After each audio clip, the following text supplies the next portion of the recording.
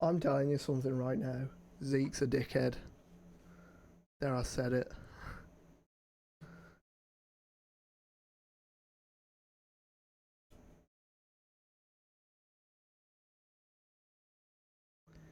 Sat there like that for hours.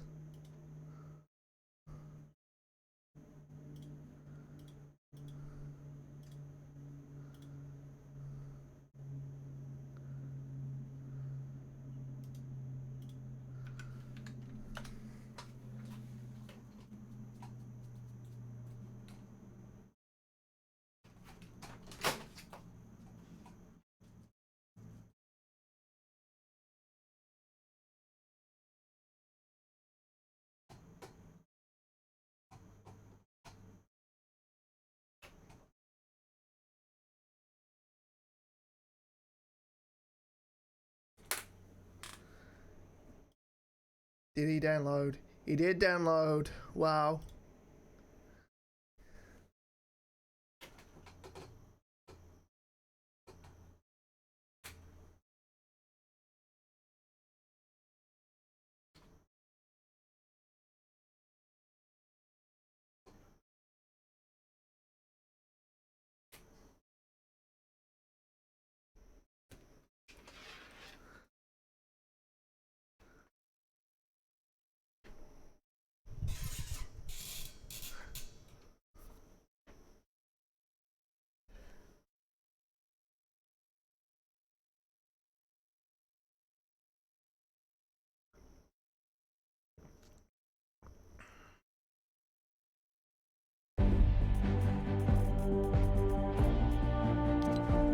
Well, I've got no audio.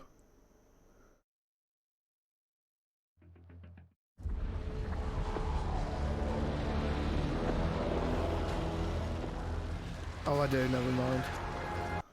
Wait.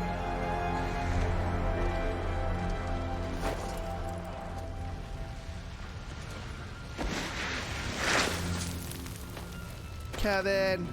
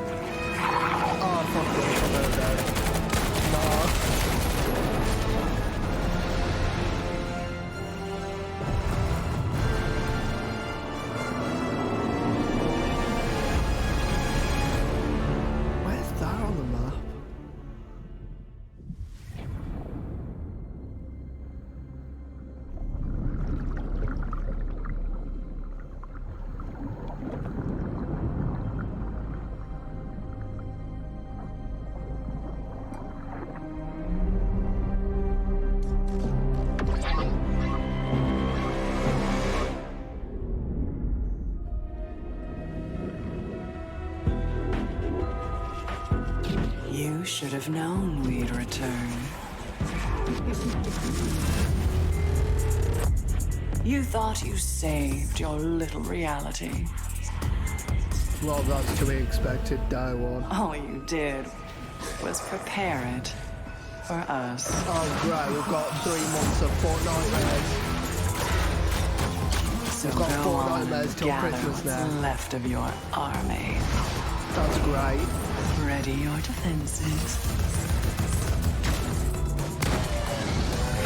And know that when we are done, Is the pump still in play? only nothing will remain.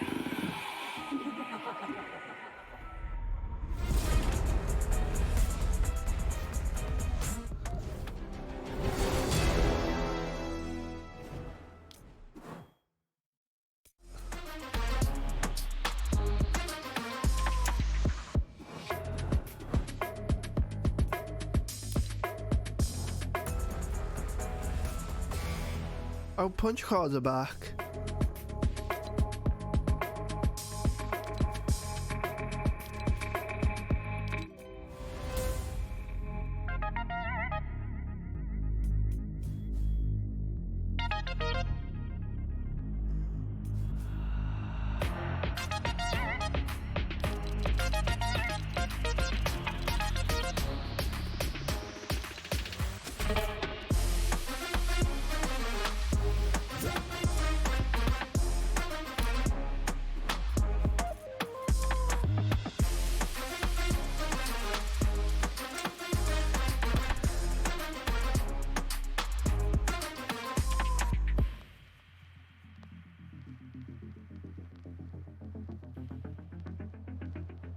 Oh, really?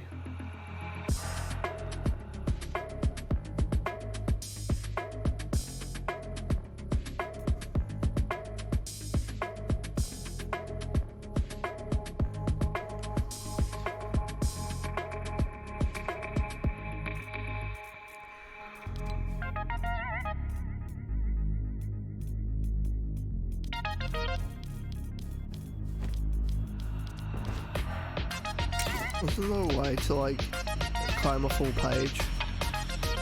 Oh.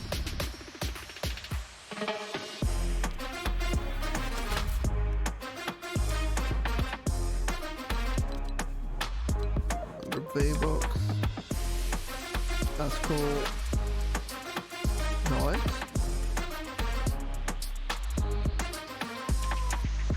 Oh, okay.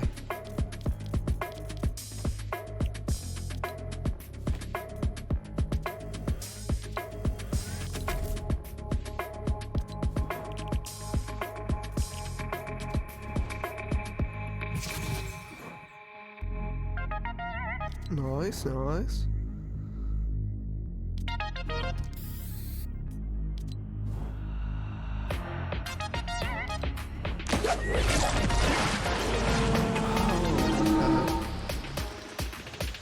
Oh, 100 V-Bucks.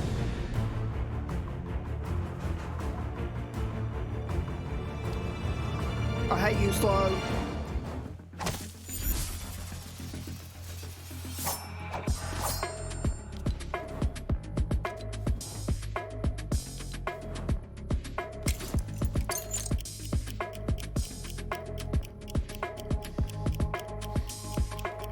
Okay.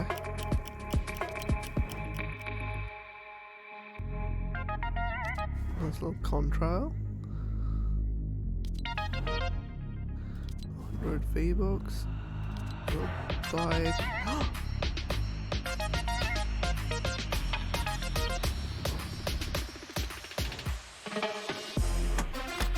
Actually, come on.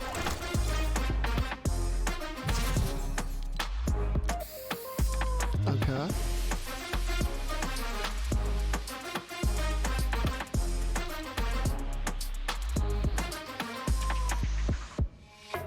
That's pretty cool. Don't know about those though.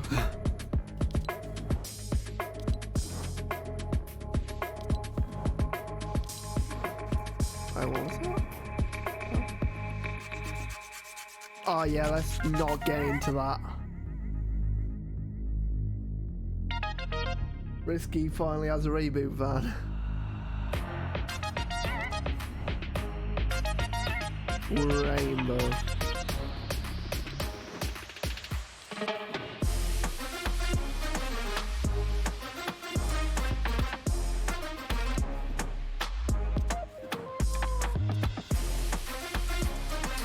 Why is this a skin?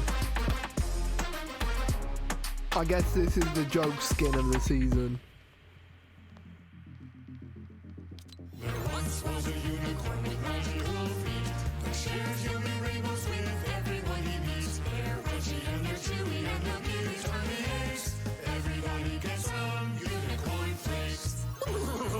It's a party in my hoof! With 5 kinds of magic and crunch with a punch. Sisters.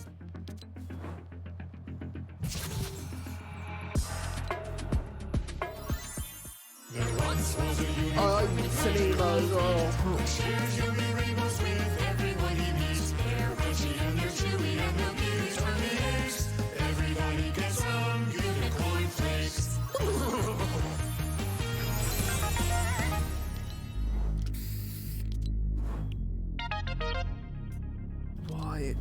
the unicorns?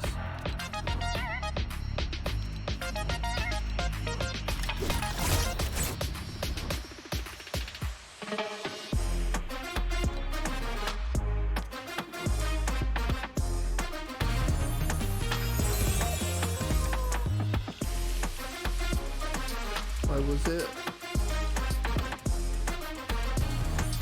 It's this. Why does that do that? No. I don't approve.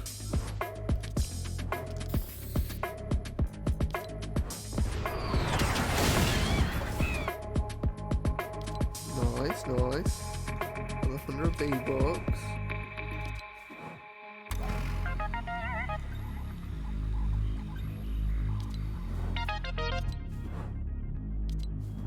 What more emotes in this battle pass?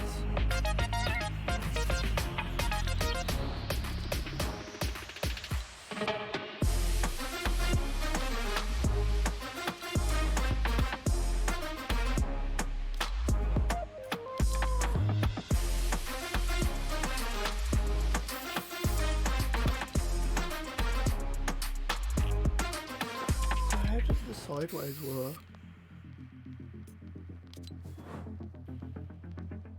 Well, get your dang dirty hands off my spacesuit. I didn't fall to Earth just to be your loot. I'm so. Well, get your dang dirty hands Are you? off my space. No, we do not.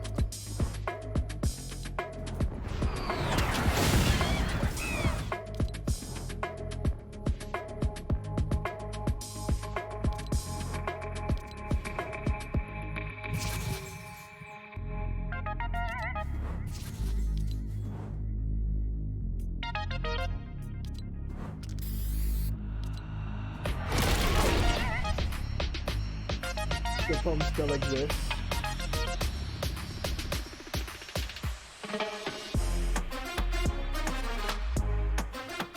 Are you kidding?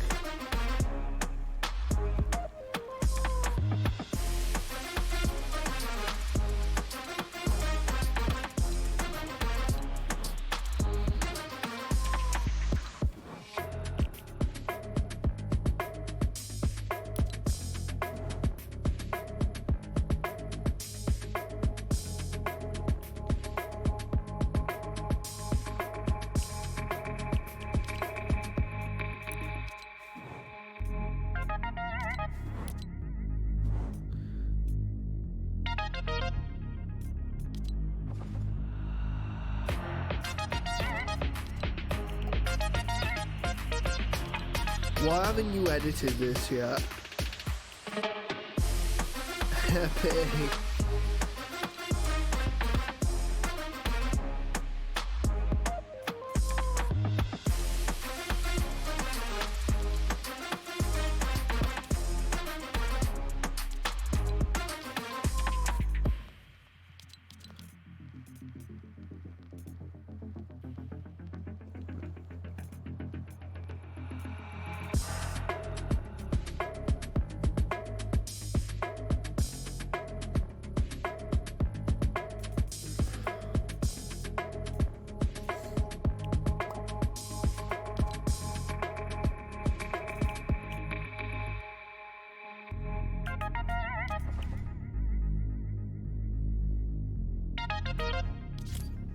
Oh.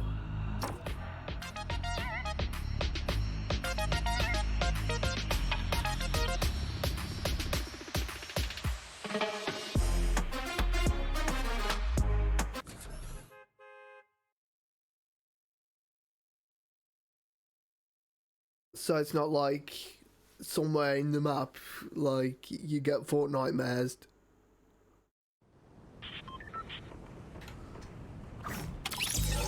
Wait, what is this?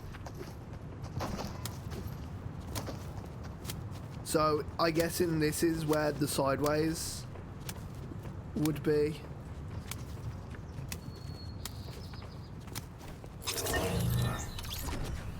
Wait, the middle didn't change? What?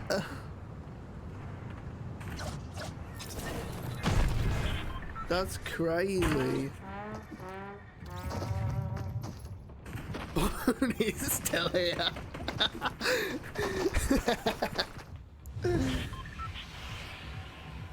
Get wrecked, nerds, thinking you get tilted.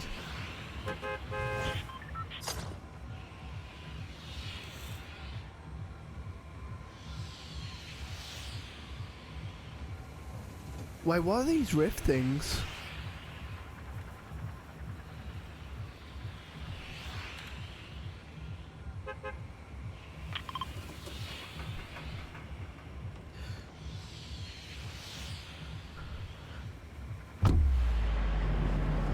Why are these the tunnels? Down here?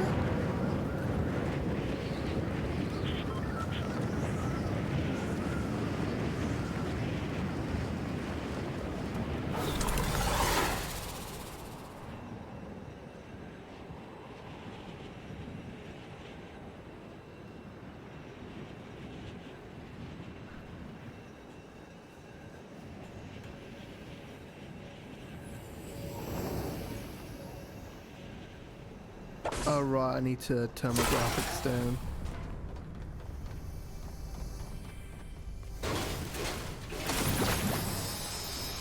What the f-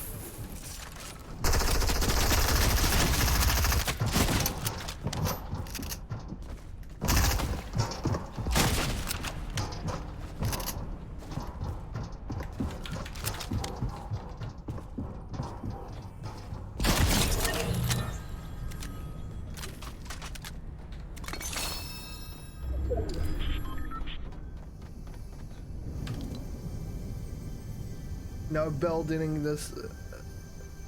What?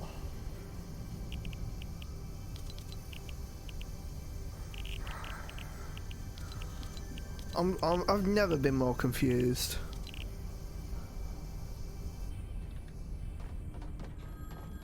This looks weird now.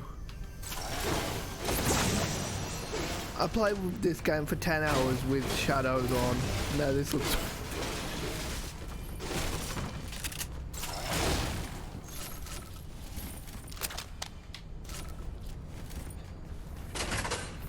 So I'm guessing there's still nuts and bolts.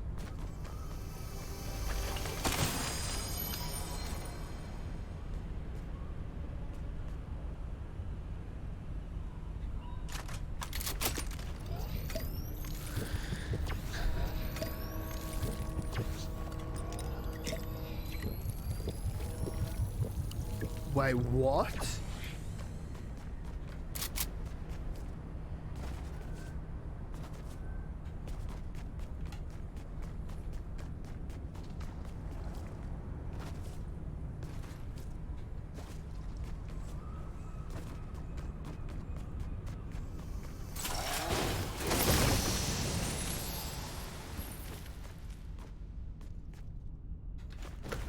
I swear to God, there better not be sideways in fucking comp or I'm gonna be mad.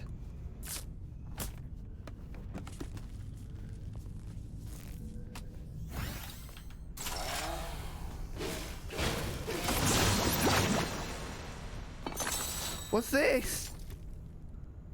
Wait.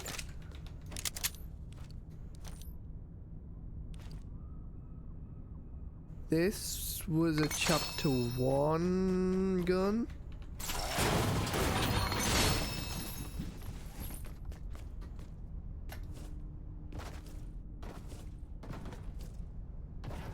Okay.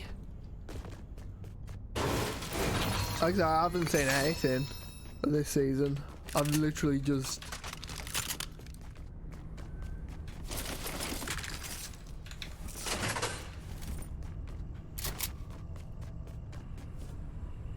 got on.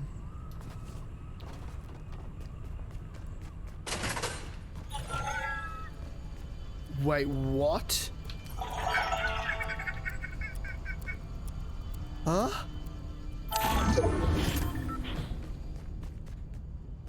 I'm so confused.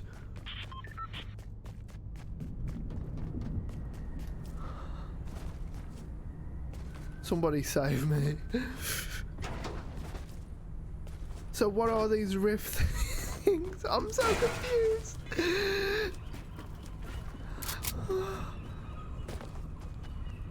What? How long have the servers been up? Oh, that's the sideways? No, I don't want that.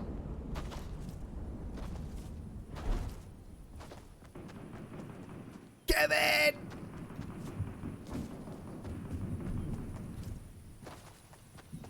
So those rifts are the sideways.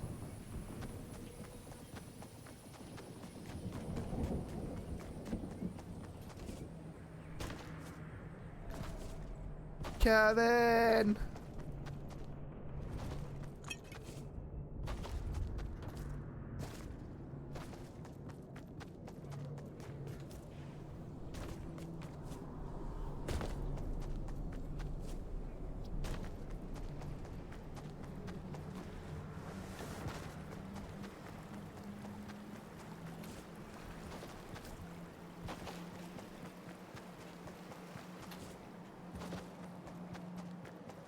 Shadow stones are back. Yep. Do I want to use one right now? Nope.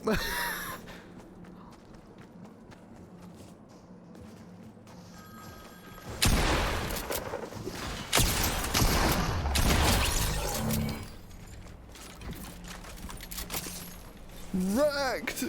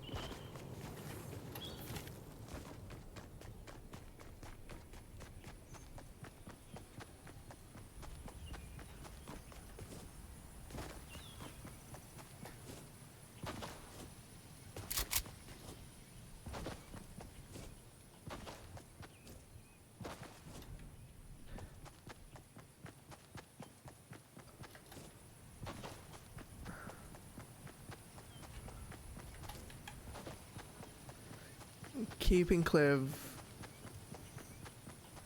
that. They randomly spawn. Nah, fam, I ain't vibing with that.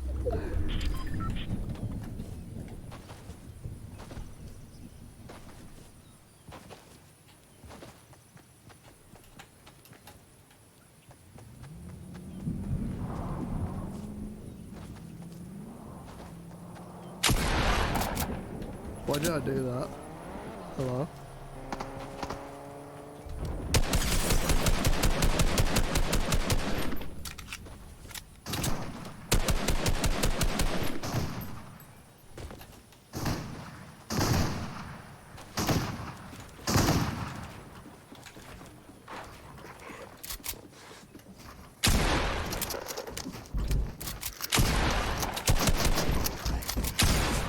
Hey, dogs are still in the game.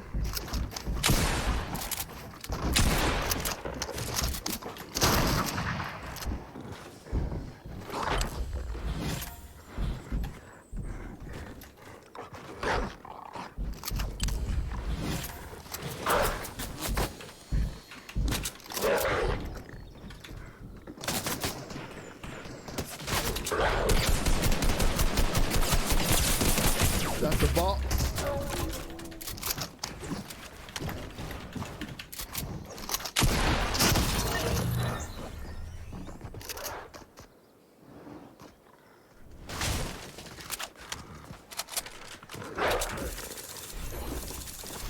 What I need is a Cypher PK video explaining everything.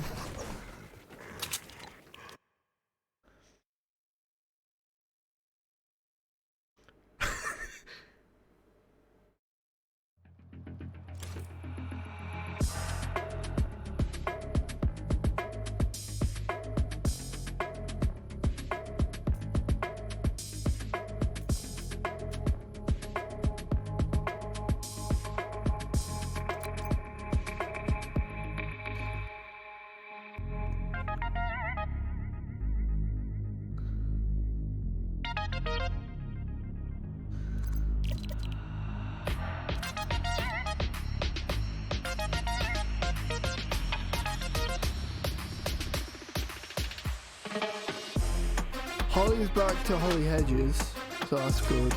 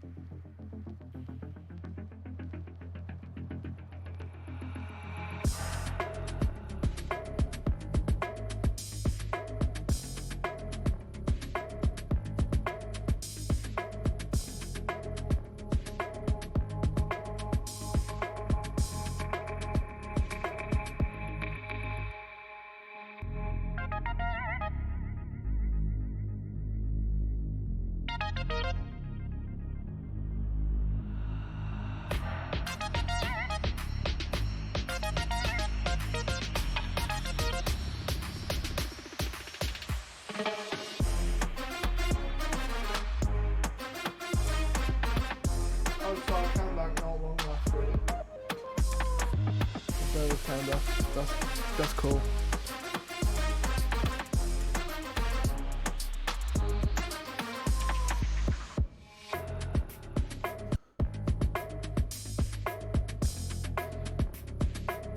I don't feel comfortable. I need a Cyber PK video.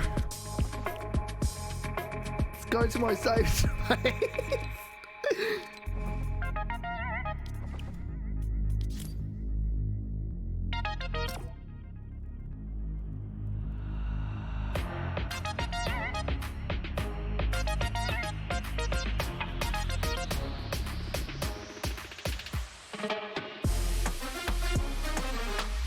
If they actually had put the sideways in comp, they're so dumb. I'm gonna try it out in a bit. See if it is in comp.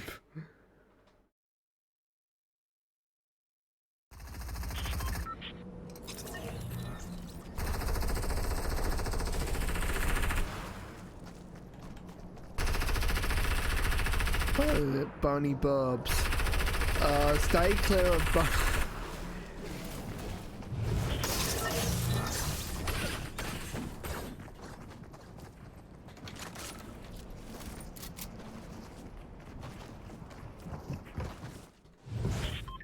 What? Is this supposed to happen?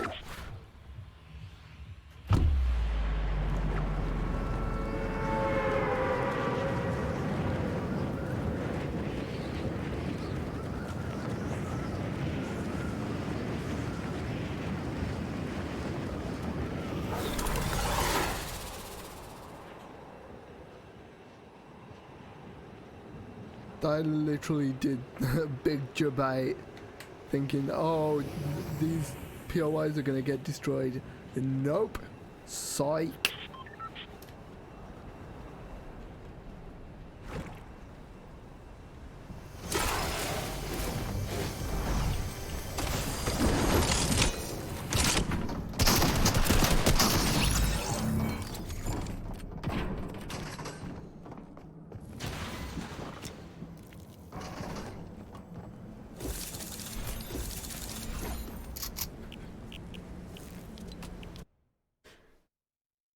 What is this season?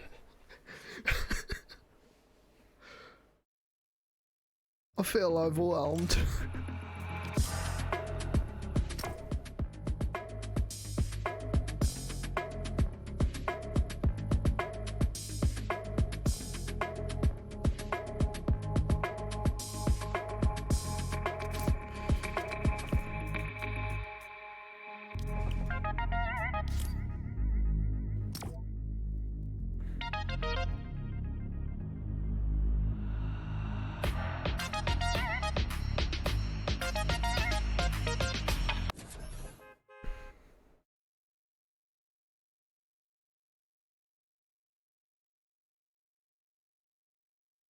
Oh yeah, the camera on this side, so...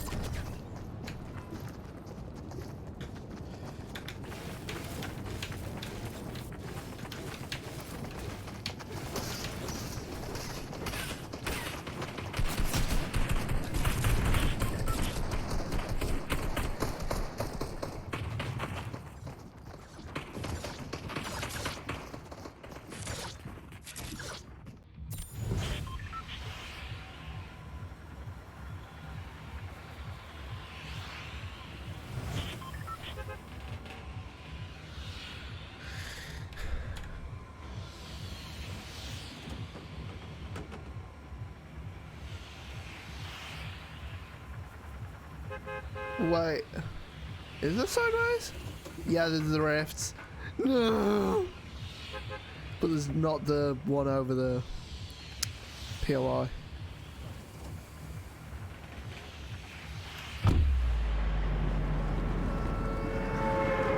Maybe this is my happy place for the season. Just on my alt account, just grinding a reaper.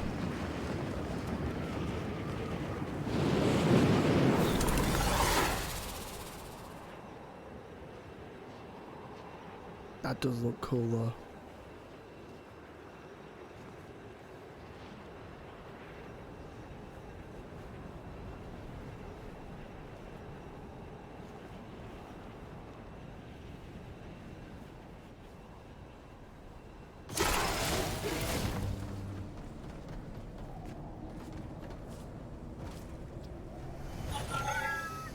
No, I don't want any business with you.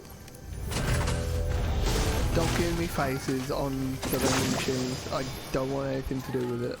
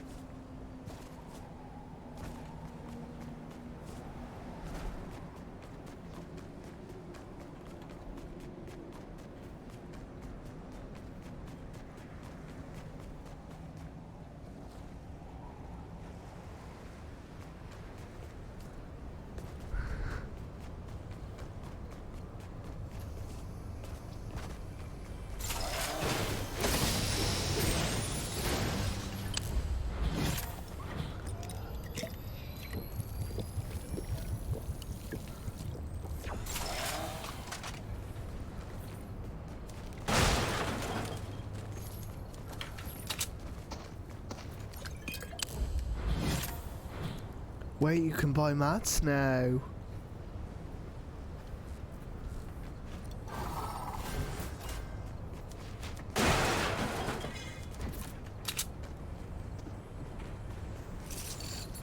Is that a shotgun? Yeah. Of course.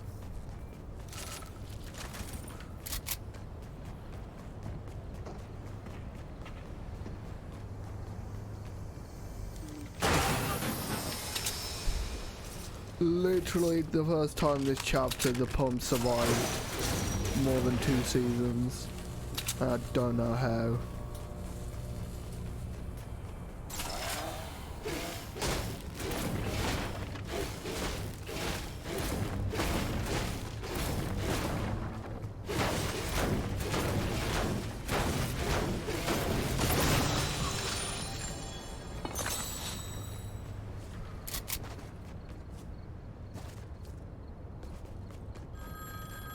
I got a phone here now.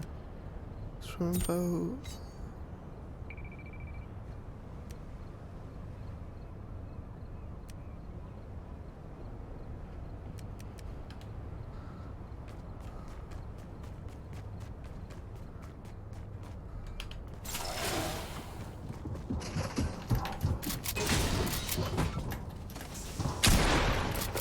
I'm stuck.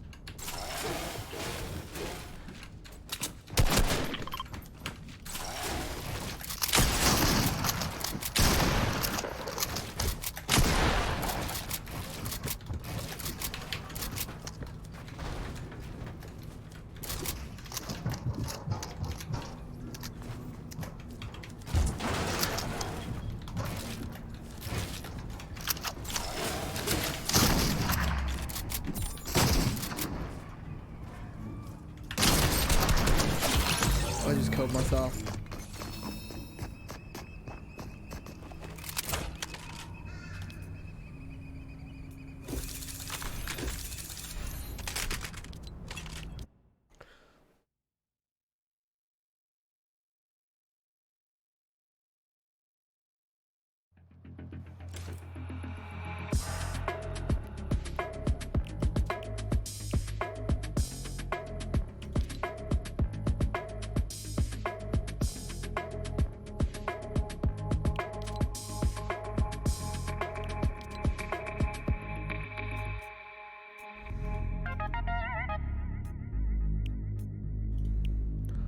I don't think I'm in Division 1 game.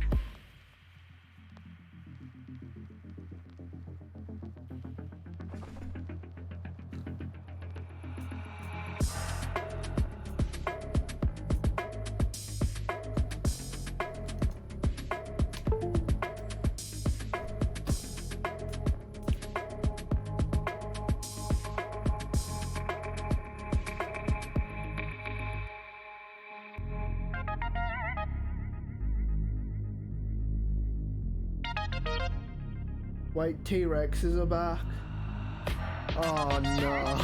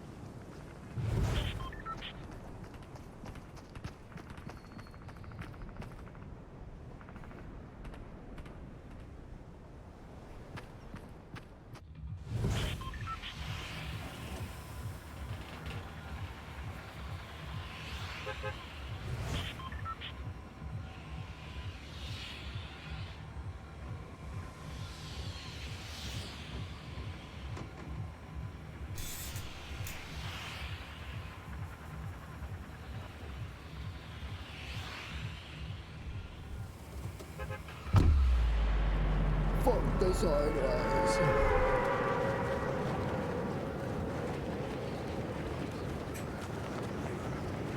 Until I know what it does.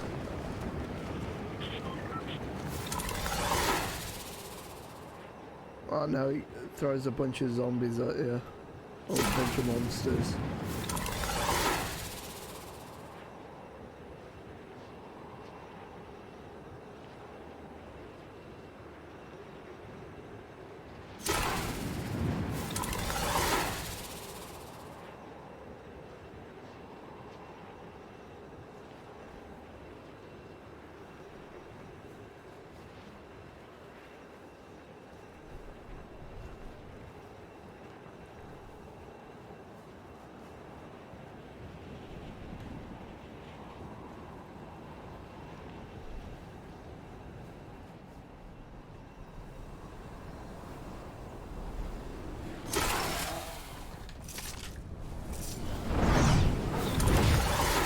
Oh, that's the work.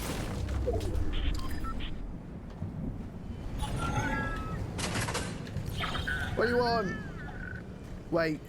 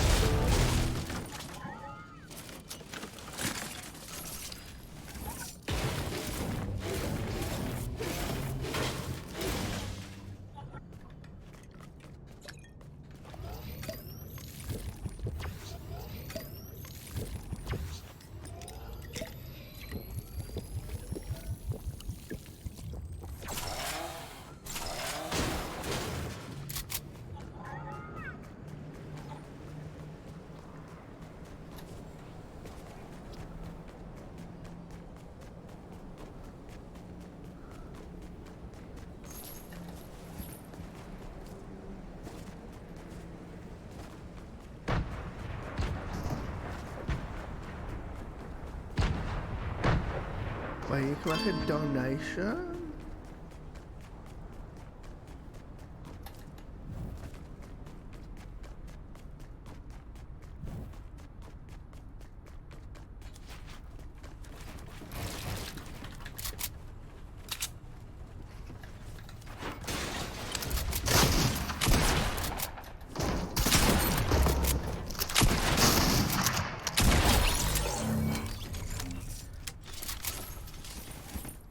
Wait, the harpoon's back?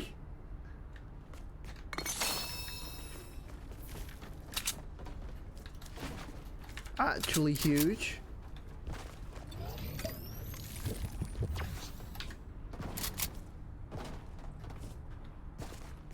Wow, I'm lagging. I'm lagging, bro.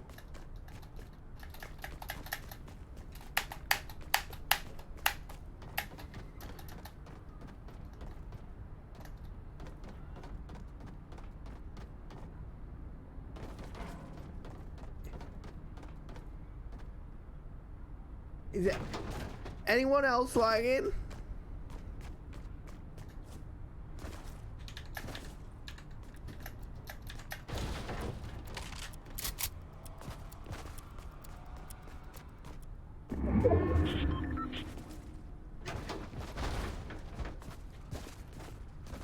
Is this the sideways?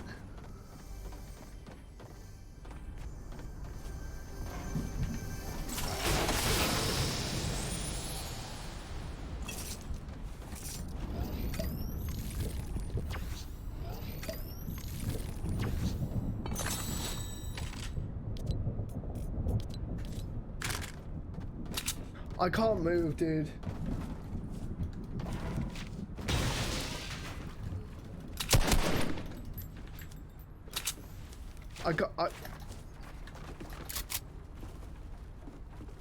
The servers are being laggy.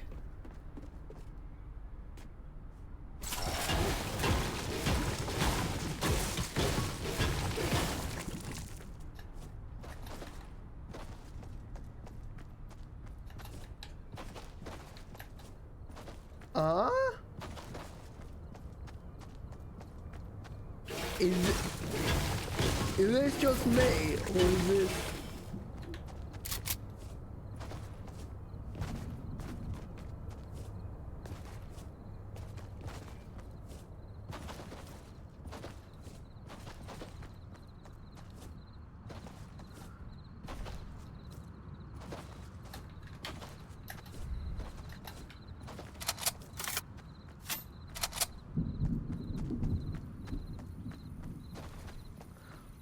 I can't move.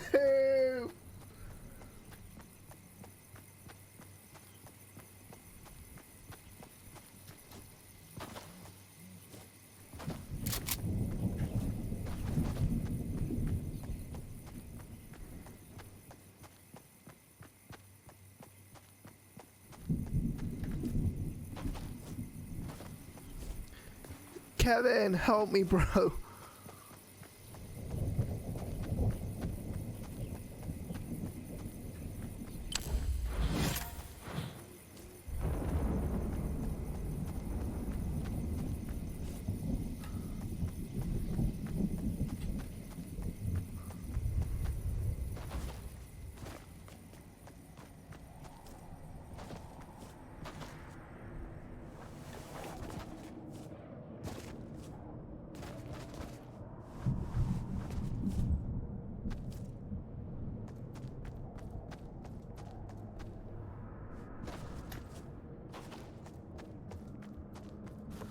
Oh my god.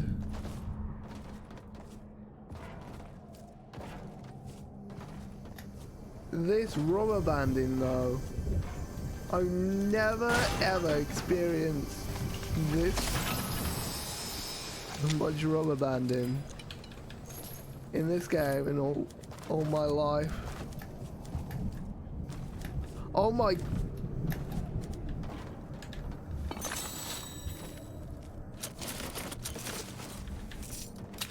I might die to zone.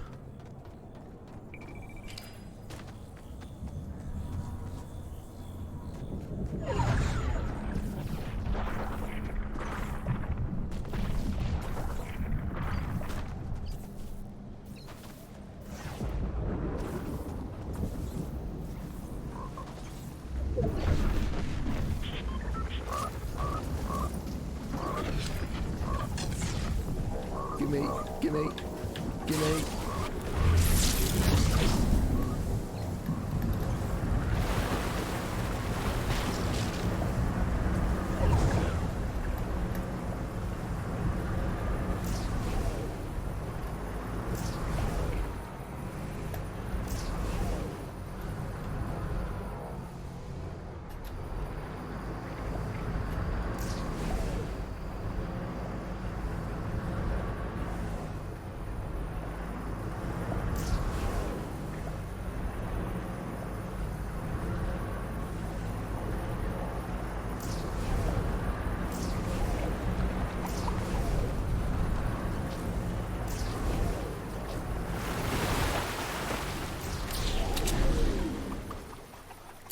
What is this lag, bro? I'm on 0 ping with a load of rubber bands. It's like bloody FNC.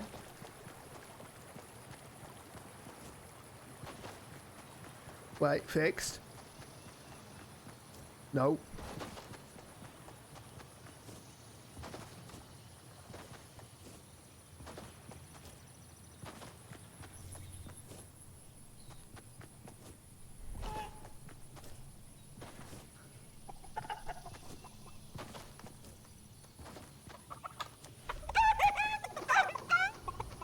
Chicken! Chicken!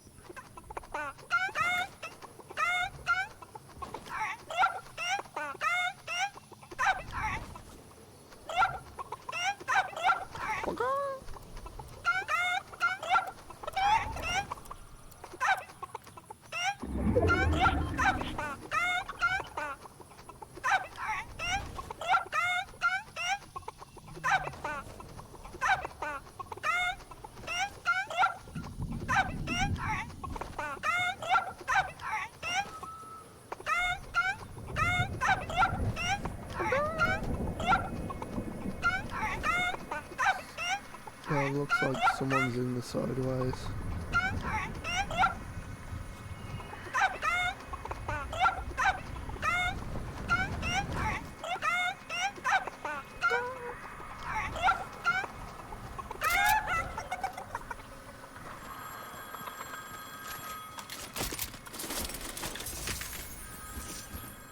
Oh, I want my chicken back.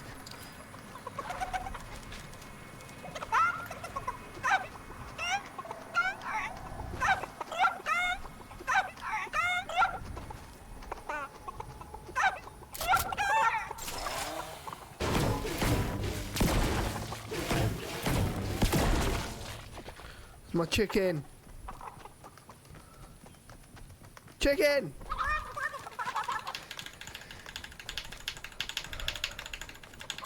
Stop running!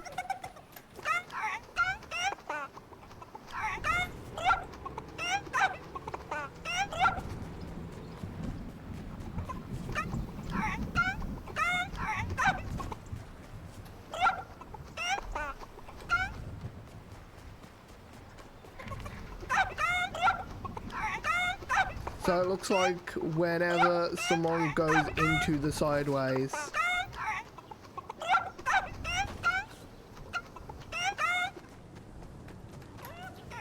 it goes away and then it spawns a new sideways.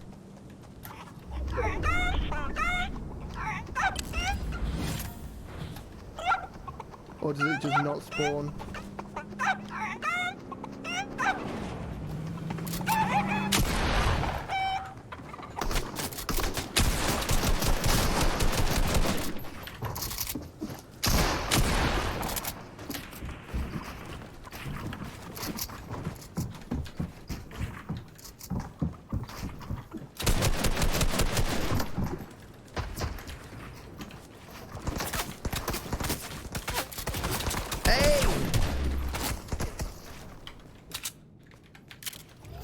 Chill out.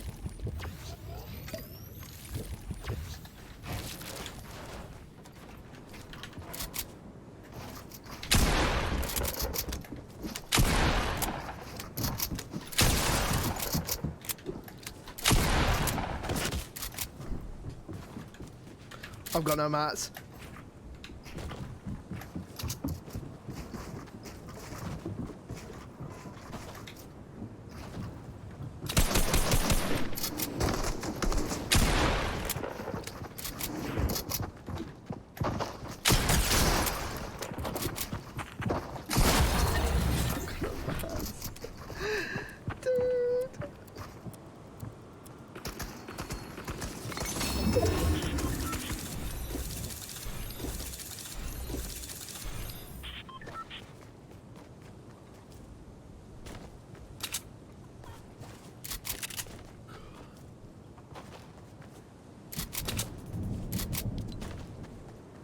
I'm gonna spectate.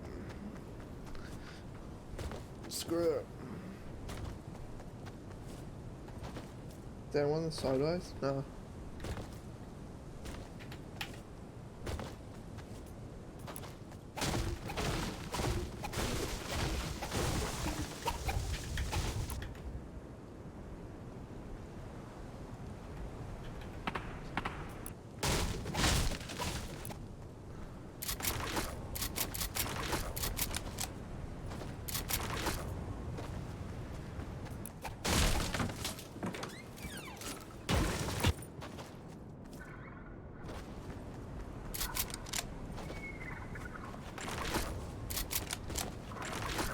So, does the sideways not go into the final zone? I mean, that would make sense.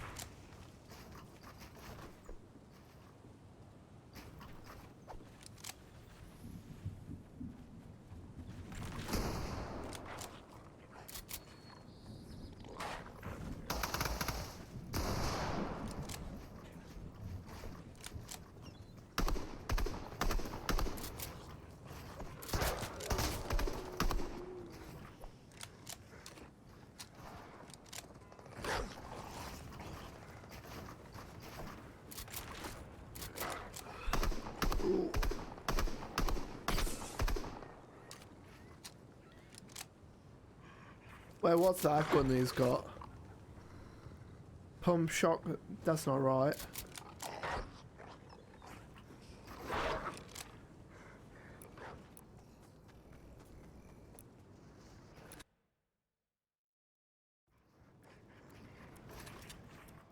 And what's this?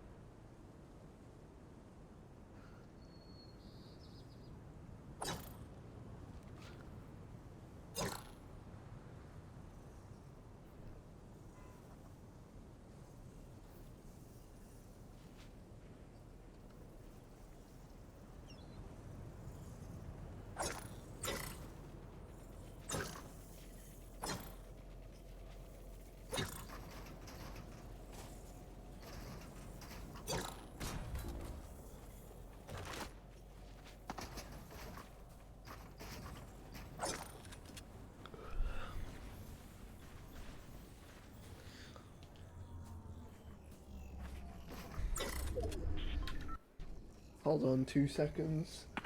I want to see if I... No, still no Cypher PK video. I want to know what's going on.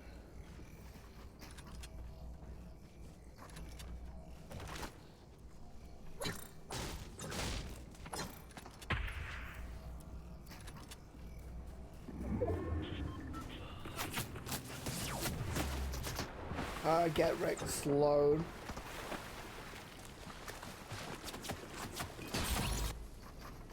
Ha.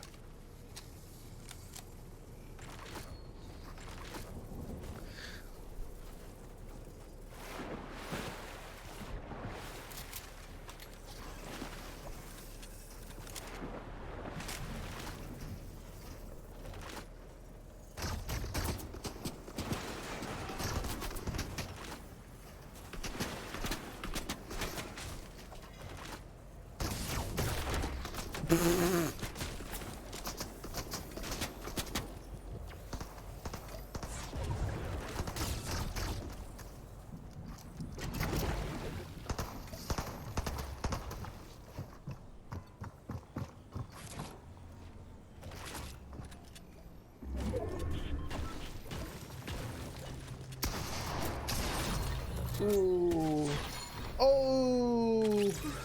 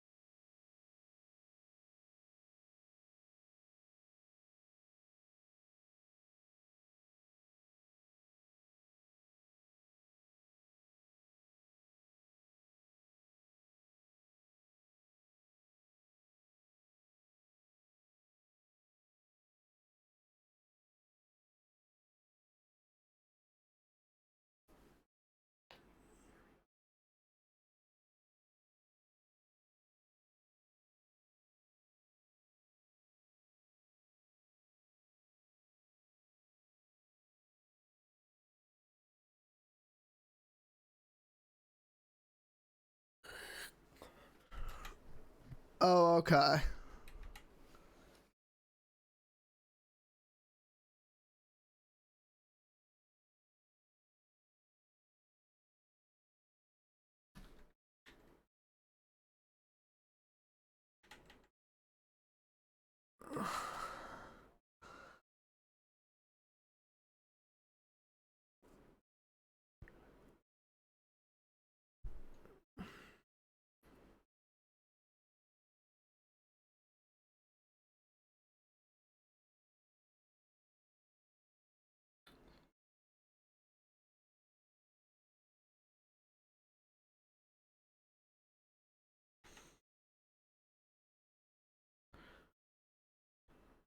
Go, Kevin.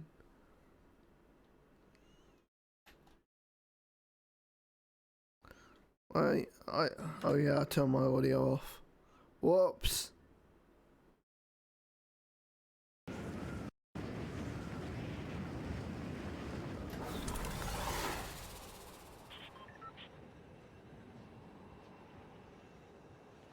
Maybe I should just bounce on Kevin all game.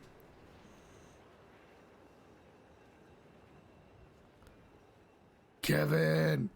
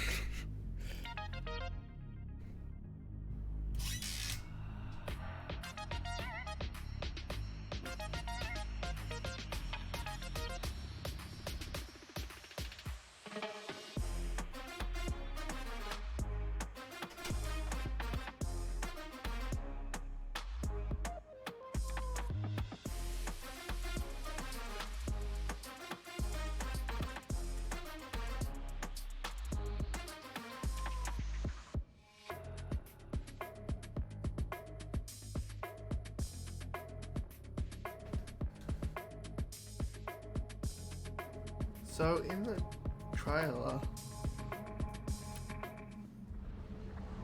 oh not that trailer, the Battle Pass one.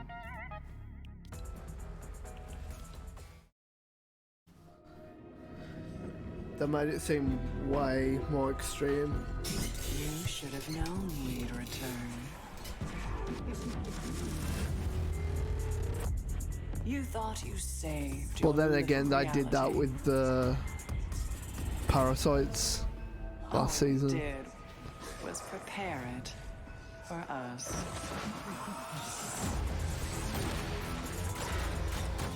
So go on and gather what's left of your army. Ready your defenses. And know that when we are done, only nothing will remain.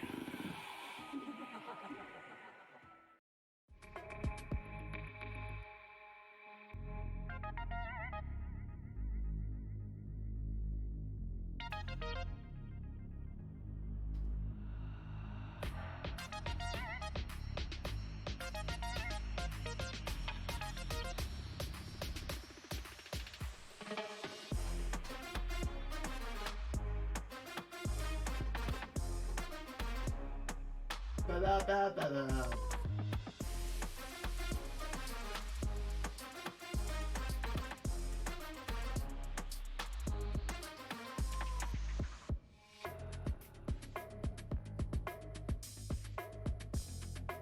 Oh, they still haven't reduced the cost to upgrade. Dang.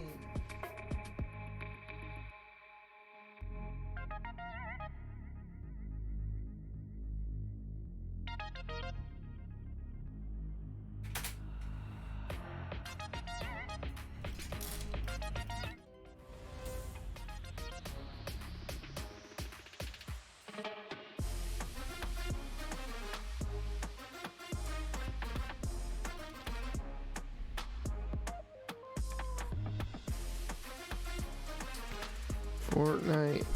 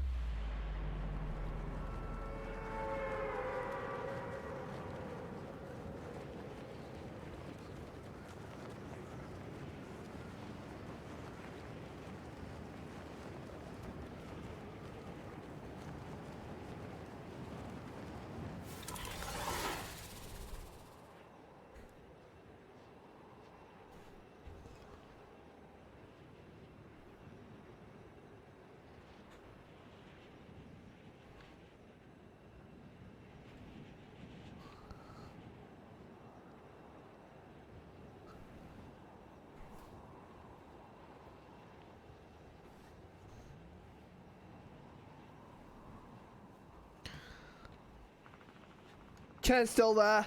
Pog. No, go forwards. Forwards.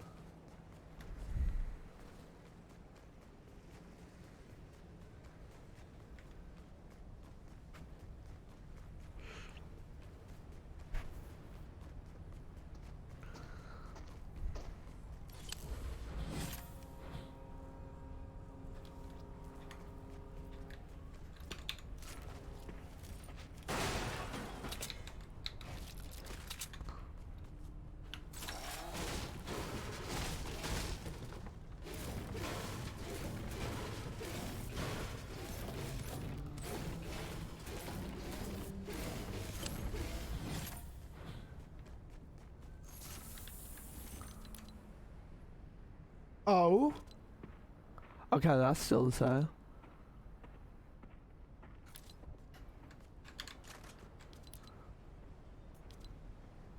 Yeah, it's a charge.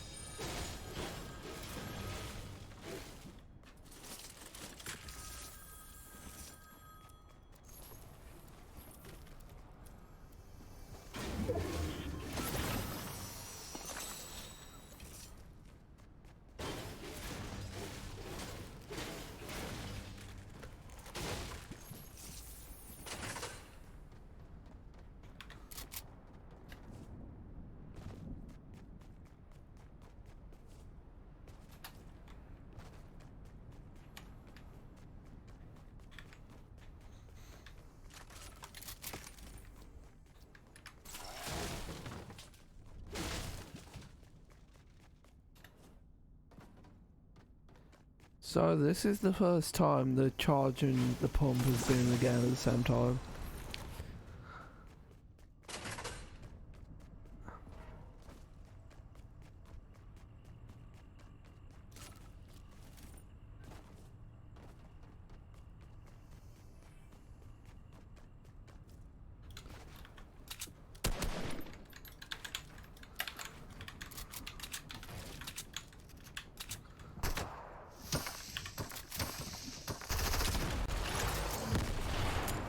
What?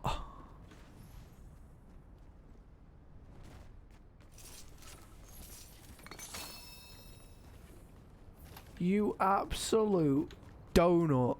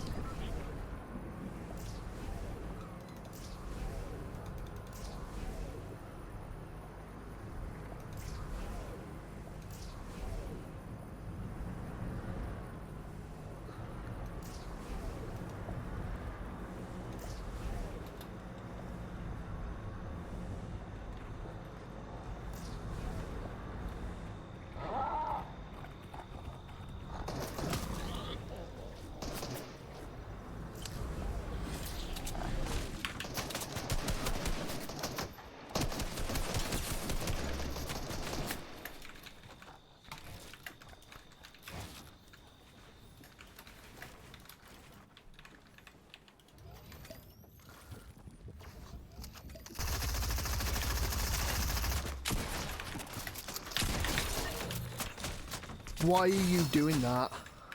Like, what was the point in that?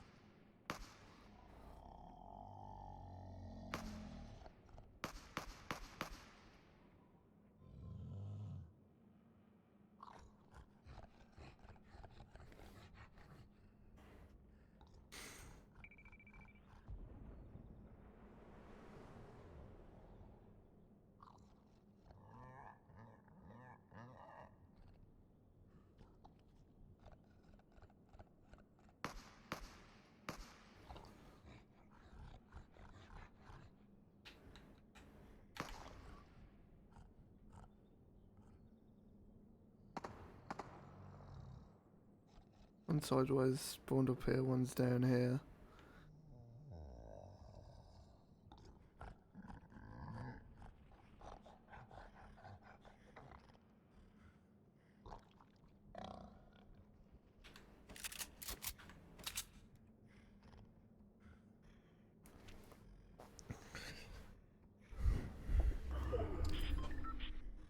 I can just...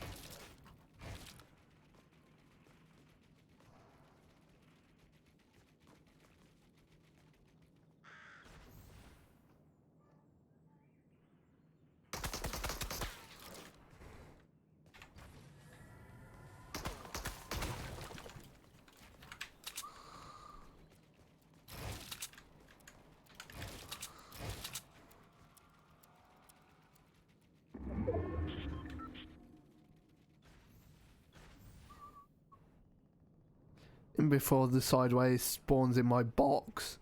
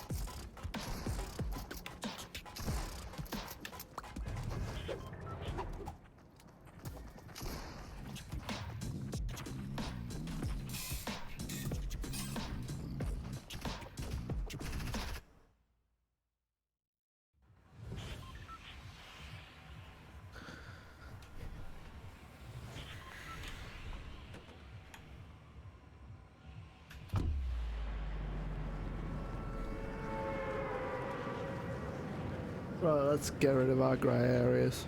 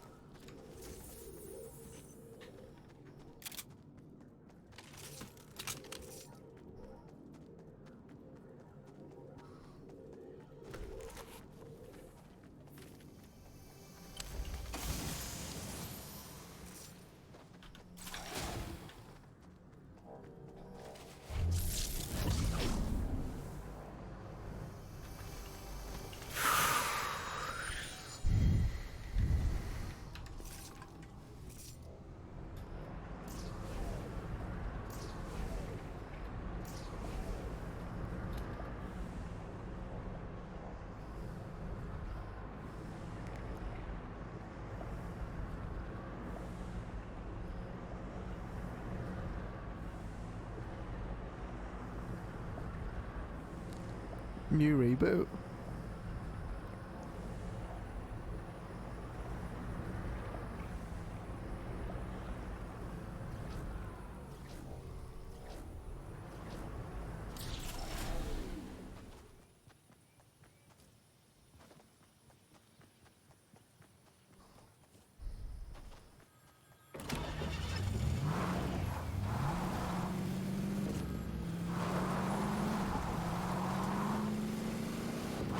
Where do you fill this? Hello?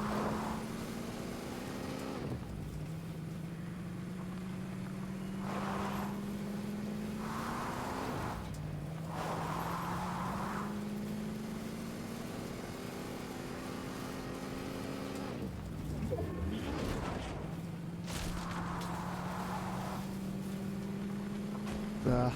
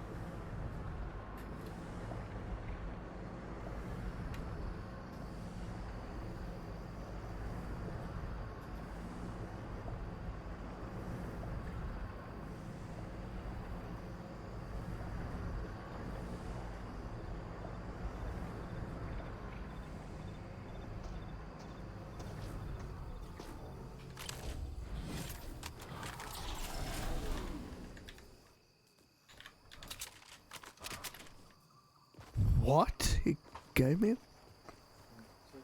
Yeah, please.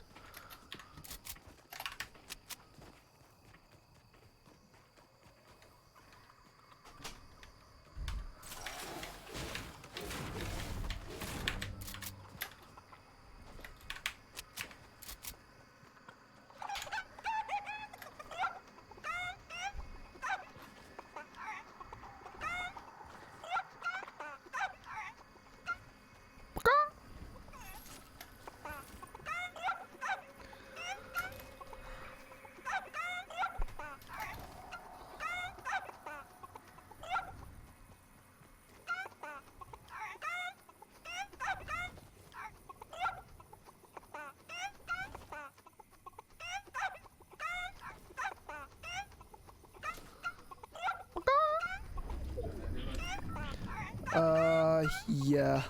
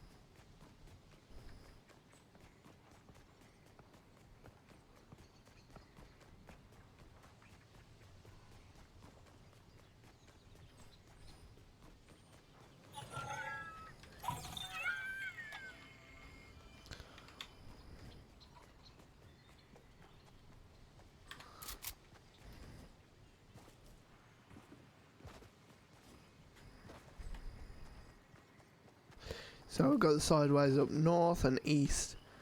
To be fair, I've seen on streams, it's really not that bad. I can deal with sideways.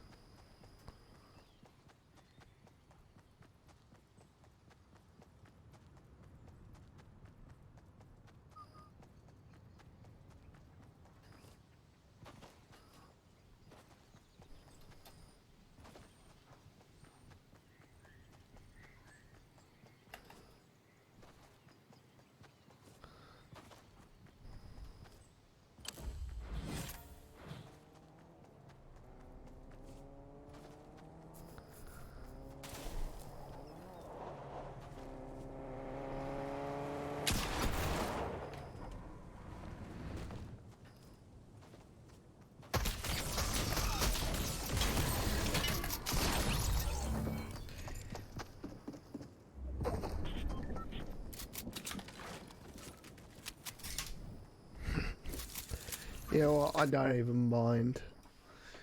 It's new season. All the sweats are out.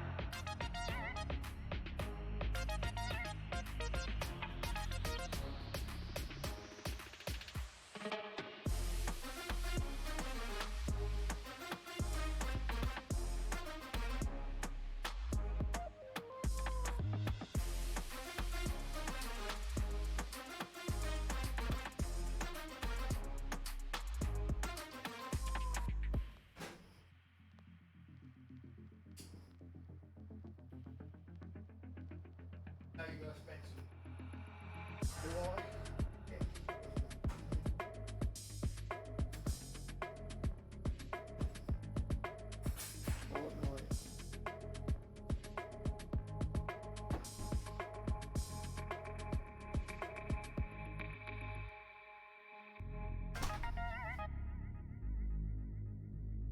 We like Fortnite. We like Fortnite.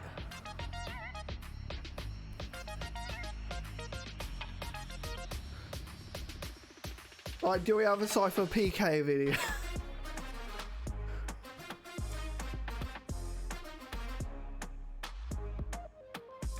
No, we do not.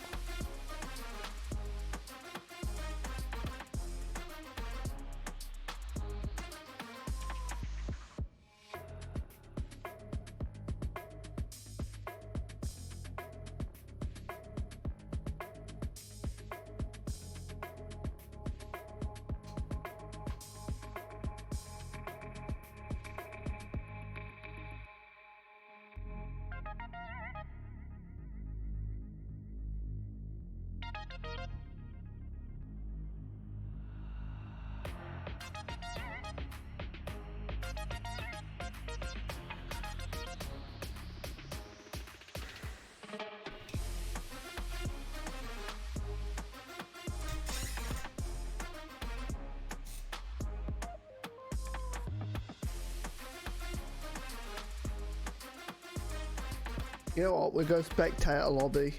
Fuck it, we've got no videos. I'll die and watch a lobby.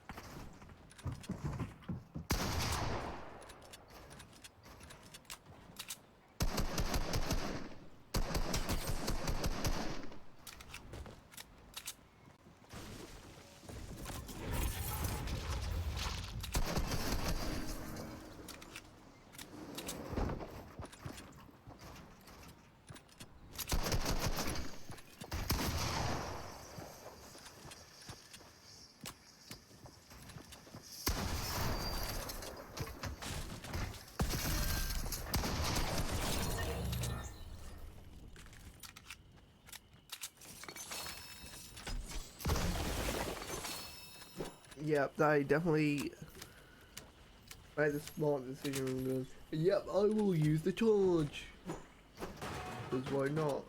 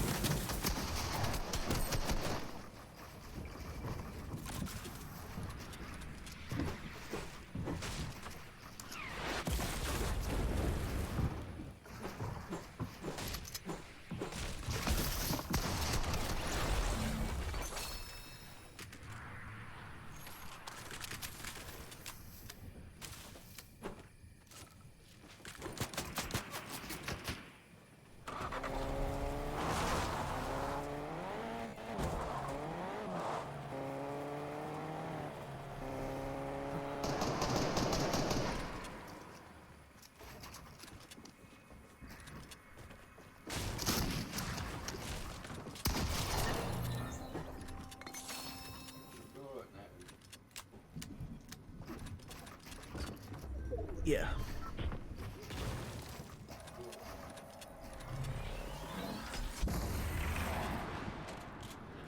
Shouldn't have any problems now. I will have server problems, don't you worry. Yeah. Yeah.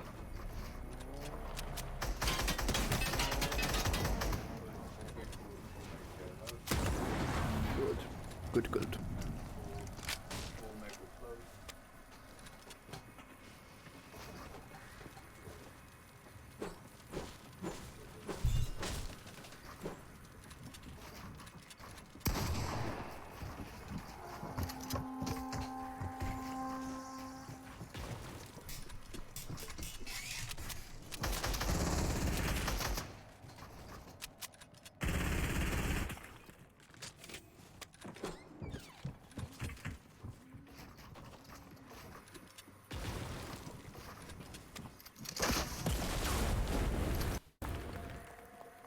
catch up on him in a bit.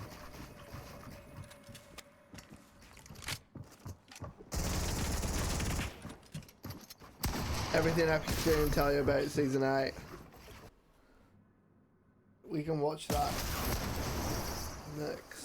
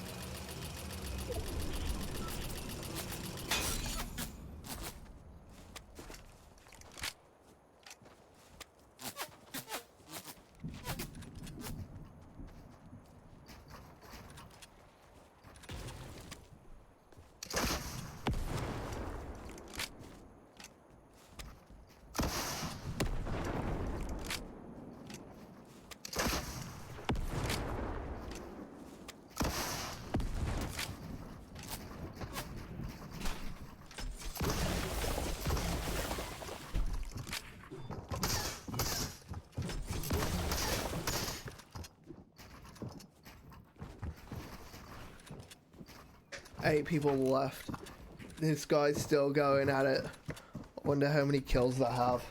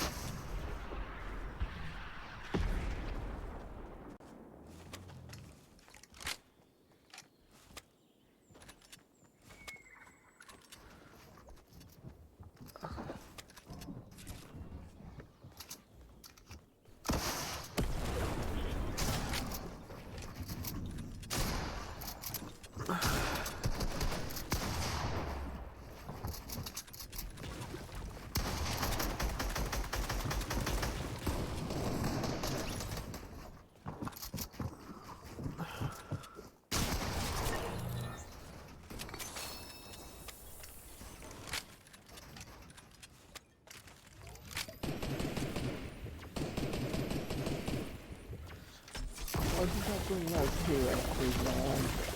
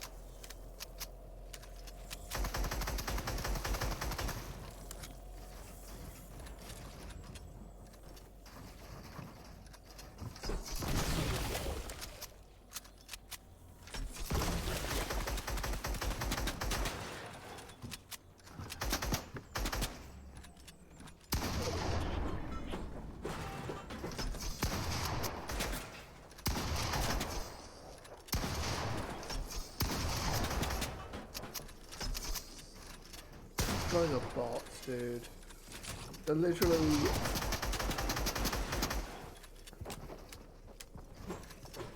taking the same wall over and over and over and over. Damn.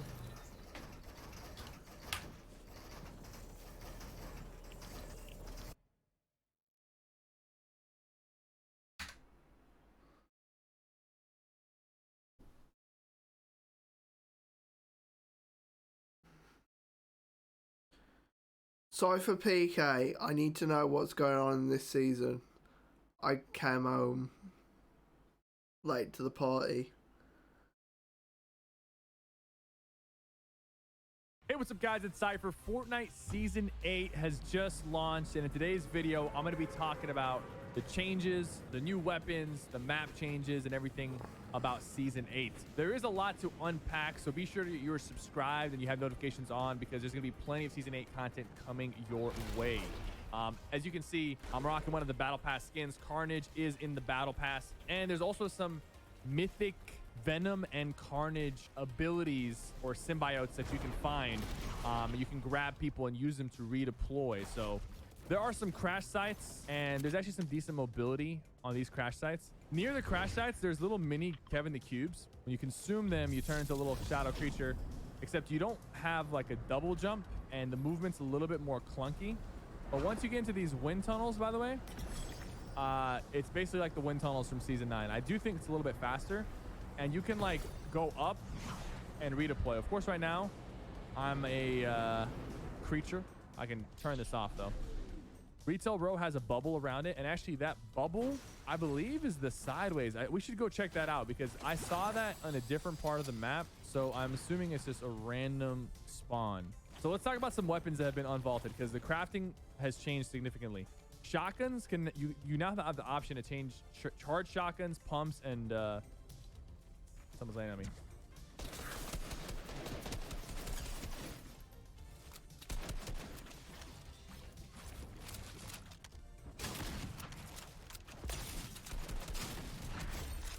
Sorry, buddy. You fought the wrong guy. What can I say? Oh, look, harpoons are back.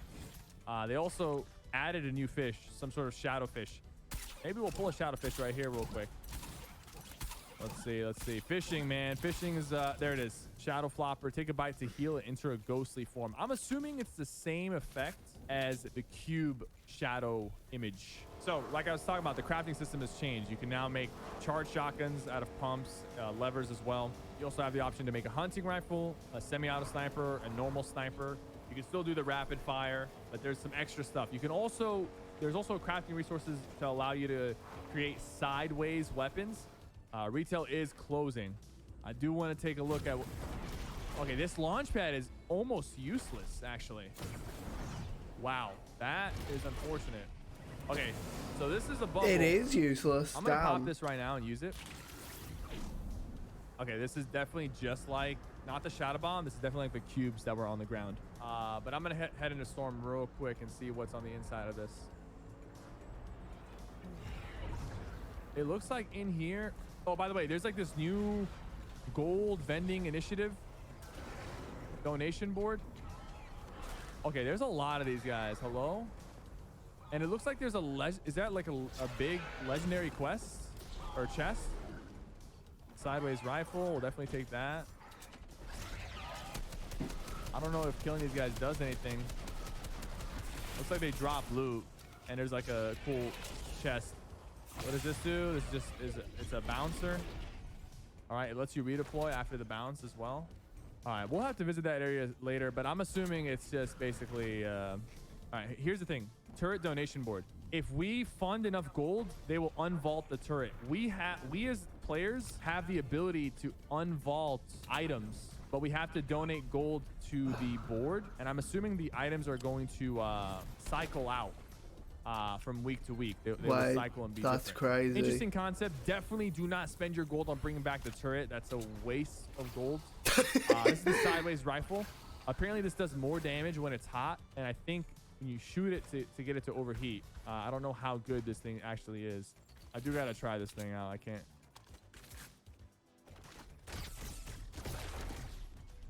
All All right, this thing shoots weird and is not very accurate. Good judgment. That is a Slurp Bazooka. Apparently this just shoots faster and does more damage once it's overheated. But then it charges. So we got some map changes. We got a cool looking battle pass. In my opinion, most of the skins are cool. The unicorn's kind of weird. Carnage is cool. The tier 1 skin is cool. And a few of the other ones are decent. The dinosaurs are back. Okay, so this does 45 damage.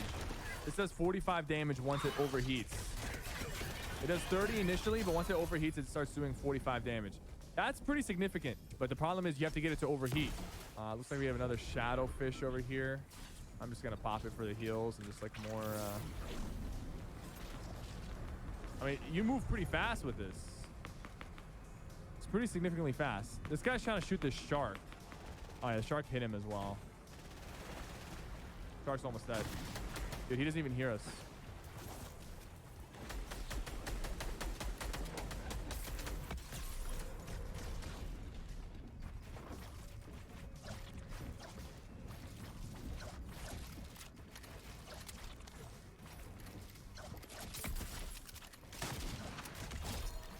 Bro, we pieced him up. Yeah, the shadow thing is pretty sneaky, man. And this gun, maybe in blue version, it's not that strong. Maybe in higher tier version, it'll be stronger. Good thing the gold rapid fire is still in play, though. Good amount of like Gold weapon rapid options, fire. though. With all the crafting, and then we have the sideways. There's also like mythic sideways minigun, Sloan burst. There is a shockwave launcher, a normal shockwave launcher, nerfed version of the kit shockwave launcher. I'm looking forward to seeing how that is actually used. It does have a smaller like ammo cap, and I think it reloads slower and shoots slower, but still should be pretty good. Llamas are still in. As you can see, there's a llama over there. AKs have been vaulted, thank God. It looks like there's actually some more kick on the rapid fire. Could they have nerfed it? I think they might have nerfed the rapid. There's also in the game, I haven't seen it yet, but there was a new trap. There's like an armored wall that you can apply onto your walls to fortify it. It apparently does damage to players.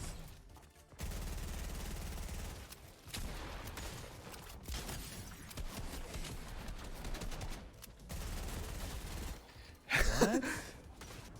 All right, so we're gonna clear out this. Oh, this guy just cleared it out. He somehow like destroyed all of them. Are these guys teaming, man? What's up with the teaming going on, bro? Everyone wants umbrellas this bad?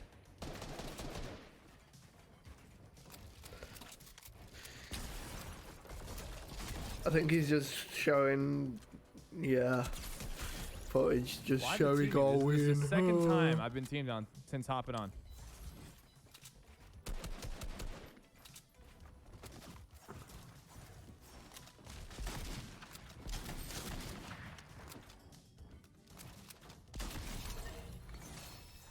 Hey, buddy. Dude, the semi-automatic sniper rifle is not it. I just gotta let you guys know that. If you guys forgot, this thing is not it. FYI. You no longer have to interact with the reboot card. You have to run through it, and it will pick it up for you. That's cool. I like that. Other guys, I appreciate all the support lately, especially on our merch launch, on our apparel launch with Metal Umbrella. You guys have shown so much support for Metal Umbrella. If you guys want to check out Metal Umbrella, we still have some sizes available and some pieces available for you guys. Go to metalumbrella.com while you still can. A lot of it is selling out, but there's still some good pieces available. Appreciate all the support you guys have been showing.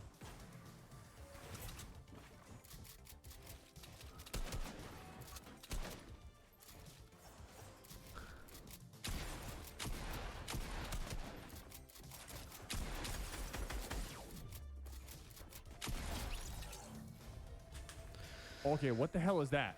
What the hell is that? Rift. That is the sideways. Yep. Whoa, whoa, whoa. Oh, it creates a little mini... And I can't build while I'm in here, by the way. It creates a little mini version of this. I'm going to stay near the edge, though. How many? I mean, do I need to just destroy the center? Oh my God, the storm is closing.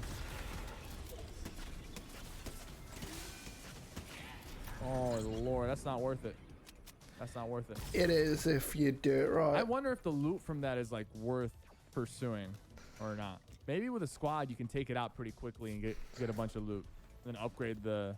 So you said I can upgrade. Okay, this stuff is closed, right? So I'm gonna grab something real quick. I can use these to upgrade like that minigun. I'm gonna go in. I know I'm gonna take a lot of damage here, but it's for the content. It's worth it.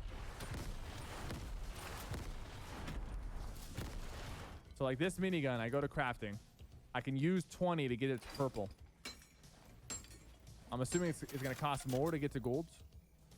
Yeah, I need 25 to get to gold, which is not too much more. And I'm assuming I can go up to mythic, but maybe not. I don't know. Problem is this minigun is not that great at putting pressure. Yeah, eat that, buddy. That, oh, suppress. You can make suppress assault rifles now. I have enough to go to gold now. Let's see if we can go to mythic as well. We can go to mythic, but we need 50. Mythic is usually just better than legendary. That's like the only major difference. All right, I don't have mats. Oh, brother.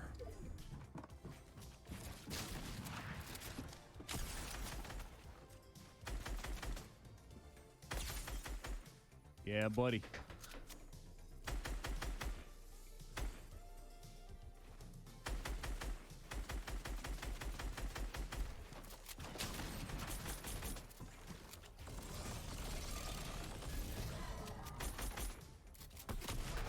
Yeah, buddy. I can play without mats. I don't need them. GG, GG.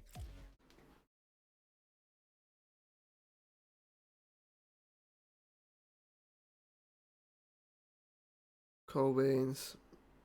Let's play more Fortnite.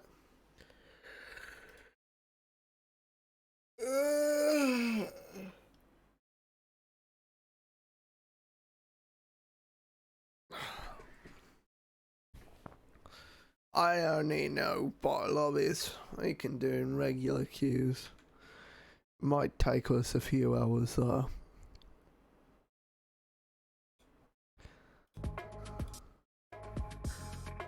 I might actually have an hour nap eventually. By eventually I mean soon.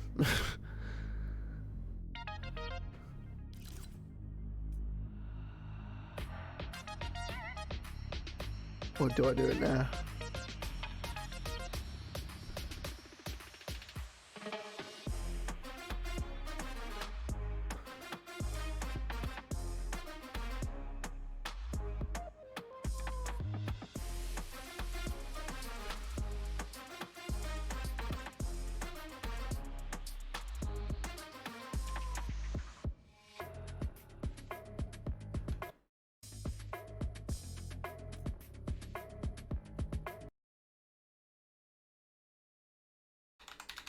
This time I'm going to YouTube for a VOD. I'm not going to fucking Twitch.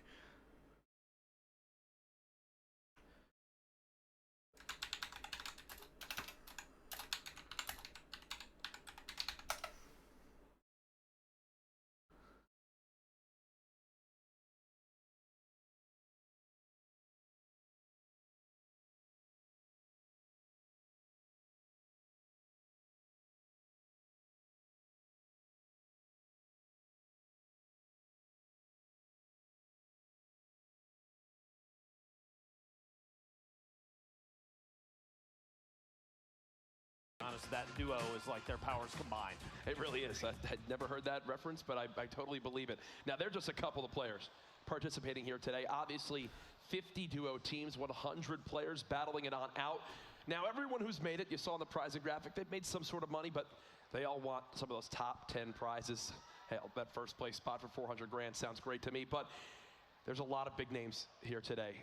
We're about to get into game number one. Ben, who's your favorites? Who you looking out for? I mean, we saw in Heat 1, Tfue and Cloak put on an absolute, just a show and then some. One of the only teams that actually, even mentioning the name, it sounds like the crowd's kind of picking up here. Yep. 20 eliminations during their Heat. Oh, but gosh. The list is This is disgusting when you look at this. We said at the summer skirmish there's never been a more stacked lobby. I take back everything I've said. We have never seen a more stacked lobby in Fortnite history. You are about to watch the most skilled players in the world battle it out for 6 straight games for just shy of $2 million in prizes. I would say, Ben, who stands out to you? But honestly, every other player on that single list team. stands out to me. It's that intenser. You have some OG duos like Nate Hill and Funk Bomb showing up. You have multiple teams from Ghost Game, Liquid, C9.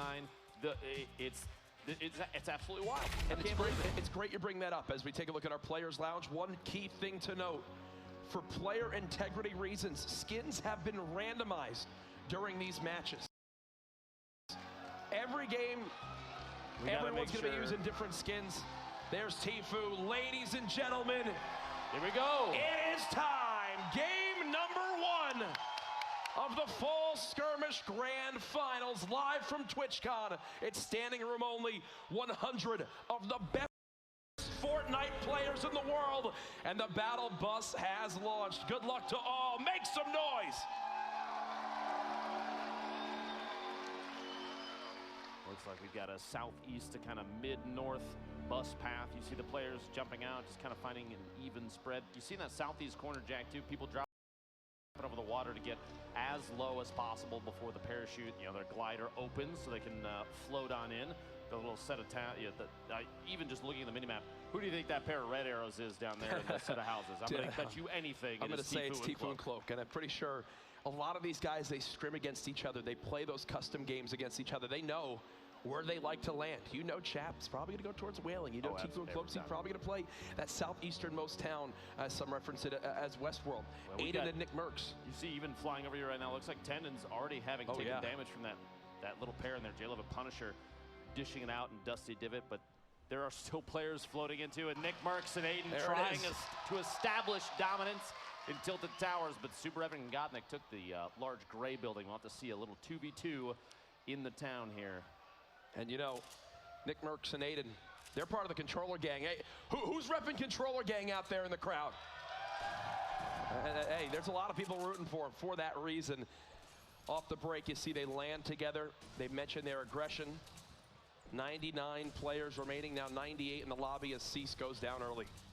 Having seen Nick Mercs and Aiden both play separately, it's impressive to me to hear Nick in that interview say that Aiden might be the only player he's ever encountered that is more aggressive than he is, and he's shown it many times in the past. Both of them mixing it up together, but they're on the same team now. Back here, we saw that early damage as we were flying over the path of the bus, and J-Love, Germ setting up here in Dusty. These players, you'll notice they'll harvest even just one single piece off of a roof. Going for the snipe shot, and just barely misses by the ankle of his opponent as it rotates away to the north. Tree going down, not often seen though. The trees, typically competitive players leave those up so that they don't kind of throw up a signal flare as to, hey, here I am. He's looking at the shot just on the corner. He knew the tree was weak, tries to predict it. So as you mentioned, most times players don't fully destroy those trees. They get them down to 50 health. Well, guess what? Hits it with the clean burst, tries to immediately follow it up. Heads up play doesn't happen there as of yet. Now remember the point system and breakdown, folks. 3 eliminations is what you need to get at least 1 point. Right now, no team with 3 as you'd expect. We do Quick have shot two there on teams attendance in that, though. two And elims though. he's kind of trapped in this back room with only enough materials to build one more wall. This could spell disaster as these two players are split. That's the last wall they've made it on in. The pump, the help from the teammate, knocks on either side. Germ down to just 12 hit points. Securing that elimination. Not enough though. Punisher without a teammate now, but 150 HP to his name. That 50 shield there, pretty important. Gets a pair of eliminations. His teammate in striking distance of their first point. Meanwhile, Nibs and Korea, we mentioned this is a replay from earlier, how they picked up their first pair of elims. Barely holding on, Jack. Doesn't get much closer than that as we check back in with Tilted Towers. We knew earlier on from seeing the overall map view that there was only 4 players here in total. Now, it does look like a slight health advantage would go over to Gottnick and Super Evan. You'd know Aiden's got his eyes on that big shield right inside that new building. As they'll just continue to rotate, work together, farming up those materials. 89 players left. And this is, as you mentioned, if you're watching maybe for one of the first times one of these events, these games play out much, much different. Why are there still so many players remaining? What is the main difference here, Lupo? Players are looking to earn points, and it's based on eliminations and placement. And so putting themselves in bad positions, exposing themselves just by being overly aggressive, going for eliminations is not necessarily the best play. In fact, I'd say it's probably the worst play.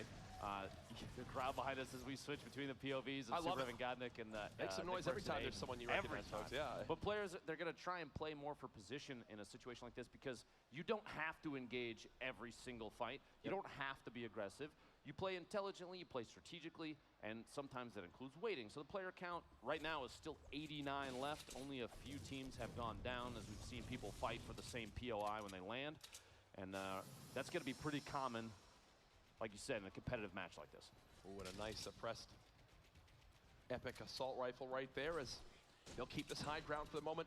They know that there are more enemies in Tilted. The question for them right now is where? Do they have eyes on? I do believe so. And the first shots come on in. And here comes that aggression. It looks like they're going right for it. The glide now for Nick Merckx. Aiden with the follow. Who will claim Tilted Towers in game number 1? The build-up just narrowly missing the pump. As Aiden will continue to fight for this high ground. Another great pyramid placing to block that shot. There's one shield tag there as well. This is where Aiden is most comfortable as a player. And again, this aggression, hunting down their opponents at every waking moment. I believe Aiden didn't want to drop all the way that far down as he'll have to build back up. You take a look at the material count. Only 120 wood now remaining for Nick Merckx, so 12 walls he can place. Godnick a little bit split from his teammate. Evan just trying to stay alive for now. It looks like they're going to go for it. Aiden hopping right on down. Stings come in. There's the knock. You challenge them in Tilted, and you might play with fire as they look to push down to the final one. Will they strike first? They've got him weak. Nick still chasing shot from Aiden. They've got him pinned in the stairs. This could be it for Godnick and Super Evan. Aiden, there it is. Aiden and Nick Merckx saying this is my Tilted Towers. Pick a different POI to land at. As you'd expect. They claim it, and there's that aggression. Using the new glider redeploy, flying right on in. Remember, we're still using those most recent updates with some of the new weapons in. We just have the Fort Nightmares disabled, so you won't see the cube monsters, you won't see the spawners here today, but the redeploy is still in. The 6-shooter will still be in play as well. Wouldn't surprise me after that little play there if we see a rebrand of Nick and Aiden's towers. This is getting longer and longer. Back on over to Nibs and Korea. This is Screwballs and R7. Players from Rise Nation getting those quick eliminations. Doesn't get much easier than that. We are west side of Salty Springs. There's still 87 people left. Sorry to cut you off. 87 still remain. The shot goes for it and just barely misses. Trying to catch players rotating out the east side of Salty. It looks like there might be 4 teams in rough proximity here, and Windwalker might have taken a shot at a totally different player as well, trying to catch somebody rotating away. You see there on the right side of your screen, the format, just a reminder, especially that big bonus, super important. 87 players left. Just trying to go for the shots every single time. And you know, he's got actually a great inventory right now.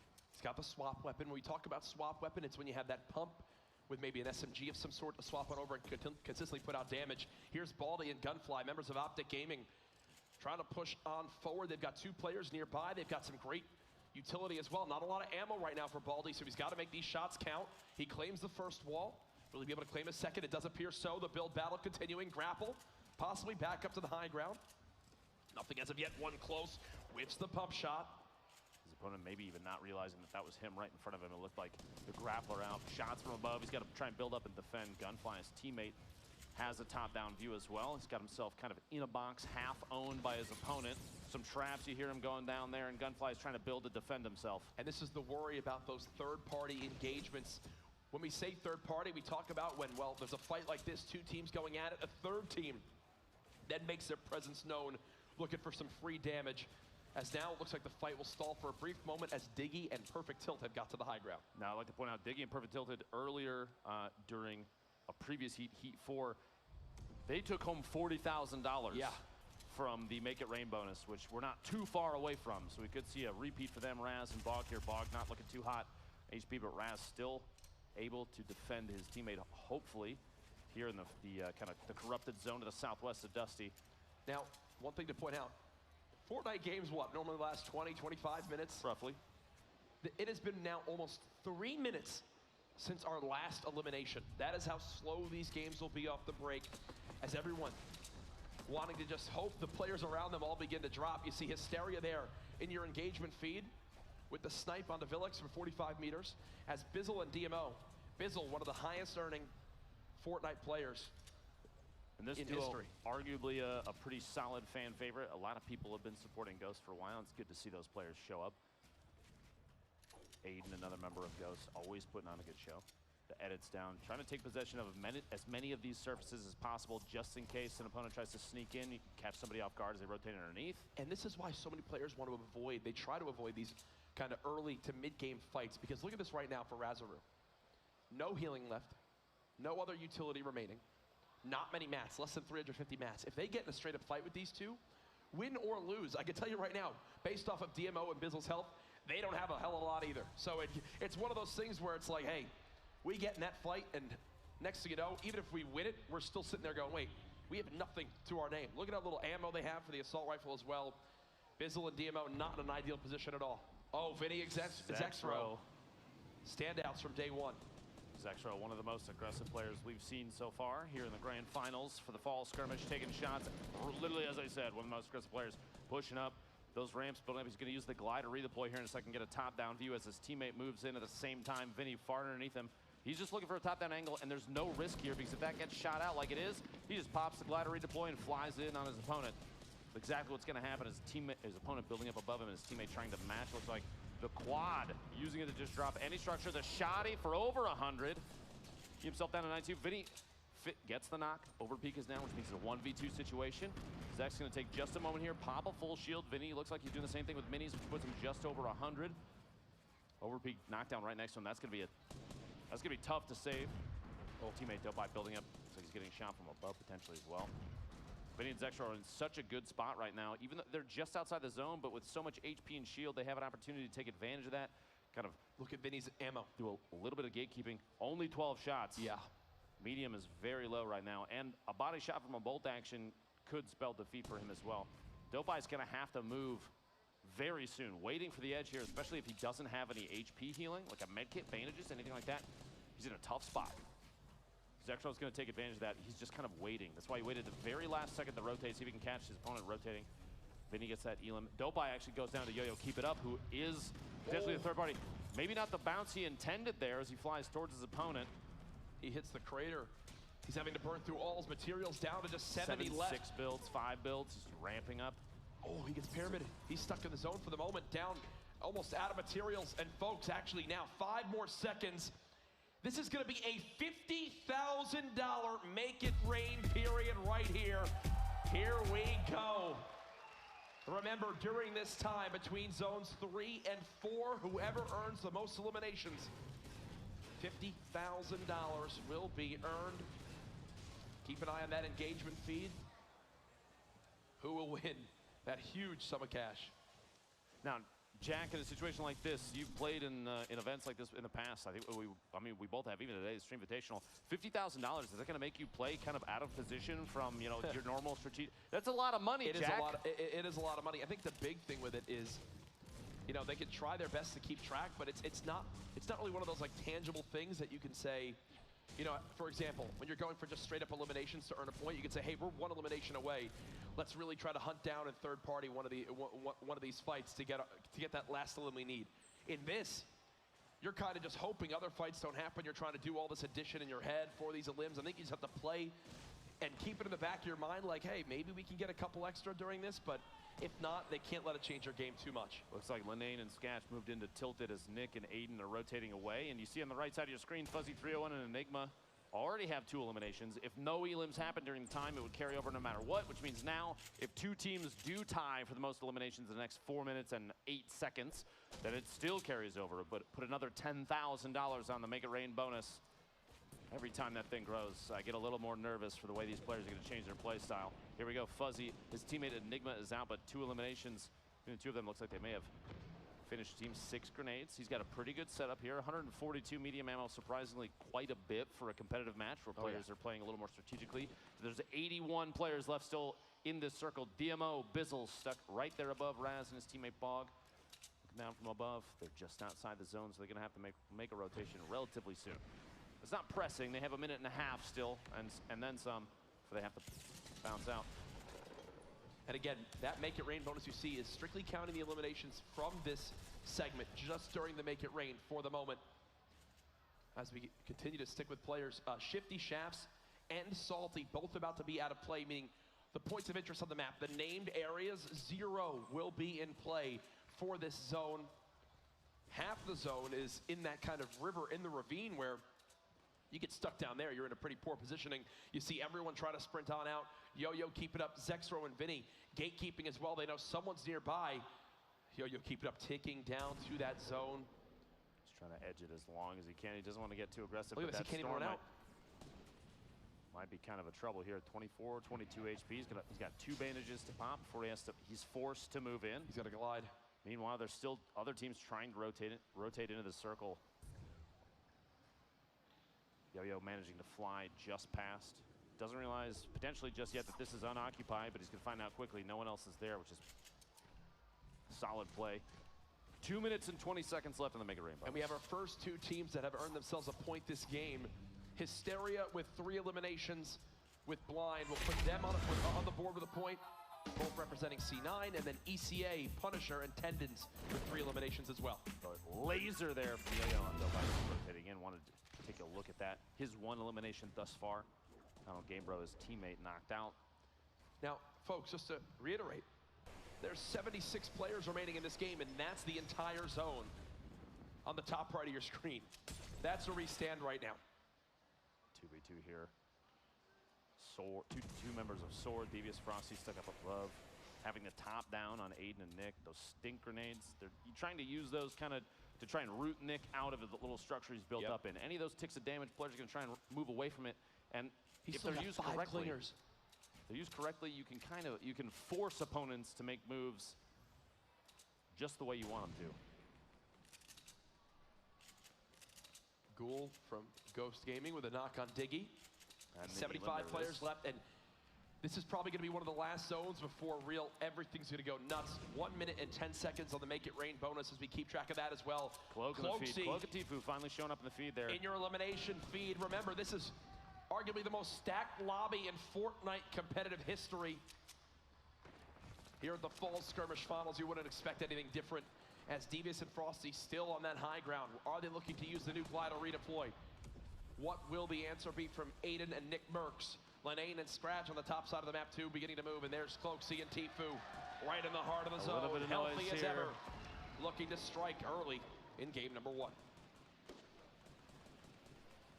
Like you said, this is almost at the point where the circle is going to start claiming quite a few players' time here at the crowd. Every time Tfue and Cloak show up, a lot of love And for FaZe. again, to stress, for player integrity, skins have been randomized during all these matches. Oh no. Aiden and Nick, Oh no. Nick on the verge of elimination. Aiden just barely holding on, 5 HP, trying to defend against Zexro. They got 3 though. They did get 3, so Aiden and Nick Mercs officially on the board with a point. Might not be the ending they want, but you know what? They're on. They've got themselves 1. I know in the bottom right corner, as Vinny gets eliminated there, it looks like they might have been teammates, but Vinny and Yo-Yo actually opponents, basically in the same box next to each other. The number of teams now that are in line of sight of each other it's going to be insane. You have Funk Bomb, Nate Hill here. We cut across. They're just outside the zone. They're going to have to rotate northwest ever so gently, sharing the ammunition, this little base they built. Nate trying to go for a snipe shot, just watching for any team to rotate. Now's the time to do it too, because he doesn't have to, these two, they don't have to move very far. So if they're looking to build up some eliminations just for point's sake, this is a good time to do it.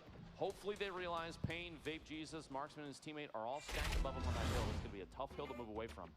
Earlier we saw Bog and Raz actually, for a little while, had the most eliminations during the bonus at 3, but DMO and Bizzle caught him from above here. There's getting the knock on Bog. Those clingers so important too when used correctly. You saw Bizzle drop 2 on the structure just above and then immediately swap to shoot it out so that once the explosion of the first one happened, the second would fall in on his opponent, and that's exactly how it played out. Well done there. Cloak and Tfue. Shots coming from multiple directions while they're editing holes, windows, and walls to try and take shots of their own, looking for parties rotating away. 87 medium ammo. A handful of shotgun shots. Tfue gets sniped 39 meters from Nate Hill. The riff from Cloak just trying to make it away, and he's the just most got to accept strategic it's choice. gone. That's how Tfue goes out. Nate Hill, fellow FaZe member with lightning quick reactions, hits the shot, and now Cloaksy's left by himself. But he had 2 rift to goes. I feel like we've seen Cloak every game he's played so far, at least carrying one. You see a team way up in the air over there. Hysteria's gonna go for a shot here. The hunting rifle just looking for any sort of movement. Peek over the top, he's gonna try and take a shot, and that team does know that he's there. Very quick peek there as Hysteria and Blind in an excellent position, the very top of this hill. They have a top down on everybody. Cloak still plays Their speed position is good, but look at Hysteria's health especially. Tough. Rough spot. At 72 hours now in the elimination feed, Tenpo and Jayamak. Hysteria, wants this shot so darn bad. He's got a lot of materials, which I'll definitely say is a great spot, but here we go. This is where you're about to see over half this lobby drop like fries. Fries. Flies. It's an all-out race, and here we go. In front of Hysteria, multiple teams moving up the same ramp. Oh yeah, Jack gets a quick tag on one. He's got to watch that zone, only 35 HP like you pointed out earlier, but he has a chance here to just take free shots essentially on teams that are rotating into the zone. Look at this, they're scattered all in front of him. They continue to try to keep this high ground.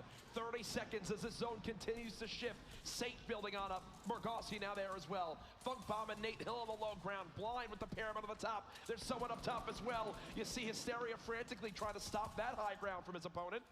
53 players remaining now as the elimination feed begins to light on up. Horrified drops to the storm. Hysteria still inching forward. Oh gosh though. They've got Dementos and Pate just above. Hysteria is just going to forfeit that high ground and float using the Glider redeploy. And look at the Storm claiming so many lives there in the feed. Players going down, getting caught mid-rotation. Hysteria and Blind 27. To establish That's how fast half we just lost the field half the just lobby. went down. It's because of these mountain plays, and now they've got to go right back. Literally the opposite direction. They have to move through this structure, which Hysteria catches an opponent who doesn't even realize they're in the same box together. The Storm starting to tick for 8 as Hysteria is trying to push up, getting caught. Another player shows up right next to him. It was Ghoul from Ghost. The Storm claims Hysteria, but he got one just before he went out. And Blind just got another knock as well, so that with Hysteria's 4th elimination, Blind's also got one. I just looked at the engagement feed right now. Frosty has 6 elims now at the moment there from Soar 2. So many players racking up the points now. 15 remaining in this game. Morgossi, who is the winner of the summer skirmish, still alive in this game 1 alongside his teammate. This spread here, a very vertical set of players, 15 remaining. Pate and his teammate all the way up top. Morgossi and Saint trying to basically spray out the surfaces, looking for an opportunity to take a shot here. He's still in this as well. 14, no shield on the target. They're just going to go for the elimination. As soon as you see a white marker, that's called immediately by players at this level. Nate Hill and Funk Bomb now drop. What an angle. 55 shield tag there. Can't chase it. There it is. On the way down. 8 players remaining. 13 on this zone. Remember, you begin to get towards the top 5 when you earn the points for placement as well. Cloakzy still in this one. He's earned multiple eliminations as well, with getting him and Tifu a point. Pate and Dementos on the high ground. It's all going to come down to this. 8 players left. A quick shotgun tag comes in. Saint Morgossi still playing, looking on down. No materials left. They're going to have to chase this one as he looks for any bit of damage he can get. He takes some fall damage as well. The stink drops him down to just 10 HP. He's going to float down the mountain. Everyone on one ramp. It's all out warfare as he's down to 31 health. Floating to the low ground. These stinks are so good in this last might zone. spell defeat there. You've got Saint now playing the high ground. He's got the reload. Cloakzy's still in this too. 4 players left. Oh, he's got this. He's got to have this. He's just playing the heal zone. Kits. You saw the smile as well. I think he knows he's got it. I think he knows he's got it. There's no way. Cloakzy's done all he can. Cloakzy's done all he can. That's it though. Make some noise. Pate with the heals. Well played.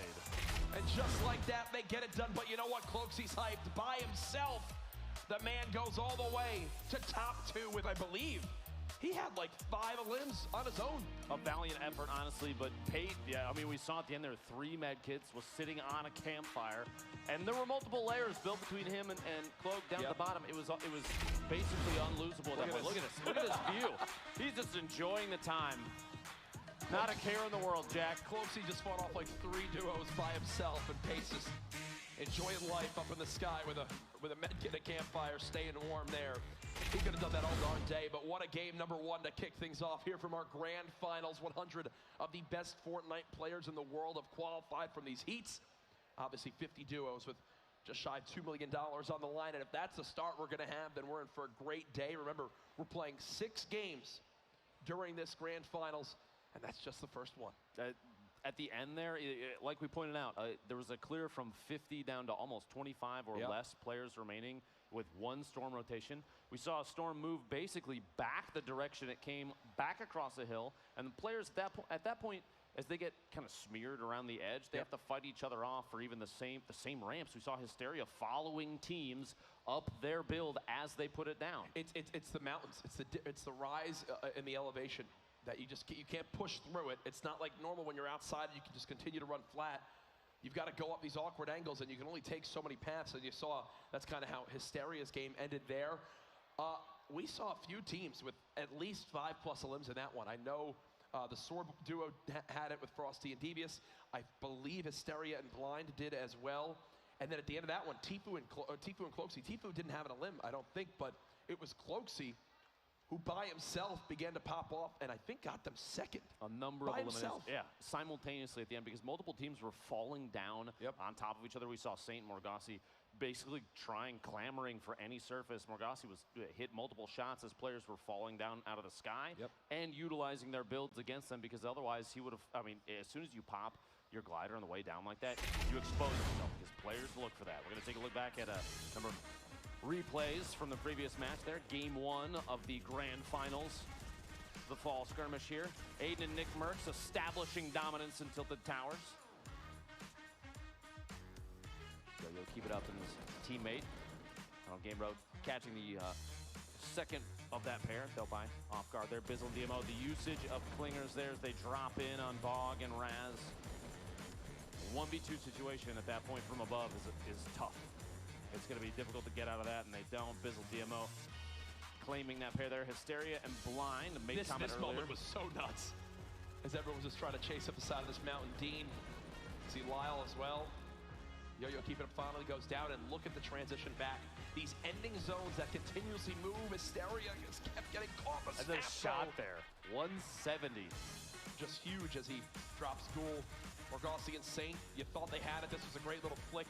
The headshot there, but paid at the end. And folks, I just received word, something we forgot to mention actually, to even sweeten the prize a little bit more. Every Victory Royale today, the winning team wins 50 grand. So, surprise! Paid for the heel at the end. Congrats. You and your duo split $50,000. So we get to keep that in mind as well. You see the crowd alive and well, enjoying themselves here live from TwitchCon. A sold-out event. A massive crowd enjoying all the different Fortnite splendors that we have here. But Lupo, great game number 1. Absolutely. As we look back on it, you saw, we talked about in the Heat 1, too, on the start on Friday. There were some games where 0 teams landed Tilted Towers. Which was surprising. Right? Oftentimes you see players, especially competitive players, they analyze the drops of their opponents. They'll watch out the back of the bus and see where people are floating to. And even on the way down, if you watch the mini-map, you can see some of the arrows spin like tops on the way in, because they're looking to see, they're trying to figure out where might be safe. And you've got to think now, Godnik and Super Evan, as this goes on, they landed tilted. They knew, Nickmercs and Aiden are going tilted. You made that conscious decision to go and face them. They lost this fight. Do they change it up as this goes on? Do they go there again in game 2? I'm going to be honest with you. I want to see a repeat of what we saw at PAX West between Nick and Aiden. I would be disappointed if they did not try to respond in kind in Tilted Towers. That was really how Nick's day went south in this game as Frosty tags him up. He tries to throw it away. At that point, you saw Frosty just waiting for the rotation out. Aiden stuck in that box. And yeah, at this point, there's just so many people everywhere. I mean, look at this. It's not even like, where should I land? It's, is there a place that I can even land? That's it. You know it's bad when your best option is landing in a set of buildings that there's a fight literally already happening in. Now, Nick, the shots here. Excellent on Zexro, but gets caught off guard by his teammate Vinny. Aiden trying to rotate in, do anything that he can to help Nick in the middle of this fight. You see him dropping in there as Vinny and Zex. Vinny literally 1 HP at that moment, but Nick didn't realize that both members of that team were in this structure, dropping down, trying to go for the save here. Honestly, this fight probably looks a little bit different if Aiden on the way in doesn't take like 90+ points of damage. And you saw that's a really smart play from Aiden. They knew they were at 2 eliminations. He knew his game was basically done right there. And you see, he goes, I got him. He turned and hit that shotgun shot onto the down player. And because he does that extra damage, they are immediately bleed on out. And that puts it in the point there. yeah. You see the crowd getting behind him. Oh, that He says he They can hear hear him. ya. Folks, we've Make got some our update. noise. We've There got it our is. update for you. The Game 1 standings. Let's see who's on top. Where do we stack up in this ridiculous Fortnite lobby? Right at the top, it's Cloakzy and Tfue. No surprise there. The gentleman from FaZe showing absolute dominance during Heat 1 and doing the same Cloakzy thing here. Got 6 elims on his after own. Tfue dropped. 4 points for that team. Snood and Thweefo from Ghost with 6 eliminations as well. Number of teams there, a third team. The team from Soar, Devious and Frosty both putting together 6 eliminations total and a solid spread of points across the entire board. There's your top 12 thus far. Here we As go, we get to the second half of the standings, there's Nick 25. Merckx and Aiden. 13th place is nothing to bat an eye at, especially 3 eliminations, like you said. Yep. That secured, even just a single point to put you up on the board can mean everything towards the end. And every single point counts. I would not be surprised, though. We saw Korea and Nibs drop 2 eliminations. A number of teams on your screen there, Bizzle and DMO, Vectro and Vinny, that we saw absolutely dominant in previous heats, Jack. Yep. Would not surprise me if they show up and put points up on the board this next game as well. Well, that was his game number 1 in the books. Tfue. You know he's probably not happy with how he went on out in game 1, but you know his teammate Cloakzy made up for it as the hype at the end. Just when you think they might be down and out, no. The man goes and gets 6 elims by himself, puts him in that 2nd place spot. As we continue on forward with the live coverage here from TwitchCon of the Fortnite Fall Skirmish Finals, 5 weeks of competition, the introduction of the clubs, so much fun we had with the trials as well, all sorts of stuff. Yes, your normal Fortnite games, but then kind of these fun mini games, a good little twist on what we saw, a difference between the summer skirmish and here in the fall skirmish. I feel like that's kind of the essence of Fortnite, as we've seen over a year now. Yeah. The game has evolved and changed, and these competitive players on top of what we've seen on kind of the public match side, so they say, the competitive side has grown and changed with it, and you have players evolving their own play styles. The introduction to bringing in a mechanic from the Soaring 50s, the glider redeploy, we've seen even in the middle of some of those fights, Nick and Aiden took advantage of it at the L's and Tilted Towers in the middle of that fight with God, Evan, and Super Nick. We've seen that repeatedly from these players in almost a glorious fashion. Yeah, and again, there's a lot to look forward to, but I've also just received word about something for the Make It Rain bonus. It was You a will not tie, believe this. so guess what? The prizing will roll Rolls into on. game 2. $60,000, Jack. I hear the crowd. Yeah. You got to Oh. realize, a lot of people here too, they probably dream to be in a scenario like this as well, getting to compete for this prize money in Fortnite. And now we're at $60,000 for the Make It Rain bonus. You know, we saw back during day 1, Heat 1, Tfue and Cloakzy finished at the top. Now in the grand finals after game 1, it's Tfue and Cloakzy at the top of the scoreboard. We caught up with them to hear their thoughts of the weekend so far. Let's take a look.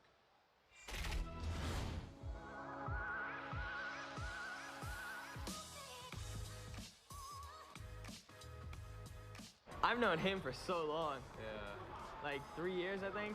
Probably Yeah, more. 2 or 3, 4 maybe. Yeah. Coming on 4. FaZe reached out to me and was like, hey, we're really interested. We want you to build a team.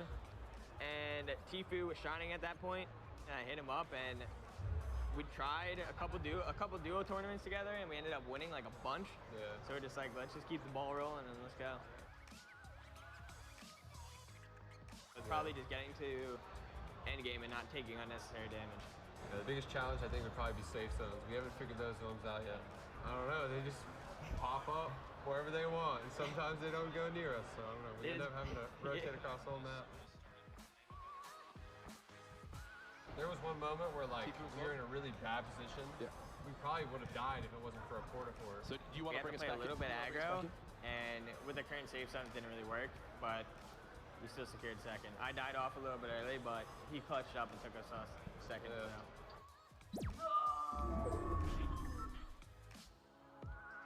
Jack, name a more iconic duo than Tfue and Cloak. I don't think you can. It's tough. I mean, some come to mind right away. Tim, Fall damage. Fall damage, you know. Me and you.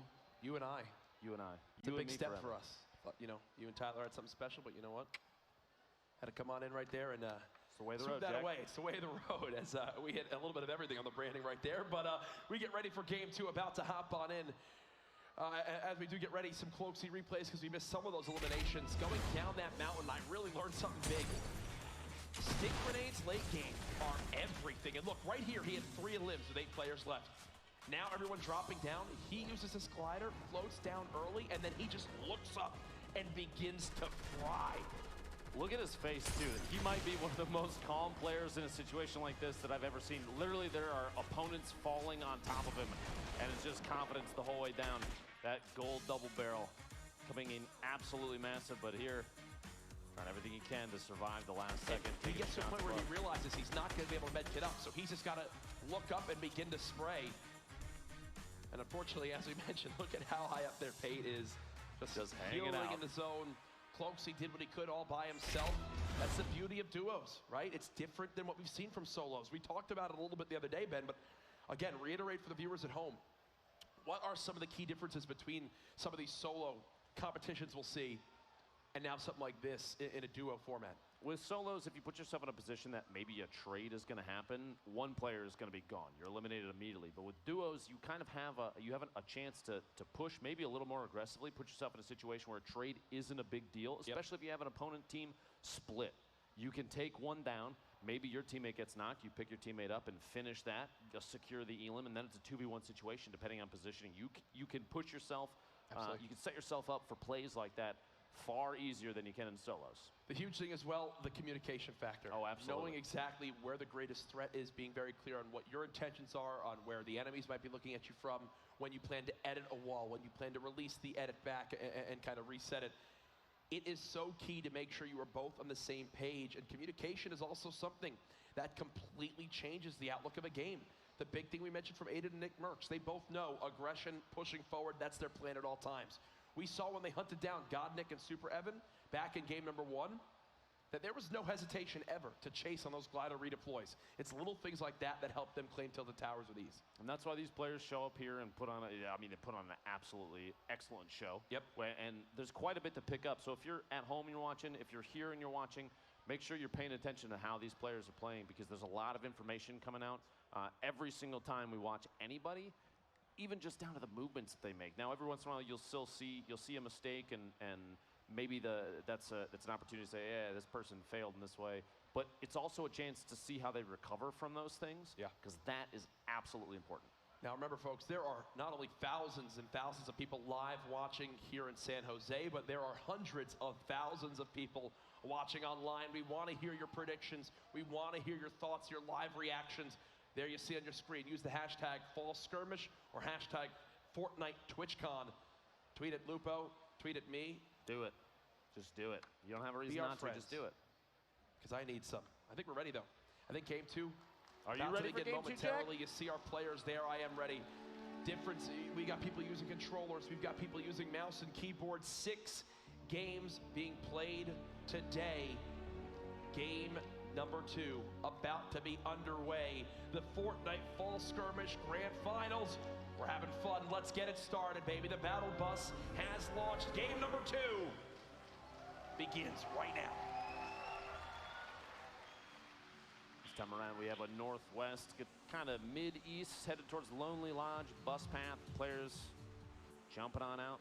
This is quite a stretch for some typical drops. You might see a later drop from the gentleman from FaZe, Tfue and Cloak. We'll have to see here where they end up landing. And there on your map at the top right, you also can look at where the llamas are scattered.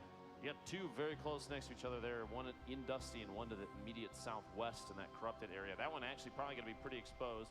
I'd almost bet you, though, the one in Dusty is in a tree.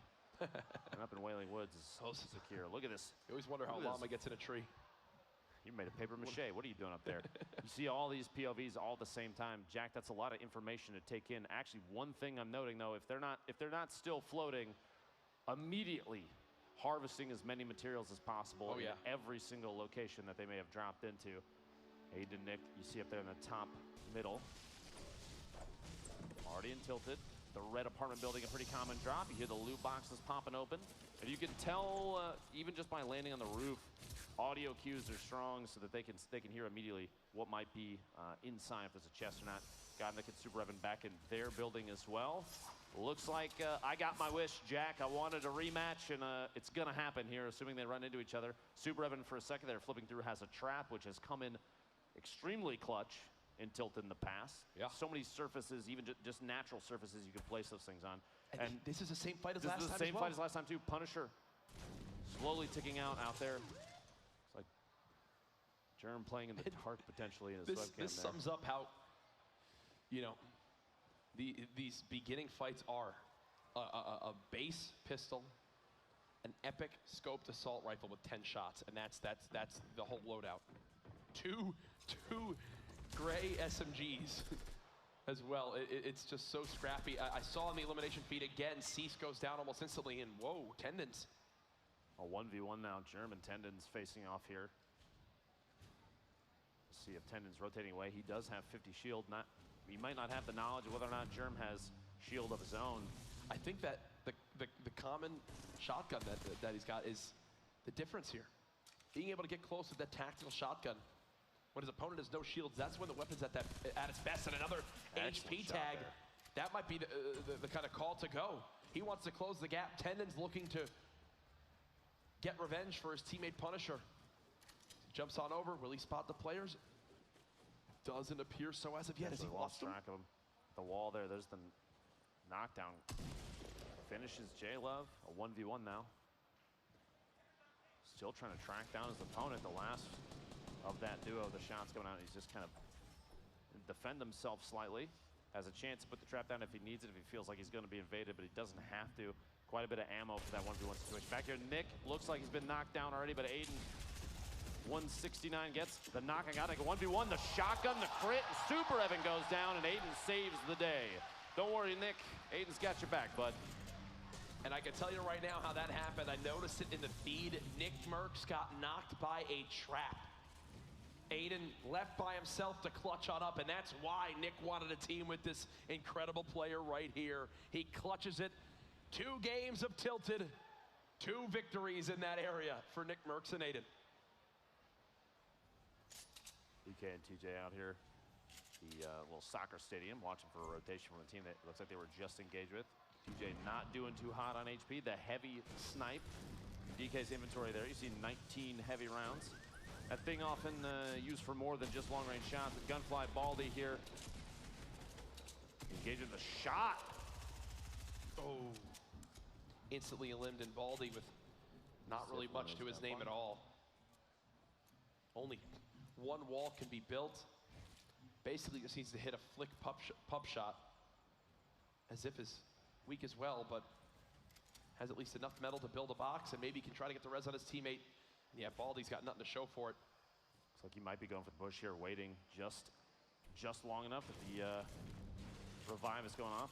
Stops the revive and catches him on the edit there. Baldy falls in, and one shotgun shot is all it takes from Ziff to save his teammate and secure 2 elims. And I mean, even that was calculated from Ziff, right? Doesn't release the res the second Baldy gets there. Doesn't panic. Knows it takes 3 hits with that pickaxe to break through the metal, which was just enough time to finish the res.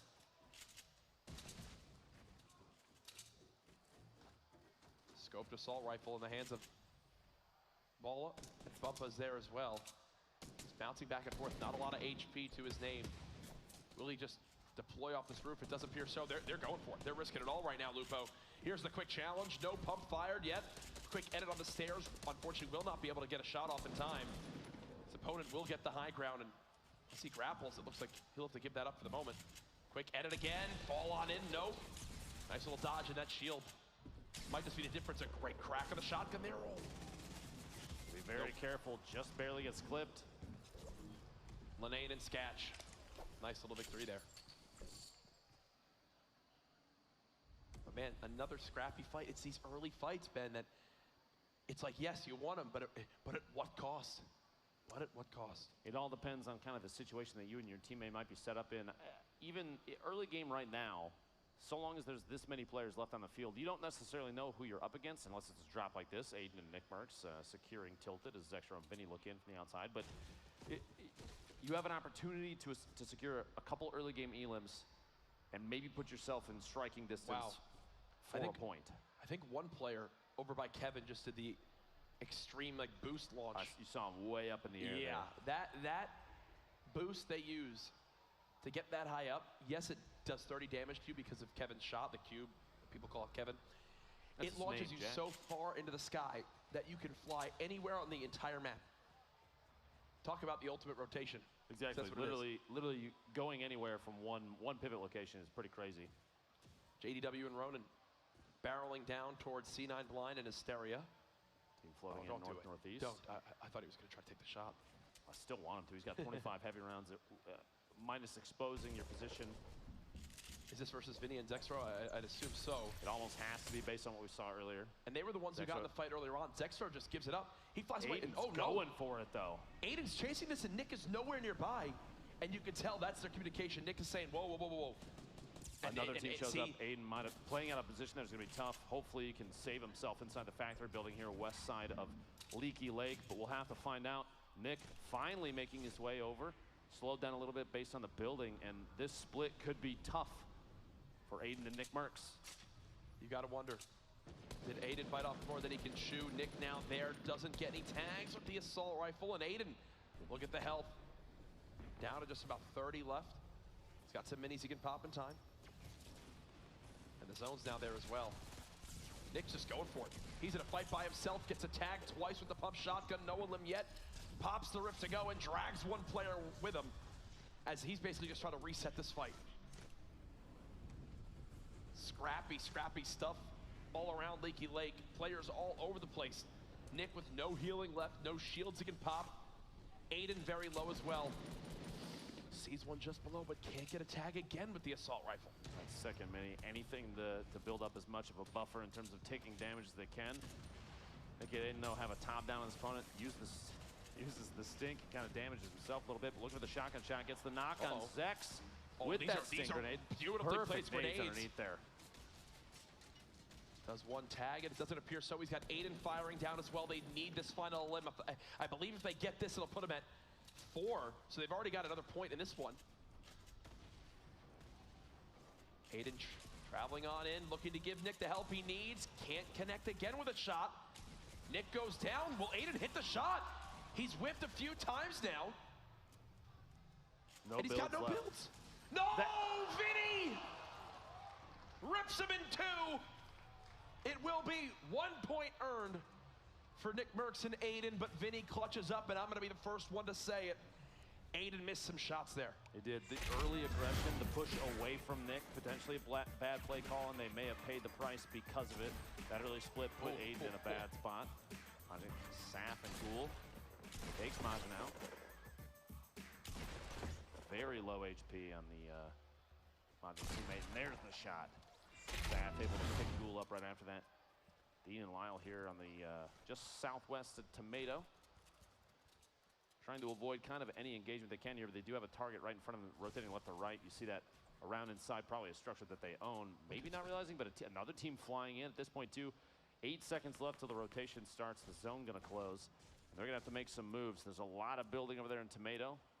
Somebody may potentially still be there or just prepping to move shortly. The replay from Morgassi and Saint. A quick edit and a shot. 170. Izar goes down to a 170. And the elimination. Finish there. The teammate decides to engage in a 1v2 situation, and Tamo gets picked out of midair by Morgassi. Showing quite a bit of accuracy. That's multiple eliminations in both games now where players are flying through the air, either towards or away from him.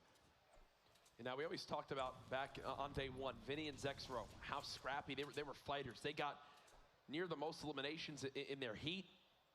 Well, guess what? They're already at 5 elims this game. Vinny and Zexro have earned themselves 2 points alone right now. Most elims in this game right now, it is Vinny at 3 himself. Impressive stuff yet again. 70 players left. Match, 11 minutes processed through this match, and still 70 remaining. Ronaldo and Ziff here. Set of opponents up above. Now that height advantage, it used to be, it's aggressive in a sense that you have a peak chance on opponents that are moving underneath you. But now you'll see here too, that single ramp means somebody's going for an aggressive push. J-Truth flying over the top, moving closer to the zone. He's gonna take some damage on the way in, plus he's solo. Looks like Wilds is out. Potentially an attempt to gatekeep here. He's safe inside the zone. They're going to have to rotate through his line of sight. Maybe they could use the hill in front of him. Move through, but Ronaldo popping across a little hippity hops. Ziff and Ronaldo moving, I believe, still over towards J-Truth. I mean, look at the whole inventory for J-Truth. An assault rifle and a shotgun. At least he's got quite a bit of medium ammo. 235 is exceptional for this early in the game.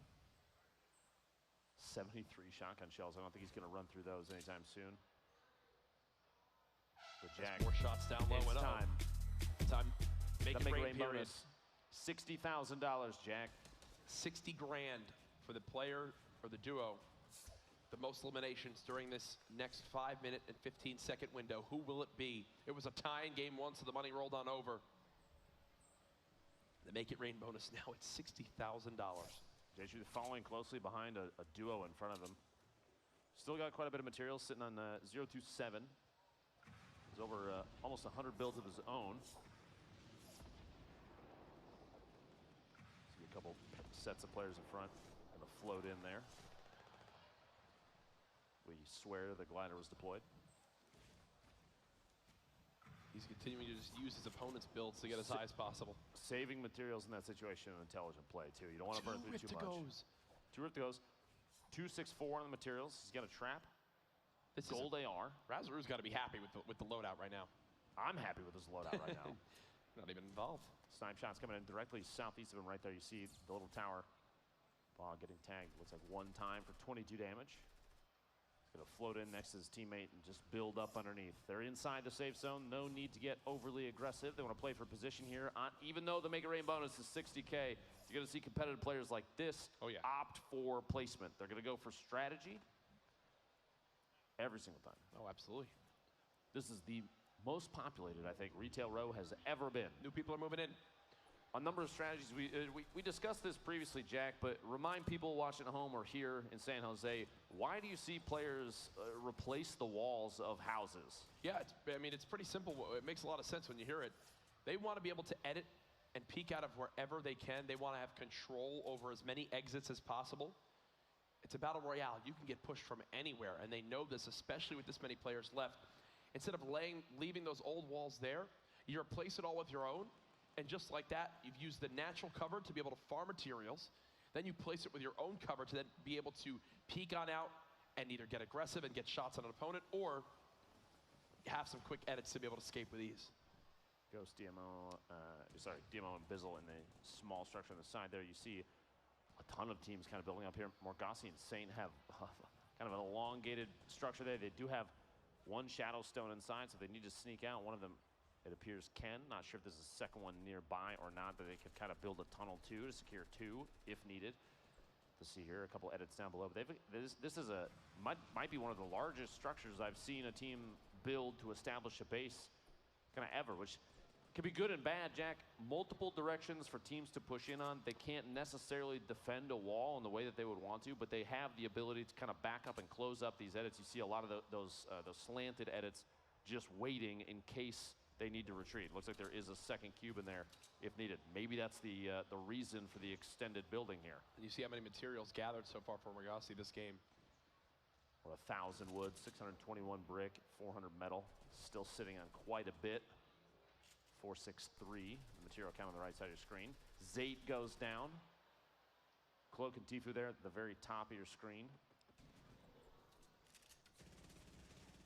Rotations are happening. 53, 52, 51 seconds till the next circle. 2 minutes left on the Make It Rain bonus for 60 grand. Dean and Lyle gonna try and pop this shield. He's got sitting on 3 big shields, 3 minis. His loot setup is actually fantastic. Oh yeah, with a launch pad as well. Fog bomb and Nate Hill. Raz the feed, knocking Lyle and finishing, gets that elimination. Again, just looking to third party, any builds. Just want a free shot. No. Intelligent play, putting the wall up, kind of, you saw that player on your screen that Nate was gonna take a shot at, was ramping and walling, knowing that to his left side, there was an opportunity for opponents maybe to take shots at him. Defensive play, burning materials, not sure how many that player was sitting on, but that's covering your tracks while you're moving is a good call every single time. How many Raz getting bodied, it looks like by Nate Hill, the snipe shot there and looking for the finish, but builds themselves in. Raz and Bog on the move. Now Nate and Funk. We've seen these guys. It was Nate that sniped Tfue in game 1 to eliminate him.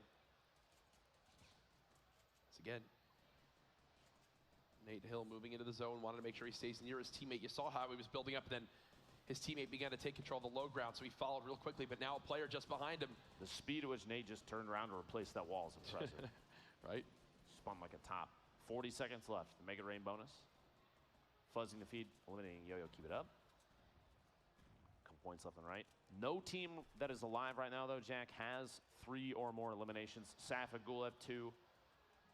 Scruples R7 and and R7. Scruples. Yep. Orgossi and Sane have 2.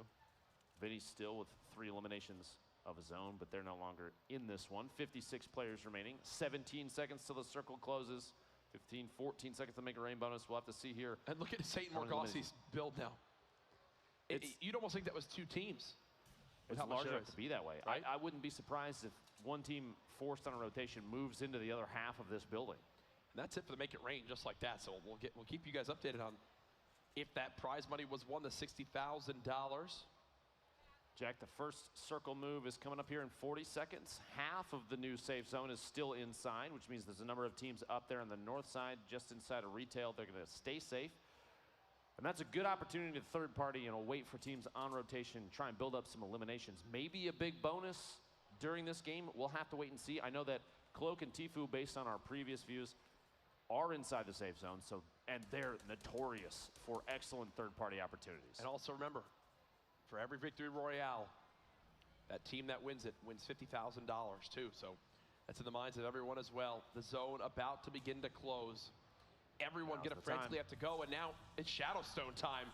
They're gonna go ahead and clip right through these walls, use this launch, and just go for it. They're trying to get up as high as possible. When you bounce, you can just continue to launch in the air, and you'll actually keep going higher and higher up. This is such a smart play. They're inching towards the zone, and they're so high up in the sky, no one's even going to think about them. Did you see the smirk on Morgossi's face? They're just floating up there. And even when this thing runs out of time, they're going to fly all the way to game 3. Exactly. They're going to end up there. They're going to land on a different map. I mean, they just keep to go. They just keep on climbing. These last 45 seconds should be running out relatively shortly. A very intelligent play from this was so smart, man. Dean dropping Hysteria and finishing, getting the elimination with the SMG in the feed there. And the setup on Saint, you saw on the bottom right, very good. Nate getting the knock on Fuzzy, which means his teammate Enigma should still be in there. Ghoul going down to a trap from Mino Gamebro in the feed, the knock and the Elim. Saf, R7 both knocked by the Storm. Tfue picking up an elimination on Bizzle. Nate secures that Elim on Fuzzy there. Nate and Funk are going to have to... Actually, they're just barely safe. They're right inside the edge of the zone here. They have a number of teams that are neighbors. Depending on what this next circle looks like, they might be in a perfect position if they have to move the direction that they're sitting right next to the Storm, or they might have to move quite a bit. Babe and Payne have a top down on a number of players. Here we go. Funk and Nate looking to pick up some eliminations, catching teams rotating from underneath.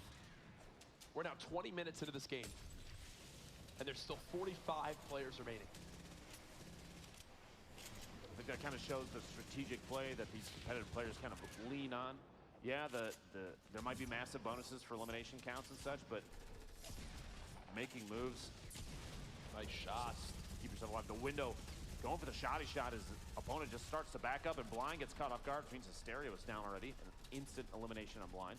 They do have a launch pad. Not sure if they're going to use it yet. Morgossi hiding by himself. He's just right now playing more towards looking, see if people push from behind him and maybe get a free elimination just like this. A nice crack there with the shotgun.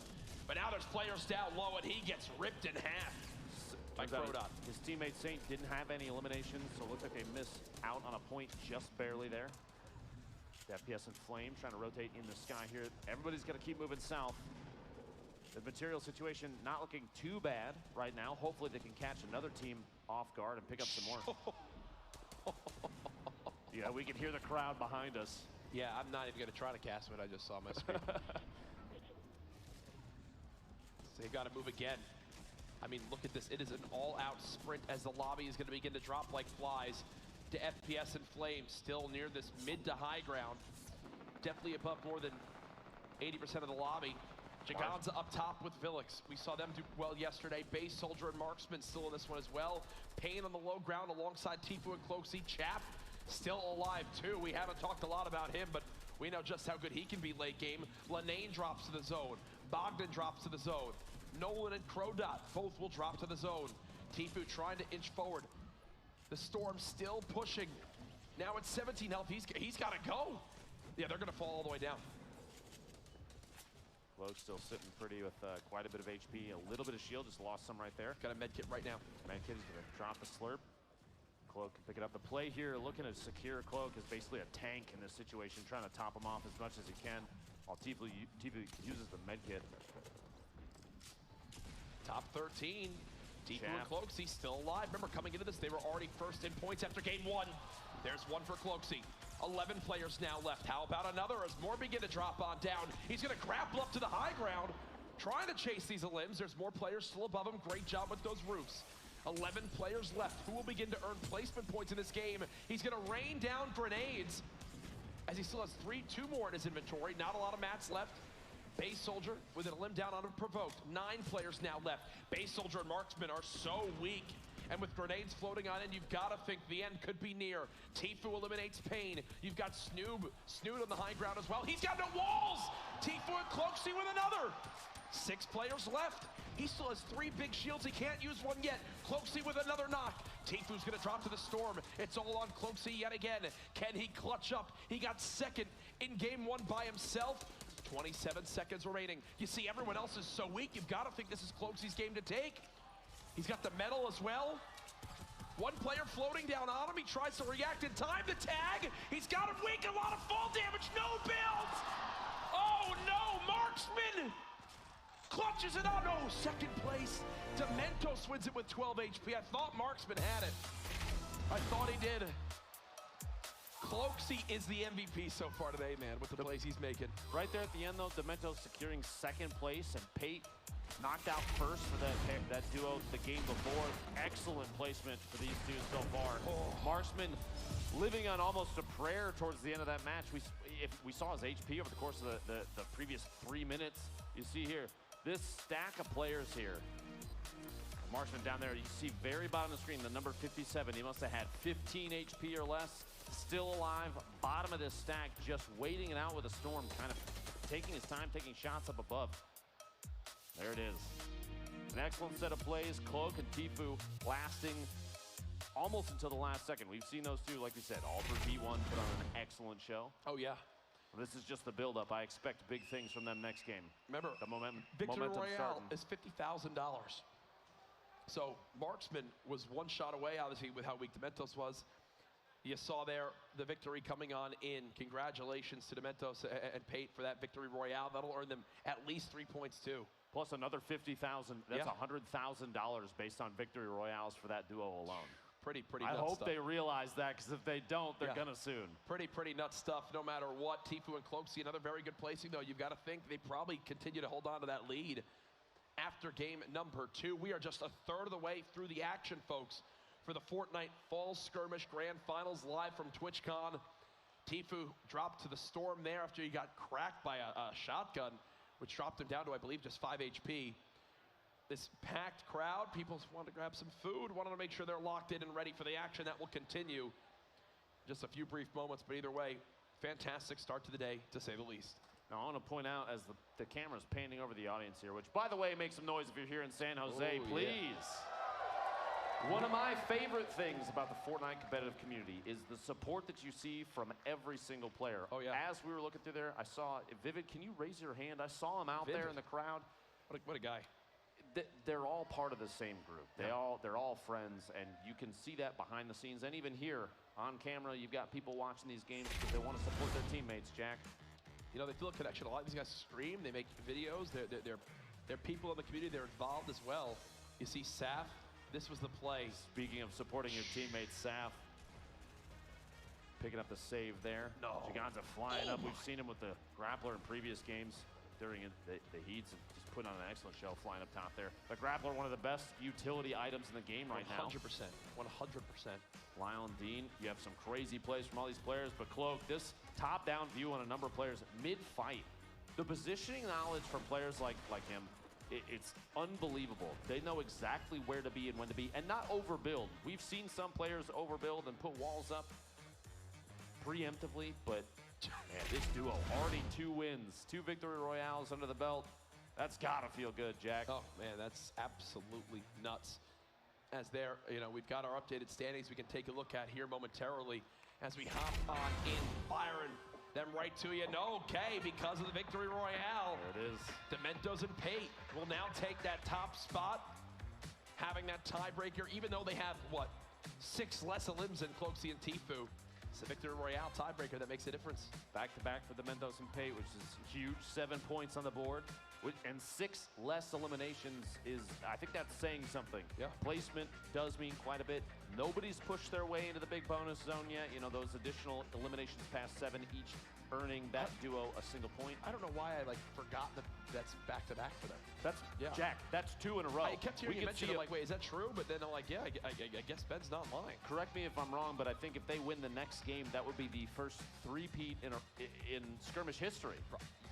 I'm not going to try to correct you because I don't know if that's true. I'm pretty sure You might have made that up. I absolutely might have made it up. Actually, I'm Nick curious. Merckx and Aiden still in that 13th spot.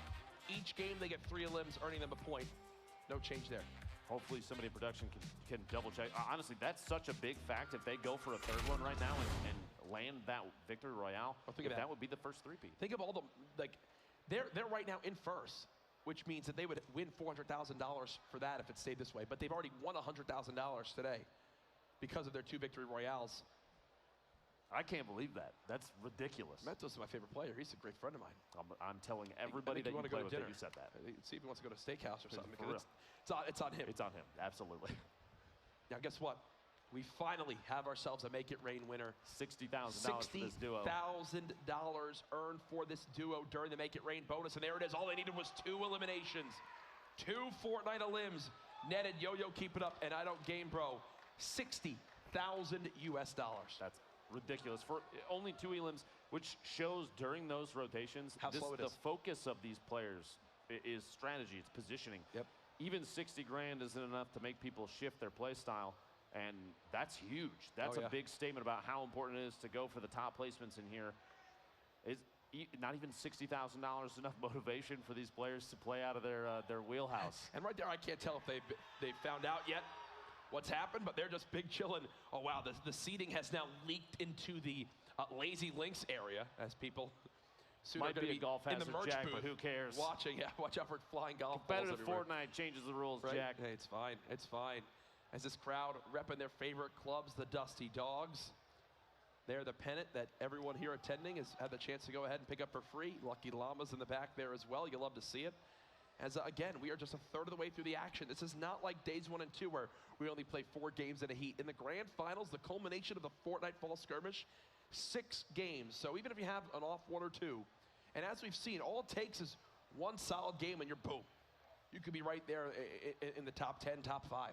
We've got 4 games left, Jack. I'm curious if we see players start to go for a big bonus for that the elimination point push to see if they can climb the board just a little bit more. Because once you get to 7, don't get me wrong, 7 is absolutely impressive, but every elim after that is another point, which can change your position on the leaderboard entirely. Now this view here as players are dropping down. Cloak and Tfue down here at the bottom. Marksman reminding people that, yeah, I might not have a whole lot of HP left, but I'm still alive. I think Dementos. I'm wondering if Marksman had to reload. I think he swapped and just in that time where he was swapping from his double barrel, couldn't get the shot off in time. I mean, that couldn't have been more down to the wire. Look at that. The reaction from those players. Dementos might have missed the pump action shotgun shot, but swapping immediately to the AR. And imagine how bad he would have felt there. Oh, missing that pump shot at Marksman because he don't only put 12 that health. on them, Jack. Hey, the Caster's curse might still be real. They're doing okay. They've already won 100 grand. So they're feeling great. We will have an interview very, very shortly for you guys. Actually, I believe we've got Cam down on the floor with Dementos and Pate. Let's hear from them. Yes, we do. We have these 2 fine gentlemen here who have shown just how dominant they can be. We predicted them on day 1 to show up huge, and so far they have. How are you guys feeling? I'm feeling awesome, man. 2 in a row in the grand final. Like, that's incredible, man. It really is. How are you feeling? I'm feeling really good. It's actually insane that we can. So in that first game, the heel off, you seemed pretty confident. You were sitting there, you were sitting pretty. Let's talk about that a little bit.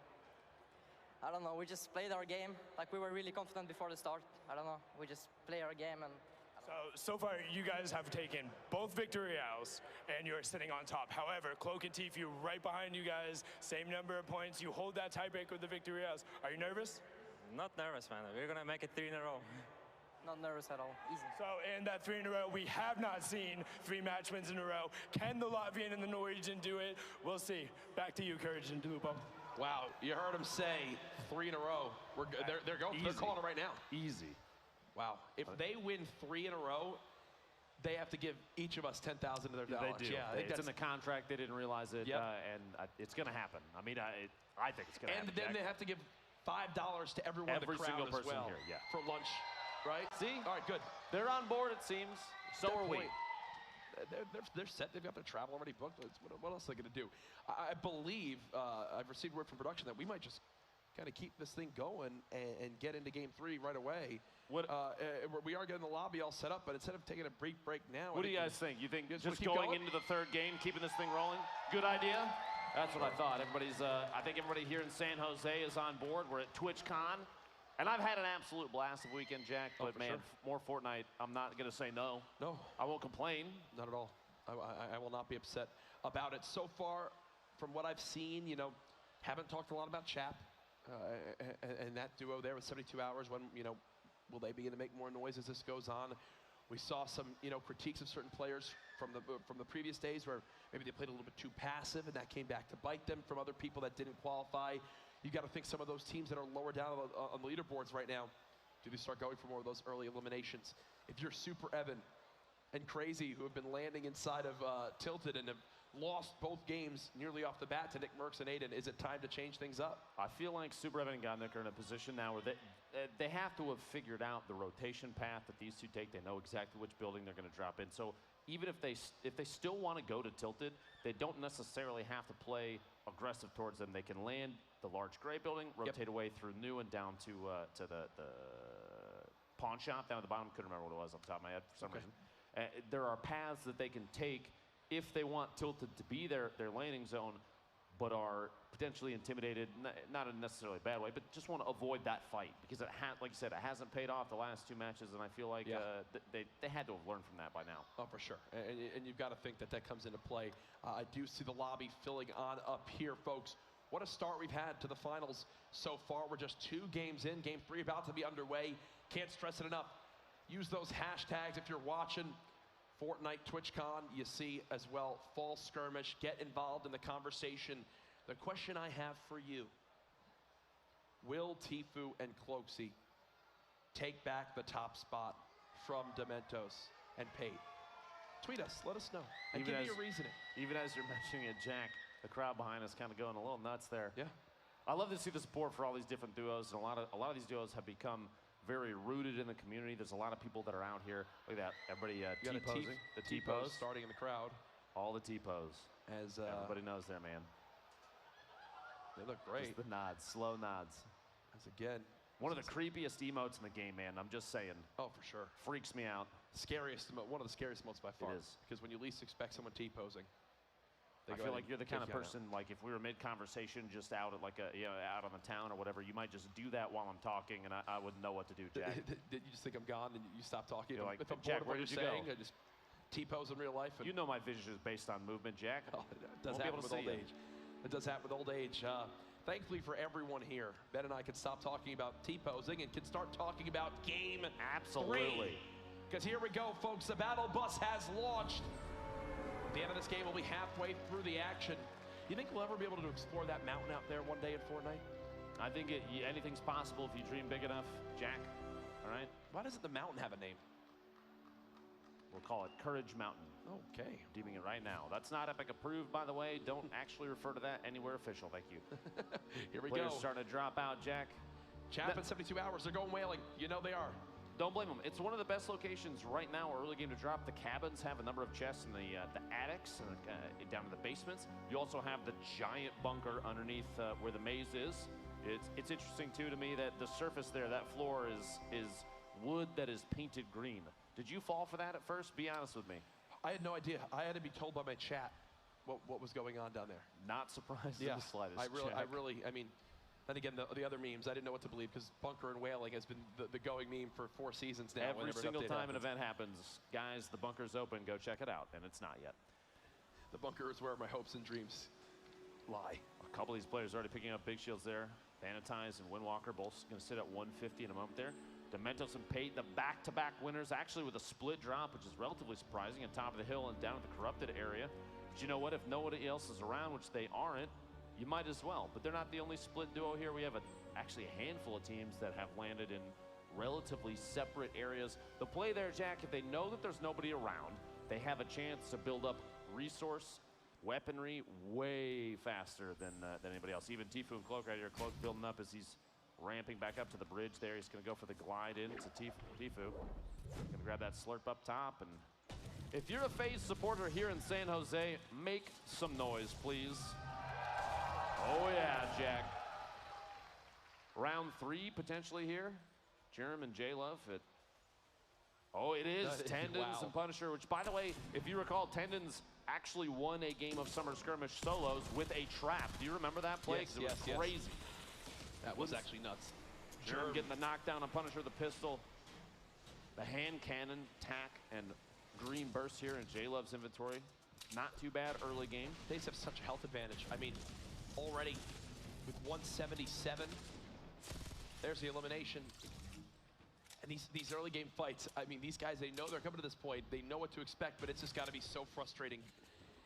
Like, most times, these fights, both teams have been either, like, one team is a limb, the other team has one player left, and they just never let themselves be in good spots.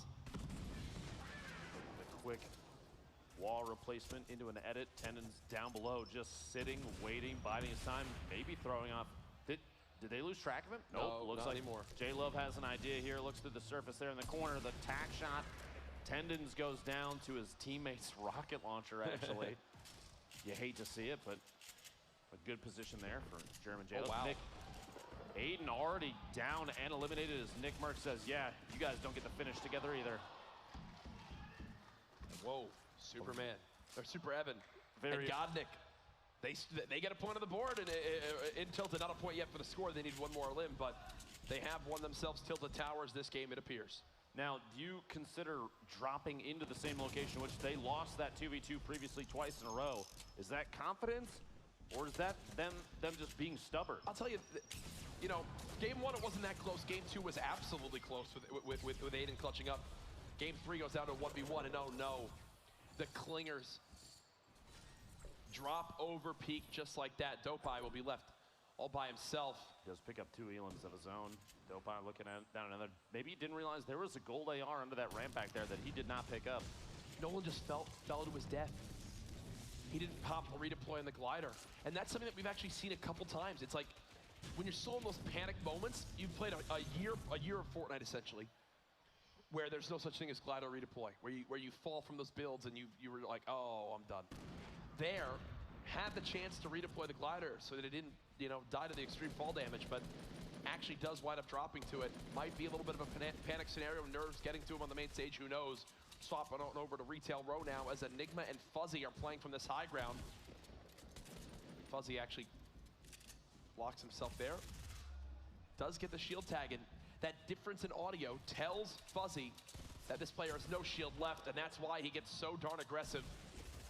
One more just above. His shield now gone as well. He needs help from Enigma. A little bit of fall damage there. Fuzzy without a shotgun right now makes it a little tougher to play up close. A lot of players leaning on that shotgun. The amount of damage you can deal just so fast. A quick burst of damage can mean the difference between knocking your opponent, getting knocked yourself, and without one, it's tough to make aggressive pushes. But Enigma at the tack, great tactical shotgun, taking some shots there. 67 shield, gets the elimination on Imperial Howl.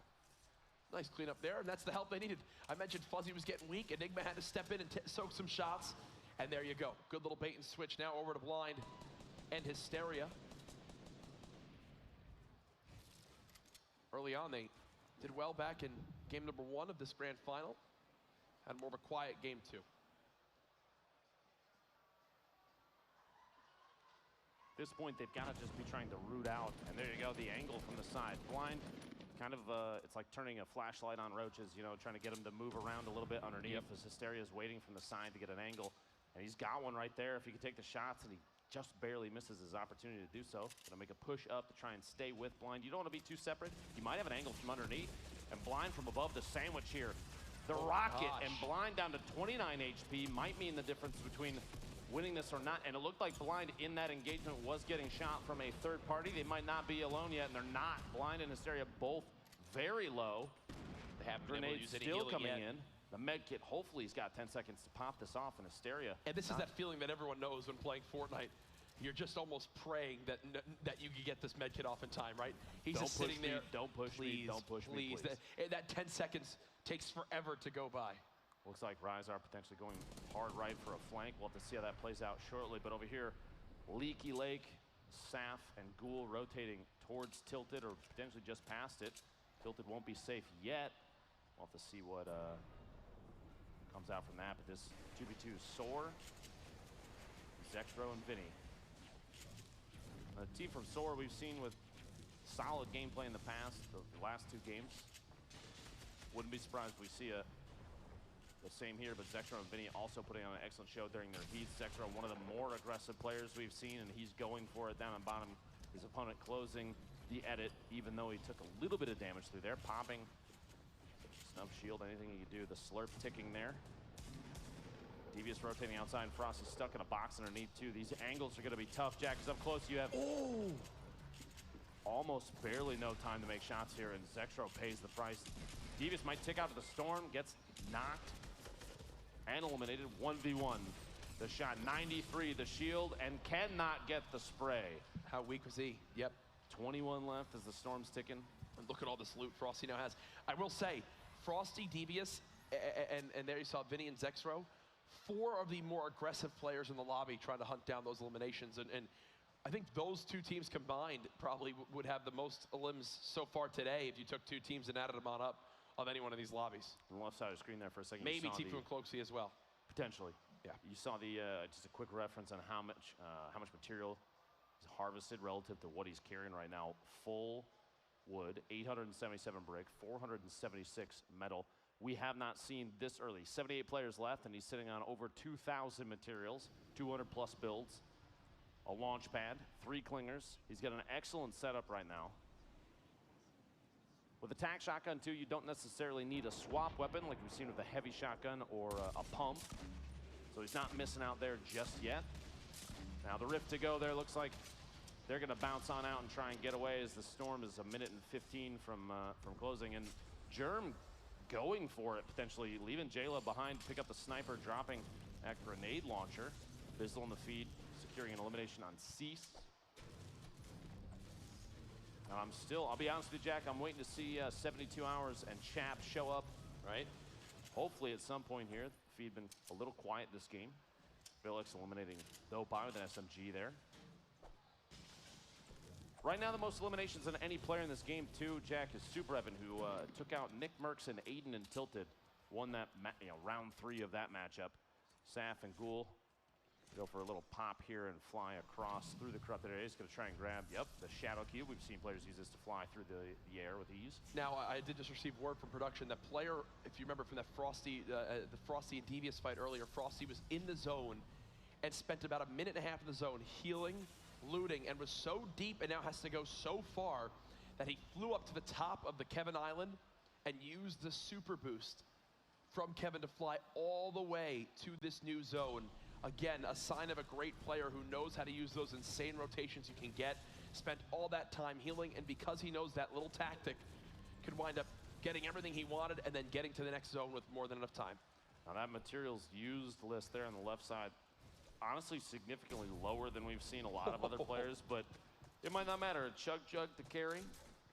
Do they see? They have Quad, seen they it, picked right? up a campfire as well, some minis. Low on materials though for Ghoul. Here's Nibs in Korea again. They're always down towards the side of the map now at Racetrack. It looks like Perfect Tilt and Diggy had him trapped in this back room. He sneaks on into the walls. With no trap to use, Nib goes down.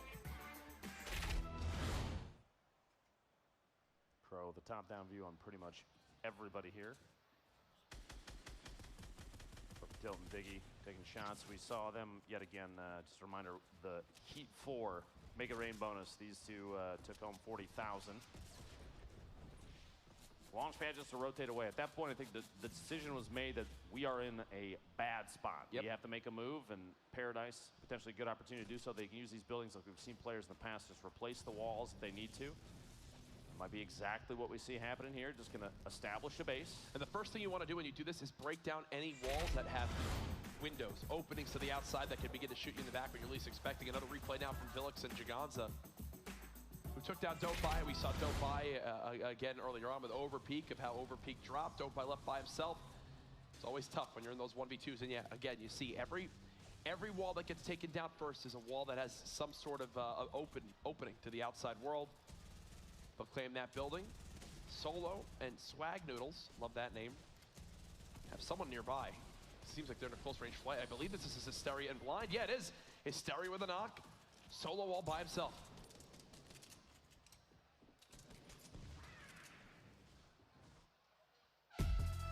Make it rain time. Jack.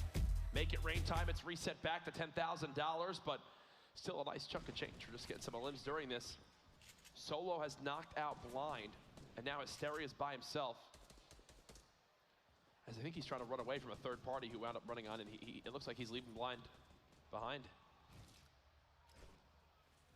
Yeah, yep, it's Nate Hill and Funk Bomb who have 400 combined health versus that health on Hysteria, which will be now 75. I would back out as well, Jack. I mean, that is just tough. Heavy shotgun there, but... And look at the inventory for Nate Hill. 6.63 on materials, legendary assault rifle, both with heavy shotguns, legendary compact SMG as well.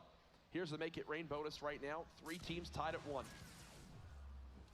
He blew himself up. That's rough. The wall bait there to get Hysteria to take himself out. And it looks like that knockdown on Blind, going uncashed in to the team that got the knock, was eliminated, I believe, by these two. Funk Bomb and Nate Hill secured that duo. We have 3 teams with 1 there. 4 minutes and 20 seconds left, $10,000. We have 2 teams still in the running right now, still alive. Actually, 2 teams total, based on what I'm seeing. I did not realize Hysteria and Blind being eliminated. They have 3 eliminations. Perfect Tilt and Diggy have 3 eliminations, so those 2 teams pick up a single point, but everybody else that's close is at 2 or less. Team from Ghost, Bizzle, and DMO. Cloakzy and Tfue with 2 elims. They love this zone. They have not moved from where they started at the beginning of this game. This might be the lowest movement of any team thus far. I mean, they landed that set of houses down there and have moved northeast only slightly. Yep. North and Mr. Mowgli very split from each other. Mowgli down below, but at 175. We've got a team stuck probably the highest hill. Top-down view on everybody. Nate Funk rotating in ever so gently, floating underneath. And it looks like something happened there with Nate Hill as you see the frustration. We'll have to receive word on what exactly that was, as it definitely didn't look ideal from my perspective, as it seemed like his glider was malfunctioning a little bit, so we'll wait from League Ops on that one. But for now, we'll shift our focus towards Lefty and Jebber here, as they're just kind of gatekeeping as they are right on the edge of this zone. That's a lot of metal being used by those players in the low crowd. You can tell just how panicked they are. There's Chapin, 72 hours still in this one. Baldy and Gunfly, as well as Diggy and Perfect Tilt, all inside Paradise. That's not all there. You see, this is further on the west side, the kind of a wider angle there. You have Margosian Saint still alive on top of the hotel building.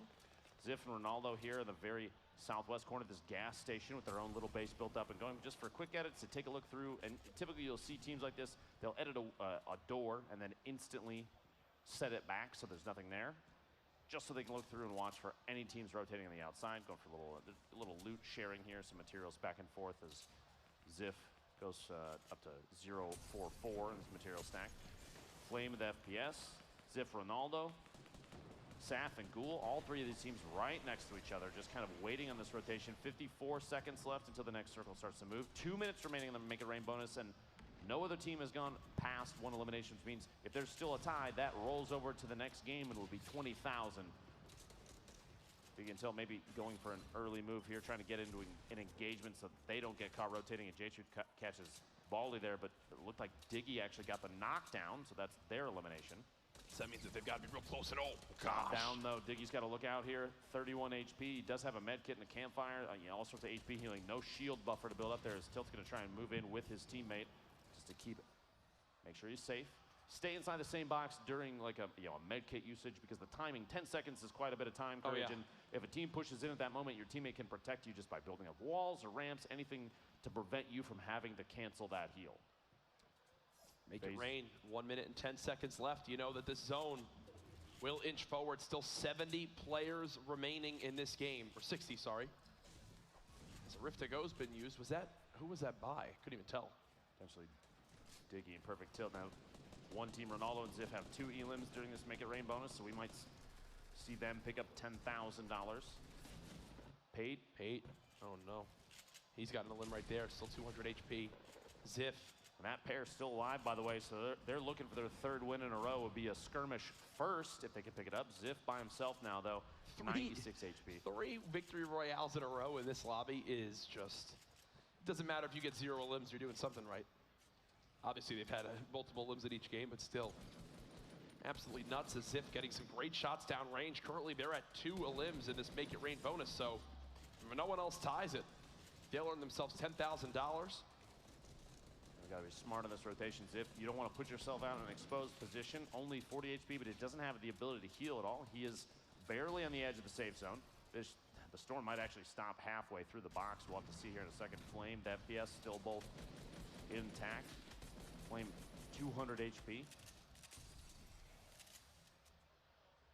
He's just hanging out. Has a lot of materials, but my goodness, look at this next zone. So south on the map, I think that's where Cloak and Tfue had their old builds. Morgasi and Saint done well so far today.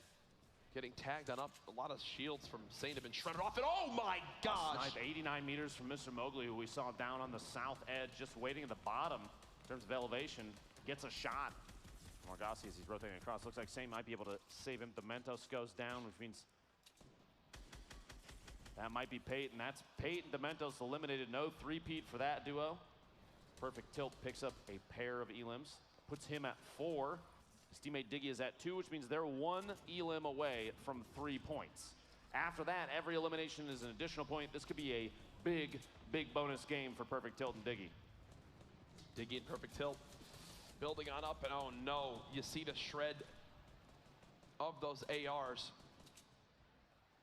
Turns back around, 1 player just drops to the edge of the zone. 51 players remaining now. They've got to go up the side of this mountain or go around it.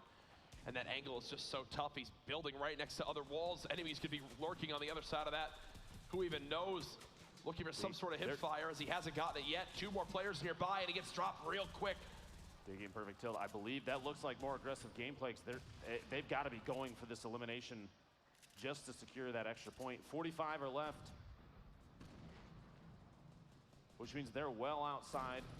Are they at 6 elims combined right now? Yep. Any sort of placement point, they're not close enough right now, which means if they get the elimination, Perfect Tilt gets a knock on Provoked in the feed there, gets the elim. That's number 7, which gives them 3 points from this game. But Tfue and Cloak are there too. They're going to have to look out.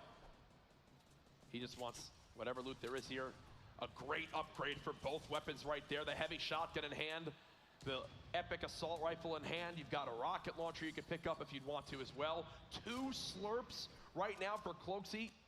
I mean, you'd expect him to drop one. No, Tfue's already got 1 ticking, and they have a Rift to go. How? Absolutely. How do these guys always have all this? No idea. I want to point out super quick, Perfect Tilt and Diggy are sitting on 7 eliminations, which means if you see in the feed even a knockdown from Perfect Tilt, every single elimination, if it gets finished, that means another point. They're going to save the Rift to go as well. They're using another team's Rift to go. The number of players in the air right now, it's nuts. Funk Bomb in the feed there. This is Perfect Tilt. Remember, they are on the verge of big bonus. Every elim he can get right now would be just +1 point for his team, and they know it as well. He's looking to try to drop on down, maybe catch an opponent off guard. Cloaksy landing down on 1 Perfect Tilt for now, just staying alive. He's built his little 1x1 box. I believe Chap just got eliminated from this game. Not sure if 72 Hours is still alive. Balla drops as well. Perfect Tilt waiting for the opening. He's going to push on out, getting up towards this high ground, getting into the zone. He'll live to see another day. Oh my gosh. Smack dab in the middle of the group here. This storm smearing players off at the bottom. I expect the Storm to claim a number of players in just a moment here. And there it is. Look at the feed. Bumpa, DK, Vape Jesus, Left Eye, Windwalker, Wilds, J-Truth. Everybody going down here to the Storm. One of the roughest zones we've seen so far in the fall skirmish. And Perfect Tilt is still in it with maybe 5 HP tops. It's these mountains, man. I'm telling you, can Perfect Tilt get this elimination? Nothing as of yet. Just one. He's doing everything he can. 7 HP. No healing. What a hero he would be for his team if he can at least get one here. As he's waiting, one behind him. No.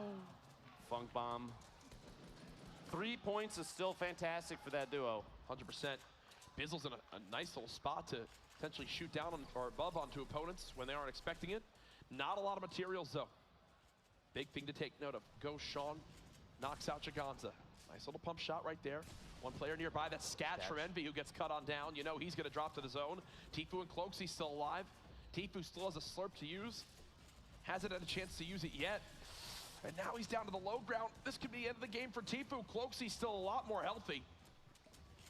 There you go, slurp now being popped. We'll slowly begin to tick that health back up.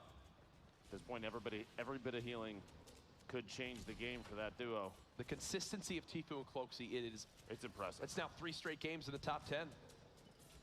Still with an excellent kit, a ton of ammunition for everything. 10 rockets, 110 shotgun shells they'll never use, and there's one coming out, tries to get that, but it looks like Goshan actually picks that. Goshan's down 5 limbs himself, and look at 3 players in the high ground. Flamed FPS all up top. Cloakzy, the shotgun on Goshan there. Picks up his 3rd elim. That's 6 total, like you said. So I 2 believe more. One more puts him at 7. It's those 2 on the low ground, and the rest are all going to float down from above. They've got to move with this zone. And now they've got to, trade back with rockets of their own. The zone's starting to close here. Jack is going to come down to potentially heal off 2 teams above. 6 players remaining. Cloak and Tfue. Tfue with no shield, 75 HP. Cloak, 100. He's in an excellent spot. Everything's reloaded. They're building up. They're basically establishing every single square on the bottom. They've got a campfire and a med kit. They're trying to play around a potential low ground. Funk Bomb gets a med kit off there. Funk Bomb's pushing in. Funk Bomb's just trying to heal. Flame's got everything. Gets the knock. But Flame's got everything you could ever need too. Cloakzy's trying to shoot down this top side so they can't heal. Can they do it? There's just 3 players left. They're dropping him on down. Will they be able to out-survive this zone? They're floating. Tfue's now knocked. He can't use his heals. Cloakzy ticking on down. Just 20 health remaining. Gets 1. Who wound up winning it? Cloakzy's down on the low ground as well, I believe. They got it. They did. 1. Are you kidding me? The last-second push out into the Storm may have changed that game from a 3rd or 2nd to a 1st place for Victor Royale. $50,000 for the gentleman from FaZe, Jack. Cloakzy can do no wrong today. Cloakzy can do no wrong. We gotta look Here at it this is again. from his perspective. Yeah, we cut away at an awkward time, but this hip fire right there, and Funk Bomb drops to the Storm alongside Flame. Even just one of those AR shots from Ladies Cloak may have and changed gentlemen, that. you made some noise, but that was not only a victory royale. They had 7 eliminations, a 6-point game. Tfue and Cloakzy, it's like they heard the interview. They did. They absolutely It's like they did. heard it, and they said, no. Not giving you 3 in a row. It won't be easy. That means in the first 3 games, Tfue and Cloakzy, they got 2nd, they got 3rd, and now they've gotten 1st. Brilliant stuff from this duo. There's been threads about it on Reddit. There's been talk on all sorts of social media. Are these 2 the most consistent duo in all of Fortnite? And guess what? I think right now they're continuing to build that case even more. They put on a show in Heat 1, Jack. You and I had the opportunity to cast that, but this is absolute insanity. 100%. The progression of gameplay from these 2, kind of sinking in, getting comfortable with the situation, and now just asserting dominance. Last-second pushes into the Storm, which we have not seen like that before. It's wild. Even down to the way that they were using the rockets, because how many times have we seen now this weekend where you play that high ground and you just, place down the campfires and heal on up to out-heal the Storm. Cloakzy realizes that, turns and rockets down Flame, who was just going to sit and heal there all day. That's the reason why they were able to win it. Again, super evident Godnik, this is how they wound up winning this battle this time around. It helps when you get a legendary double barrel off the break. That early in a game is impressive. Super Evan. Godnik finally basically saying, yeah, we could take Tilted too. This is perfect tilt and Diggy inside a box there. Nibs gets caught off guard as his teammate Korea is already down. Villix, Jaganza. We've seen Jaganza a number of times during Heat 2. Man, paradise towards the end of this. absolutely stacked with players. At this point, you see 60 left, 52 left. Perfect Tilt and Diggy did make their way to 7 eliminations. Couldn't quite get the big bonus. We had 2 teams that game with 7 eliminations going with that big bonus. Couldn't quite land a bit. Look at that, the reaction. It's much deserved. I mean, look at 2 more ticks to the zone is all he had. The way that they end that game, they get exactly 7 eliminations. They get the victory royale, puts them at +6 points there. And now, for me, it's no question. They absolutely have to be the #1 spot again. They took it back from Dementos there and Pate. But either way, great stuff so far today. Here's a look at our standings. No surprise, Jack. 17 eliminations. God. A 6-point dominant lead from Cloakzy and Tfue, from FaZe, Dementos, and Pate in second. We've got only a handful of teams thus far, 3 games deep, with double-digit eliminations, which I think outlines exactly how some of these players are playing. Strategic play is everything. Third-partying happens quite a bit, but man, you just can't deny. Look at the 17 elims. It's insanity. And I'll tell you right now, Cloakzy and Tfue, obviously members of FaZe. You see Nate Hill there in third, another member of FaZe. They've got some great representation here today. Ghost, Bizzle, and DMO in that 13th spot. After that rough game 3, though, Nick Mercs and Aiden do drop down from 13 to 17. Also on your screen there, you see Champ in 72 hours, 4 limbs in total at 21st. We're halfway through the action so far today, and my goodness, it has been electric. Hundreds of thousands watching online. You see this crowd behind me. I mean, there's not an open seat anywhere. What a blast I'm having. It's an honor to be be up here with you, Lupo, having a blast casting this. And I think by the end of today, if Tfue and Cloakzy continue this performance, there is no doubt in my mind. I mean, you can already make a very good case, but I feel like there's no way you can say that they aren't the best duo in all of Fortnite right now. And we also have our Make It Rain winners as well. We're about to announce. I believe it was Ronaldo and Zip. Oh, wait, I just got told to hold on that. So we're gonna wait now. We're getting a 17th double checking just to be safe on that one. But either way, but back to the Tfue and Cloakzy point. I mean, for me, and I'll ask you right now, if Tfue and Cloakzy win today, are they the best duo without a doubt in Fortnite right now? I mean, to be quite honest with you, we've seen them through all of He1, and not even just this skirmish. We've seen them repeatedly in Fortnite events before this just put on an absolute, it's like a clinic in domination. I would say without a doubt, if these two take home the victory, if they keep this trend going, they're at 17 elims after only 3 games, and they were at 20 after 4 games, and He1.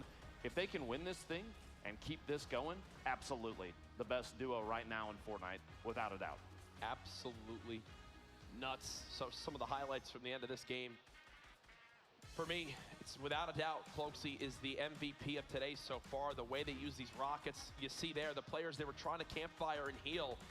By them shooting them down, they stopped any chance of a heal off going down to the wire, which this team, Cloakzy had no intention of doing. Look at his inventory. He was not gonna be able to have any sort of a heal off, even down to how they pushes that again, the pop off at the end.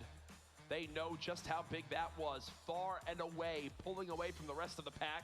Second place has 7 points. They have 13, nearly doubling the score. That's crazy, and like you said, Cloak, they're going full send to secure that as much as they can.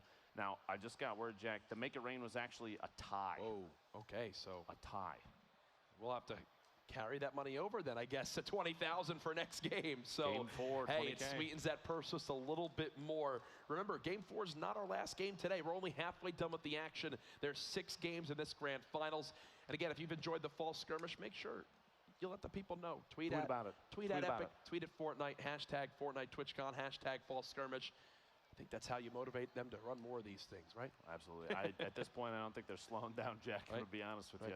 This is, fall skirmish so far has been incredible. We've seen some crazy plays. We had the trials over the course of the weeks too that we saw streamed online all over the place. People were trying to pull off, stacking vehicles in the screenshot for the end game, which was crazy. And that one is actually completed literally the first game by multiple teams. We had people building the Eiffel Tower out of materials in Fortnite in playground mode, a great place for you to practice all your building and shooting and anything. I mean, you can even go for score records the four-wheeler. I think I spent 6 hours one night trying to do that, and which was a huge waste of my time, but it's super entertaining. Hey, you held it for a minute there. 3 days, Jack. I had it for 3 days, and then it was beat. Hey, at least you've gotten a record out there once before, but we've been talking about so many players who've been participating this weekend, how they've done in the heats compared to now. One of the teams that absolutely popped off in the heats was Vape Jesus and Pain. We chatted with them a little bit earlier on today.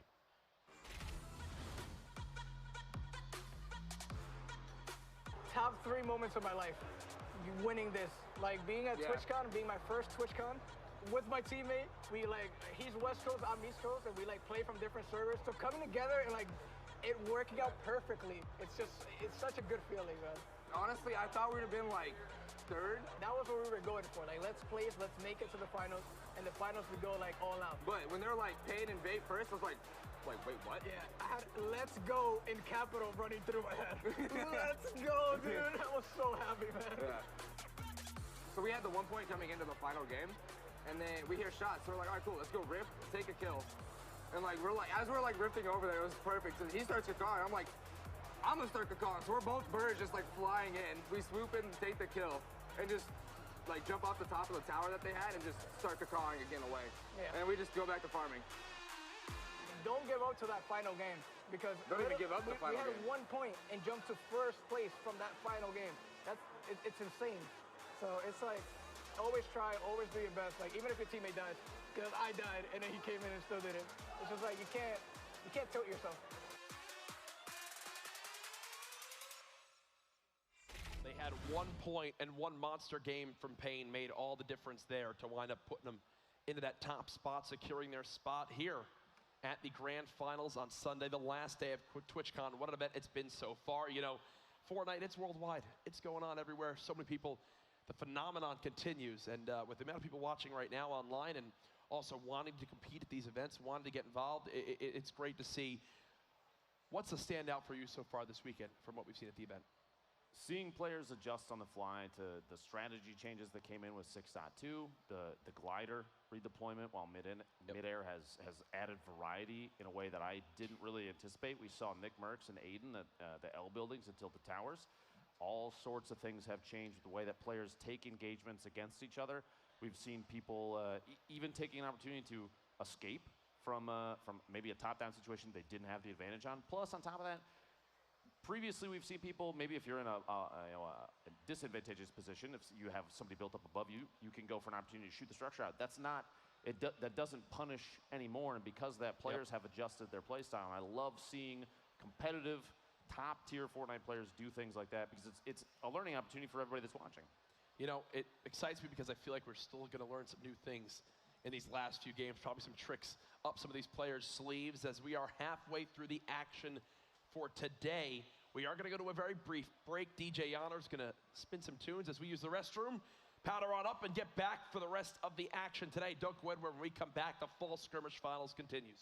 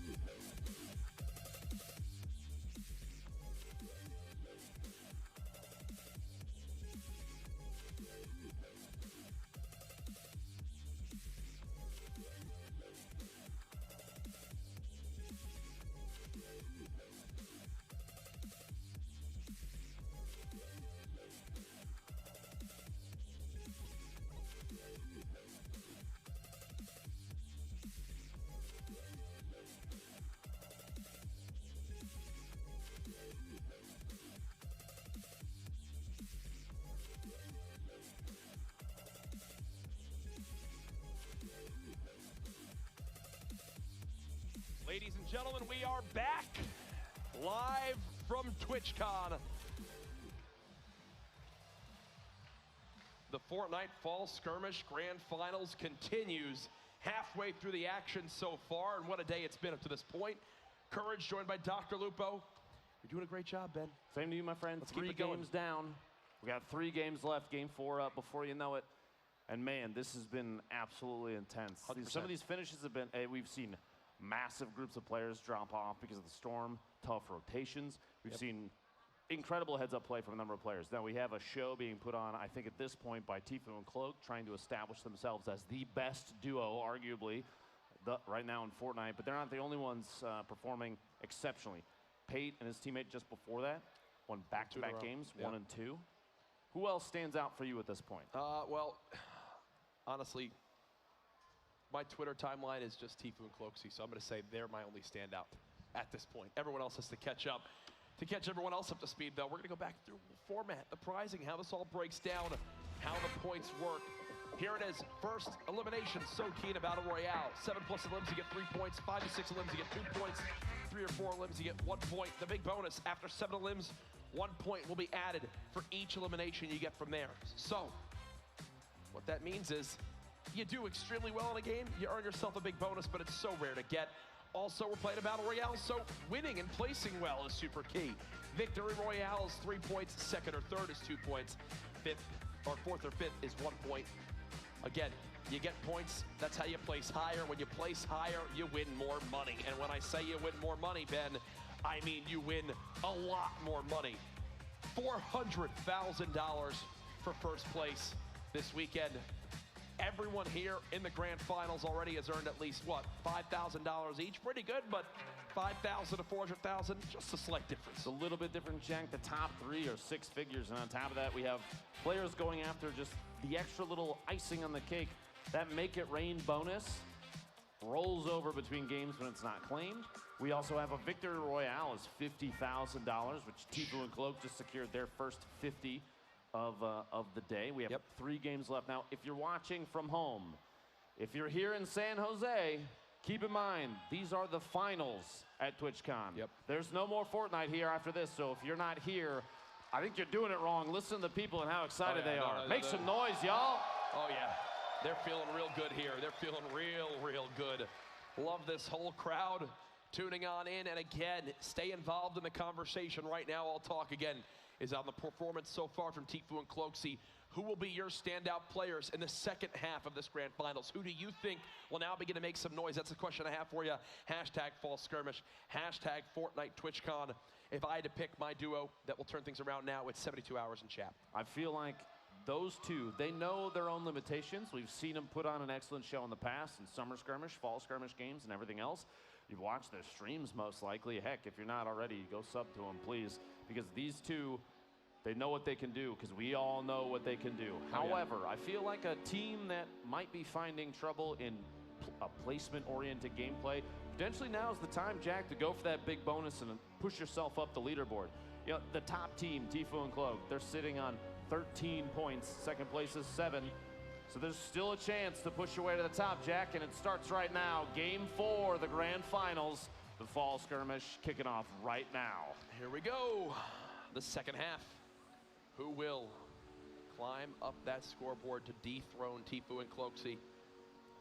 Off the break, we just see everyone split on out. Morgoss alongside Saint, as expected, going Paradise. Cease, you see on your screen, he's had some rough starts to games. Maybe you can turn around here.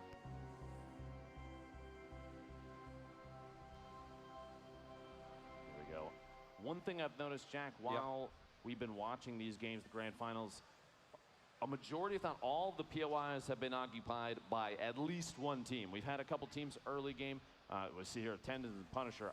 I'm curious if, no, there you go. Germ, J-Love are floating Tomato this time, so we won't have a rematch there. Looking at the map, though, how many teams are landing tilted? Is it only one? It's 2. We got the second pair floating past that orange set of arrows there. So I would bet you Super Sean and Godnick versus Nick Mercs and Aiden again. Yep. Unsurprisingly, Tfue and Cloak, look at these handsome gentlemen on your screen. 17 elims. Look at the damage dealt to players, 2,378.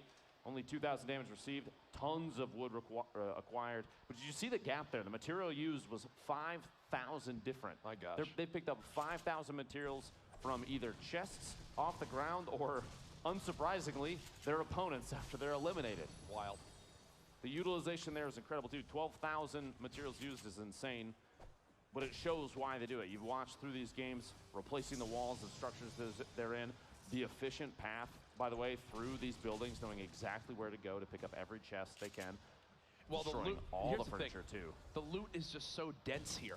There's so many chest spawns, and they're so, like, look at this.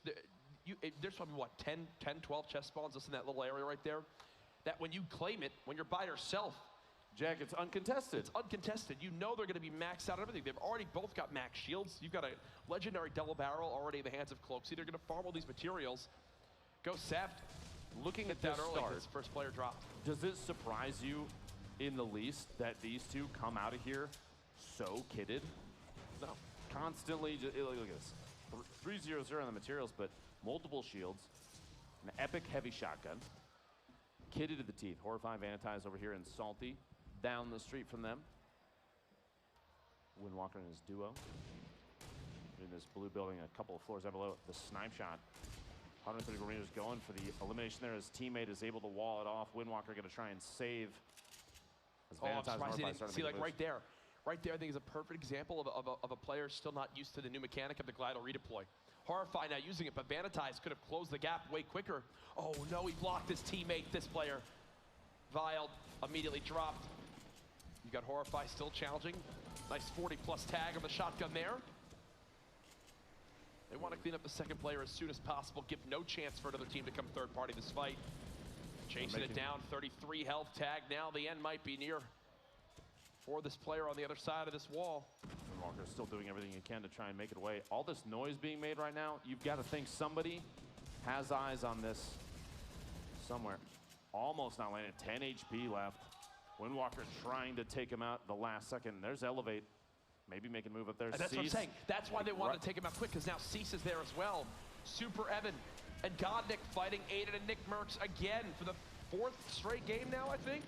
Aiden's got the knock this time, which means a 2v1 situation as Aiden's healing, but Nick Mercs has a top-down view on these two, and he could go for the Elim there. SMG securing that first elimination for this duo in Tilted. Super Evan all the way down to the bottom, yeah. getting the med kit.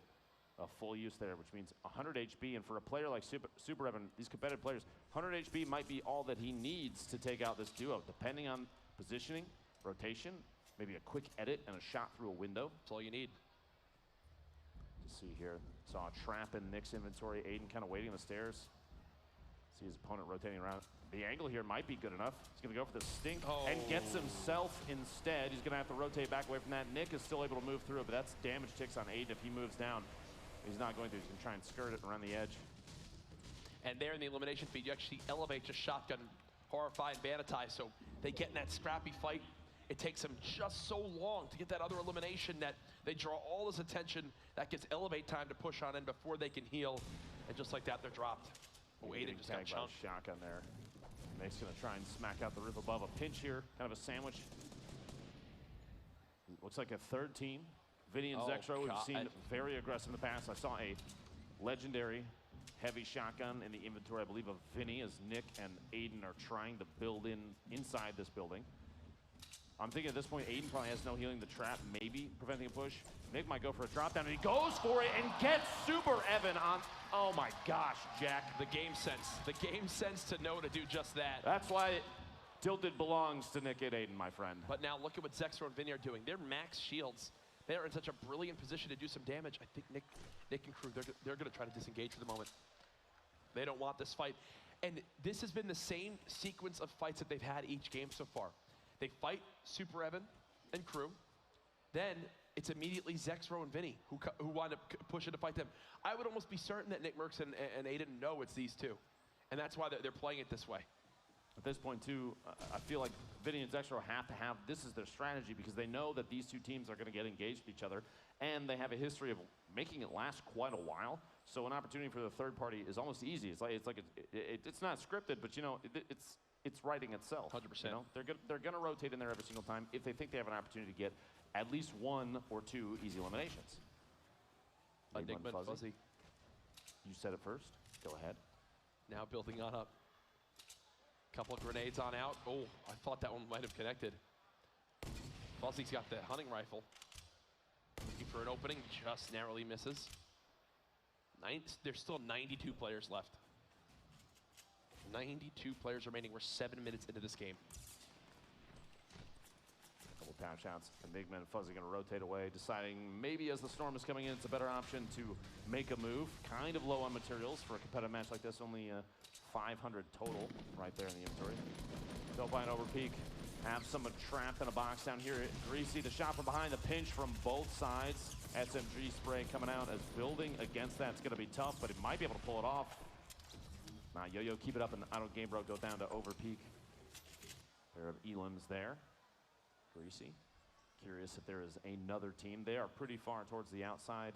The zone. Greasy, one of the kind of the edge POIs, so oftentimes you won't have somebody rotating from the backside. Vape Jesus in pain here and Shifty. It's like only a slurp in terms of shield between the two of them thus far. In the feed, 72 hours, picking up a knockdown and an Elim on tempo. Which means Jayomox should be nearby. Here's your zone thus far. Basically, nobody's stuck outside in the storm. Still a llama on the map. It's actually 2 llamas, one well outside. Nobody's going to find that one. And the one by Dusty probably going to go unclaimed as well. Free 600 materials is disappointing. Yeah. Vape uses a bounce pad. Sorry, the launch pad. Blue SMG, blue pump, green AR. Not a whole lot of ammunition. And they're in the elimination feed, actually, the Atlantis duo. That was a team I was going to talk about here soon. All we could do the other day in their heat was speak about how great they were. Today, quiet to this point. Seems like they've got 2 of them so far this game. We'll keep you up to date on if they earn themselves a point to potentially begin to move up these standings. I would almost expect that team from Atlantis to go along the same path as Liquid. 72 Hours and Chap have that kind of forward mindset. They're going to put the previous 3 games behind them, 4 eliminations between the 2 of them. Atlantis sitting relatively similar. A combo of bounces. Look at that. Nice movement just right there. Floating up top. McMurks and Aiden still in tilted, a 2v2, and both of them with quite a bit of shield and HP. 100, 100, 195. So on the trap, a tap from above, a team maybe not realizing that they're up there. Builds himself into a little bit of a box. He's gonna edit his way down. Trying to escape this. This point probably looking for Aiden for a little backup, and there it is. Aiden taking shots as that other team starts to float down, but somebody lands up top of this red brick building and able to deal 30 damage to Aiden. Looks like another team coming from the basketball court, the northwest corner of Tilted. Nick, bottom floor here.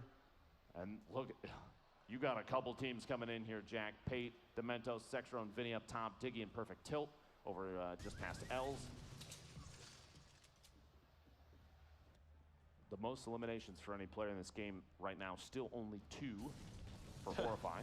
I say only as if it's not very many, but 85 players remaining, only 15 have gone down, and Pate and Dementos.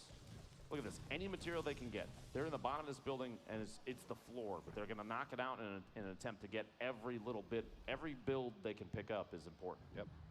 Seems like that's now their home. Still chill down there for the moment. That teddy bear didn't deserve that, Aiden. He doesn't even give materials, Jack. Yeah. You know, shows Aiden's true True colors coming out. It's again, the people, you just tell how horrified the viewers were. Nick just staying in it. It's crazy to think that Nick having 62 shield and Aiden having just about near that as well is the least amount of shields of the players in Tilted. That's how healthy everyone here is. Look at this. That, yeah, literally. Them with that much shield is the least amount of all the 4 teams there. Now shifting our focus towards the south side of Pleasant. Zoof and Crodot. Jayomox nearby, and grenades soaring on in. Not just 1 or 2, like 10. A whole handful. Zoof trying to build against it. Able to do so, it appears. He has 3 clingers of his own, might respond with it. But J-Truth, 1 HP, full shield. But any fall damage looks like it could be an Elim there. Reminder, as you see on your screen, this is match 4 of 6 of the grand finals here in San Jose at TwitchCon. The finale for the fall skirmish. If you're not watching, if you don't have friends watching, tell them to watch. Get in here. Nick Mercs and Aiden is knocked with almost no HP. The save might be impossible as Nick's going to try and defend against this. His own trap above him boxes himself in. He's going to go for this med kit. Even he's only got 39. At this point, if he feels outclassed, he needs to pop that Rift to go, and he's going to do so, taking both opponents with him. A full reset, and there is a team up top. Vinny and Zexro have that top down still, and everybody's going to wall himself off, both a wall and a ramp to try and save it. He's going to go for that med kit usage. 39 HP could mean the difference between surviving this and being eliminated, but you hear that. Make It Rain has begun. Who will win the $20,000 Make It Rain bonus? Again, that's the most eliminations in zones 3 and 4. Zexro has been up top tilted on that huge build for the last, like, 5-6 minutes. It's been a while. Diggy and Perfect Tilt as well, just hiding in double L's. Here's Blind and Hysteria in their fights that just went down. Let's see how it all played on out. Nice shot from Hysteria. Cracks him with that pump. As Nick has no shields left, no teammate left, but a chest.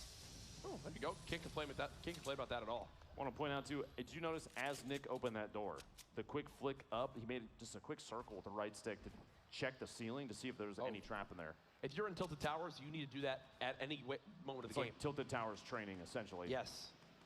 You want to beat two of the best players in all Tilted Towers. In just Fortnite in general, you need to make plays like that. And Dope and Overpeak, they know they have an advantage in this fight. They will not hesitate. They'll chase this down right away. Probably expect the bunny hop. There it is. And that little bit of movement you get after landing as the inertia carries you, the momentum. Dope building on up. Quick build battle, and again, you rarely get to see these build battles, you feel like, at this point in the game, but look at this. There was nothing there. 30 seconds later, there's all sorts of stuff. Cloaksy and Tfue waiting in the wings as well. Now, while Caliber's kind of trying to defend himself and heal up, Nolan trying to get a height advantage, but pays a little bit of a price there. Takes a big shot down to 75 HP. Overpeak and Dope kind of have the advantage here, especially in an HP situation. Very tall build as they're going to start flying off, and Dopai gets tags on Caliber as he's floating away, going for the last one. Another 33 white damage. One shot is all he needs, and he's not going to get it. The aggressive push, a three-way tie, if not more, for the Make It Rain bonus. Overpeak gets the knock on Nolan as he floats in. Probably not realizing that he's about to land on his opponent's teammate. Caliber goes down to Vacaros in the feed there. Another team having a POV on this fight. Blind in the feed, getting a explode on Gunfly, the knockdown. $20,000 to Make It Rain bonus. 3 minutes and 12 seconds and 43 seconds in the circle. And Blind and Hysteria actually in their heats yesterday, they wound up winning the $20,000 Make It Rain bonus. So maybe they can run it back again. Would not surprise me. As they are right there on your leaderboards. 3 minutes left in the Make It Rain. 77 players remaining as this third zone closes on in. 26 seconds until all players want to make sure they're inside that zone barrier. Vacaros and the General. Now, in terms of teams that are still alive, Jack, only 2 have 3 or more eliminations. Blind and Hysteria have 2 apiece, which puts them at 4. That's a point for them. Overpeak has 3 to his own name, but Dopai has 0, so 3 for that team is another point. The next closest is Elevate and Cease at 2, and everybody else that's still in this game only has 1 or less. Shots from the General and Vacaros over towards this team just on the edge of the circle. Tough situation for them out there. They're gonna have to, it's Overpeak and Dopai. They're gonna have to rotate potentially directly in. Up the hill leaves them exposed to whoever's above. You're gonna have to waste a lot of mats to build kind of a roof over the top. They could rotate down and hug kind of the edge. No wood or brick, but nearly 784 metal. 999 metal, giving them back basically is here, let's top you off on metal. I'm assuming Overpeak might be sitting on something else. Look at this view. A gift from the heavens there, Jack. That crate for Ziff and Ronaldo might be big. They're going to catch it. Oh, this is so close, right on the edge. They should be able to loot that pretty easily. Tfue and Cloaksy. The man's got a legendary silence assault rifle, a legendary double barrel, a bolt action, 10 minis, 3 med kits, and Tfue just drops to the big shield as well. Well, you see the mark there? Yep. They know that the top of that hill is going to be basically the focal point for a lot of this. Whoever gets that spot is in the dominant position. I'm assuming that the reposition of the marker is basically because someone has to already be up there. Yep. So rotating maybe north, northwest ever so gently. That's going to be a better call if the circle moves. They don't have to move right now, though, and they're not gonna. And by the way, what you just watched right there was Cloaksy build the next level layer of his 1x1 while being under that pyramid. A great little tactic you can use. The quick edits and peeks on these walls, looking at the third party into these fights. Pain and Vape Jesus, we heard from them in the interview just prior to this game. As they're just trying to outlast Explodes that continue to pour on in. It's another zone that there's a big, elevation battle involved. It's Overpeak, he's trying to save materials. He's just running in the open. There you go. They made it on in the heavy sniper. Immediately destroys any player-built wall or structure due to the amount of damage it does. You try to catch your opponents off guard. I believe I just received word Nick Merckx has dropped in this game, meaning him and Aiden, I don't think, got a point yet again. So you think they'll probably fall even more in the leaderboards as they were near top 10, now more towards the top 20. J-Truth, a number of different shots going at Ronaldo and company. Different angles there. Raz picking one up. Dementos knocked and eliminated. It's Atlantis. Nog it again. When will Blind and Asteria use this rift to go? Do they wait, try to wait out another circle?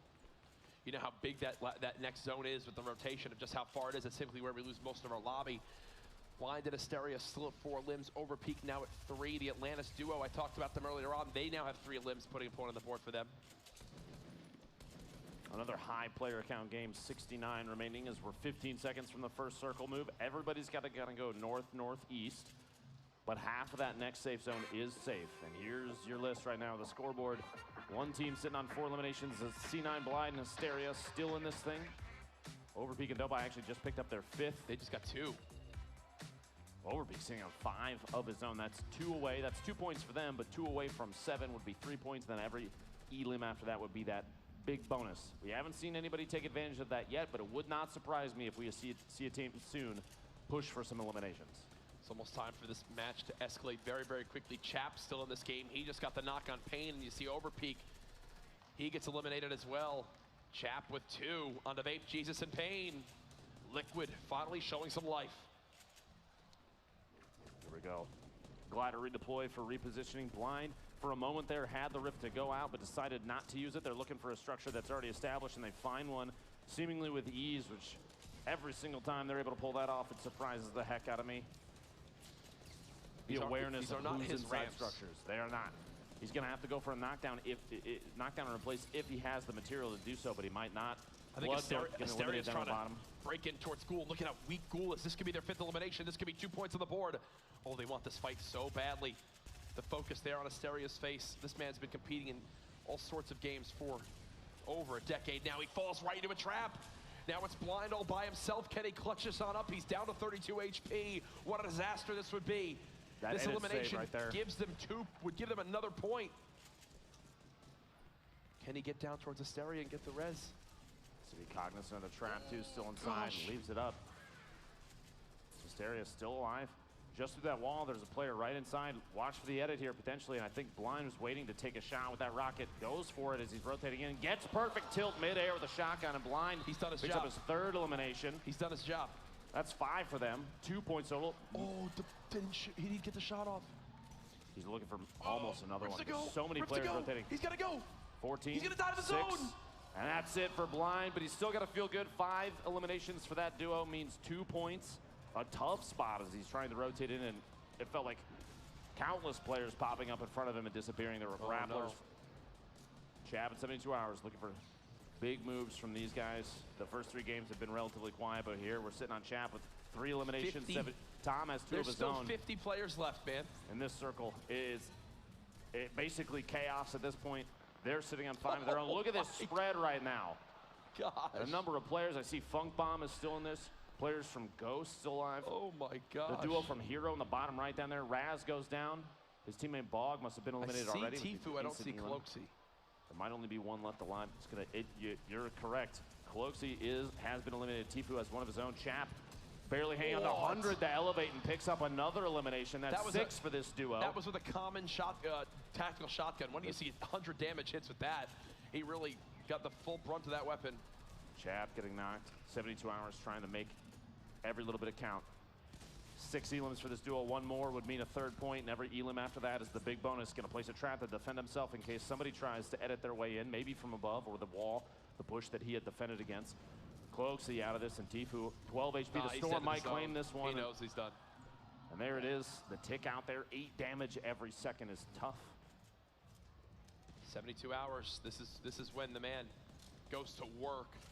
He's gonna have to start popping more of these heals though. Yeah, there you go. He knows he's got time right now.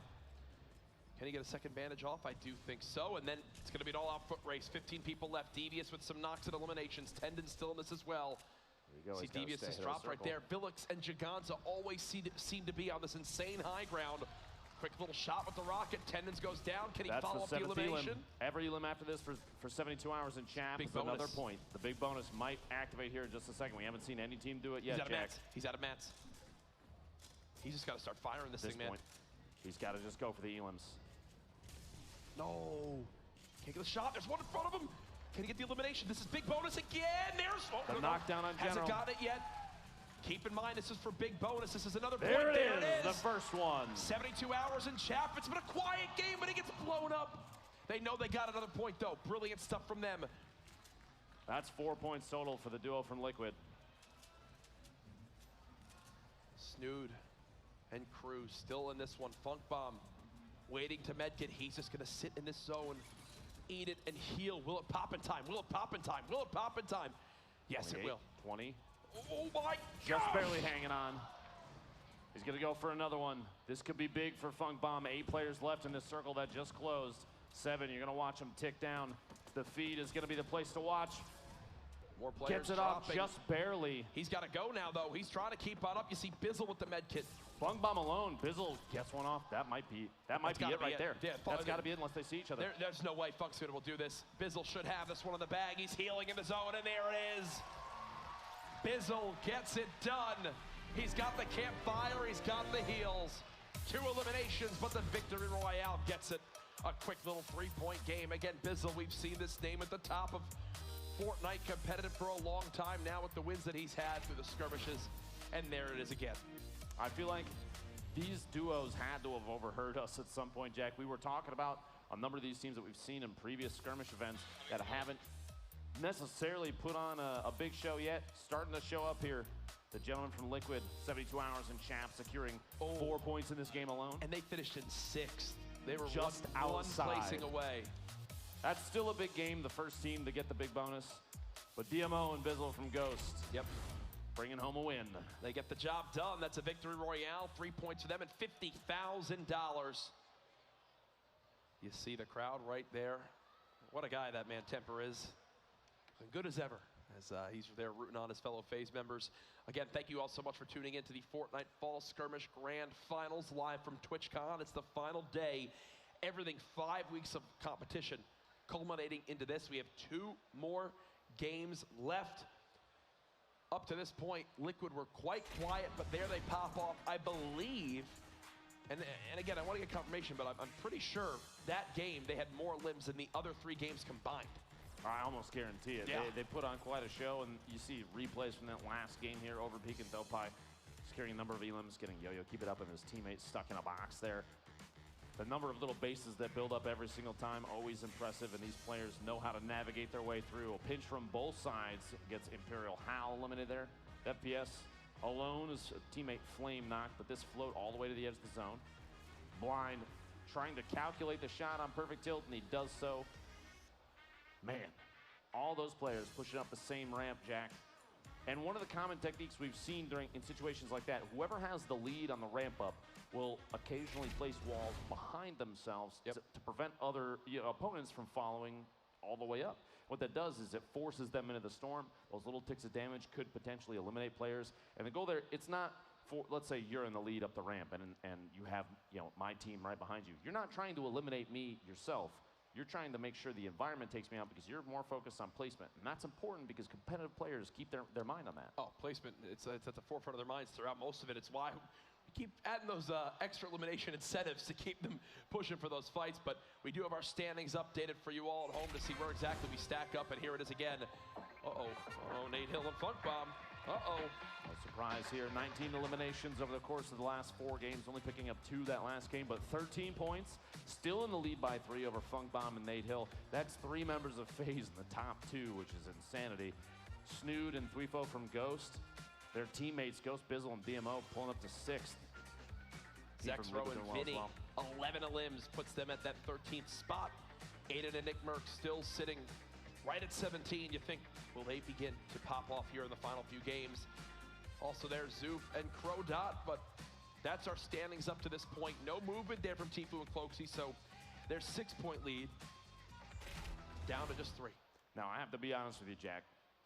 During our break, before the last match, I had a conversation just real quick with 72 Hours. And I told him, now's the time. If you want to start putting yourself on the board, you have to go for eliminations. You guys, you know you can do this. So I'm just going to say this. I take a majority credit for that last game. Brilliant. It's mostly me. So can we get a round of applause from me here, please? Thank you. Really proud of you, Ben. Always adding so much to Liquid Strategies. That's what I'm here for, Jack. You really did a lot there. That's what I'm here for. I literally saw you walk past him and said I 2 didn't words do to anything, each other. Jack. Please stop lying to me. But we do have an update for you on the Make It Rain. It's rolling over. Add another 10,000 into it. $30,000 for the Make It Rain next game in match 5. So that prize gets sweeter and sweeter. As I think it was a tie for that for that elimination. So we roll it on over. $30,000 still, I mean, we've seen it multiple times in the past. I don't think that's going to be enough to motivate players to be more aggressive and go for eliminations because, man, it is tough to say no to try and go for $400,000 for first place at the end of these grand finals for the fall skirmish here at TwitchCon. Now, earlier on today, back in match 2, we had the Make It Rain bonus at $60,000. Yo-Yo Keep It Up and crew, they wound up winning it. We got Sundown on the floor with them for a live interview. How you doing, guys? We're here with Yo-Yo Keep It Up and I Don't Game Bro. I would say they made a raid, but in all honesty, you guys made it poor. How do you feel? What was your reaction to that? I don't even know, man. As soon as it happened, they called our name. We just freaked out. We jumped up. We started screaming. I was hugging them, dude. It was crazy. I just didn't even know how to feel. So did you guys end up changing up your game plan at all? Were you just looking for some safe elims, or what ended up happening? Basically, we noticed that I had the frag grenades, so we saw the 2 people that were below us getting just like lasered. So then we decided to throw all our frags at him. I hit him both with grenades, and then I jumped down while he covered me, and I just got the elims. Wow, so those frag grenades making a huge difference there. So you guys, how have your lives changed in the past year? How has Fortnite been to you guys? I mean, a year ago, I wasn't even streaming. I wasn't even a streamer. I started late February, and ever since then, you know, I started out just like everybody else. 0 viewers, just on the grind. And then the solo showdown came, and I performed well in there, and that's how I got to meet Lumen. Most people know him. And from there, I got a chance to compete in the Summer Skirmish, and it's just blown up from there, man. Epic Games is doing a fantastic job at just giving everybody a chance. How about you, I Don't Game Bro? Basically, a year ago, I actually didn't start playing Fortnite until Season 3. And but it still changed my life a lot. I play it all the time. Right as soon as I get off of work, it's just a fun game. Well, congratulations, guys. I noticed you got some interesting merch there. Would you like to talk about that? Yeah, I mean, I just want to let you guys know, like, if you're not qualifying for these events, all you need to do is make sure you use my code and you'll start qualifying. It's as simple as that. Do you have any shout-outs you want to give I Don't Game Bro? I just want to give a shout-out to 2 of my NCOs, Sergeant Martinez and Sergeant Busta, and Echo Battery at Fort Bragg, North Carolina, for letting me come out. All right, thank you very much, gentlemen. Congratulations, and go see if you can get another Make It Rain bonus, all right? Oh, we will. Don't worry about it. Back to you, Courage and Lupo. You know, I love someone who knows how to plug. I do plug Twitch Prime all the time. I'm literally wearing the shirt right now. And that man, I love a good sellout. And there it is right there. Brilliant job, Yo-Yo. Keep it up. I'm definitely not going to use your code because I'm going to use mine. Yeah, Jack is very much about himself.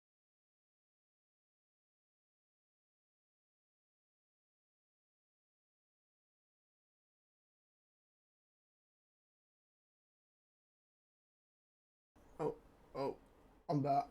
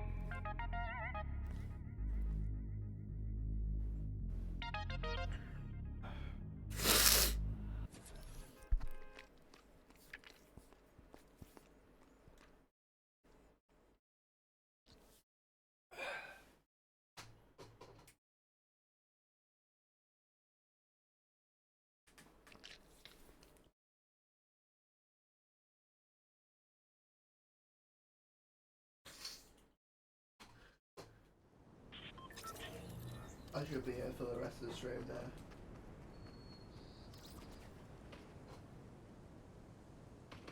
Feeling good, feeling rested. Ready to play some Fortnite Battle Royale.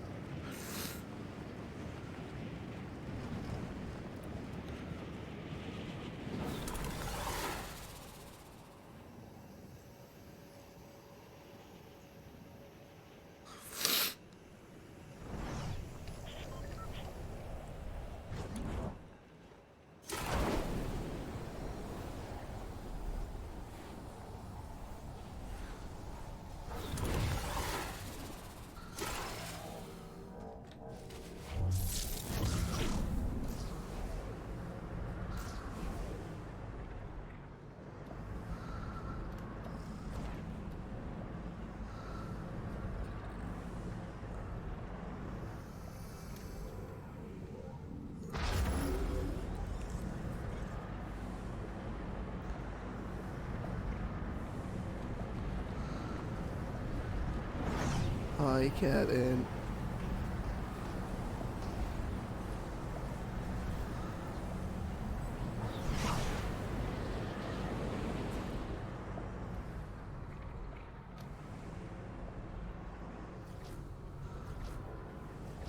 How do you trigger it? Hello?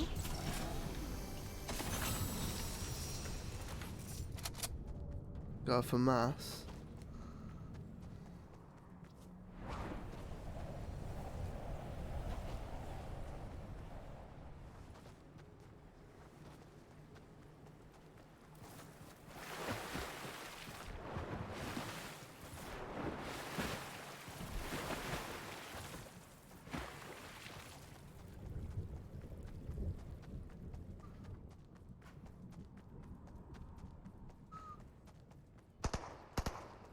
Where do you trigger it? Oh.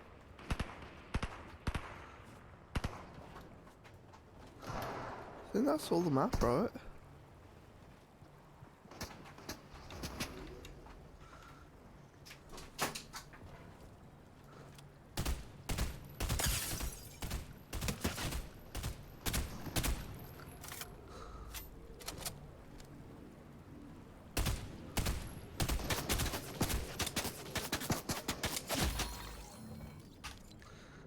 Okay, we're good.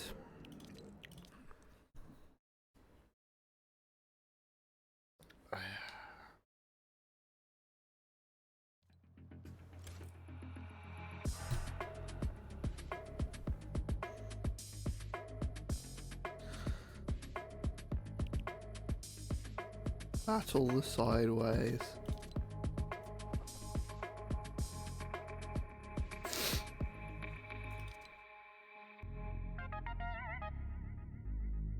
Right.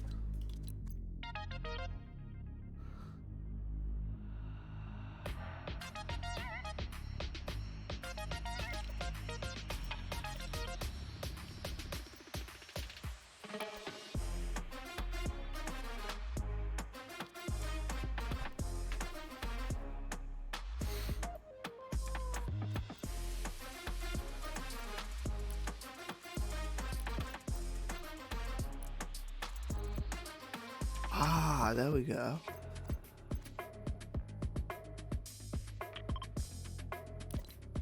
Where's Penny? Okay.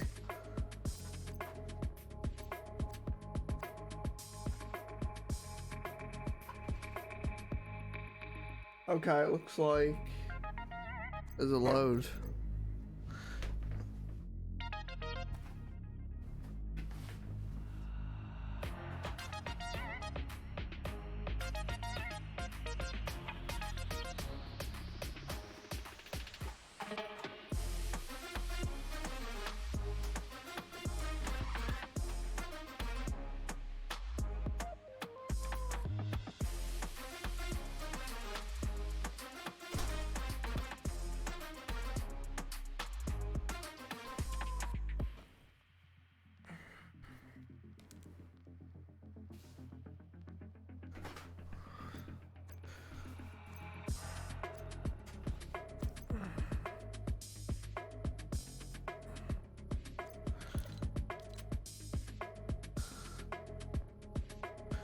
Okay, let's start challenges. Talk to Penny.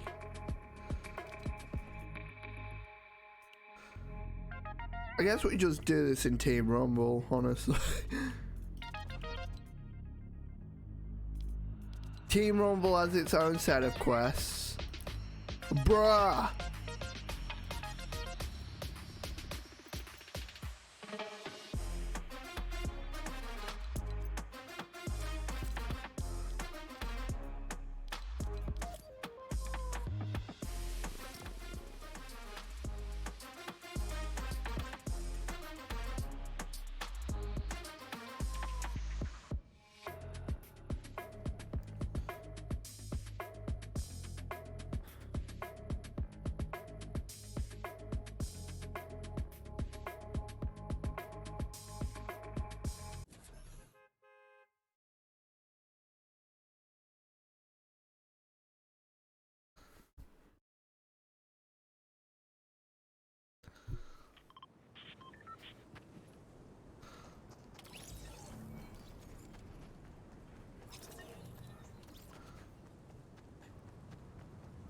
Uh-huh. Wait, this the sideways in Rumble? Okay.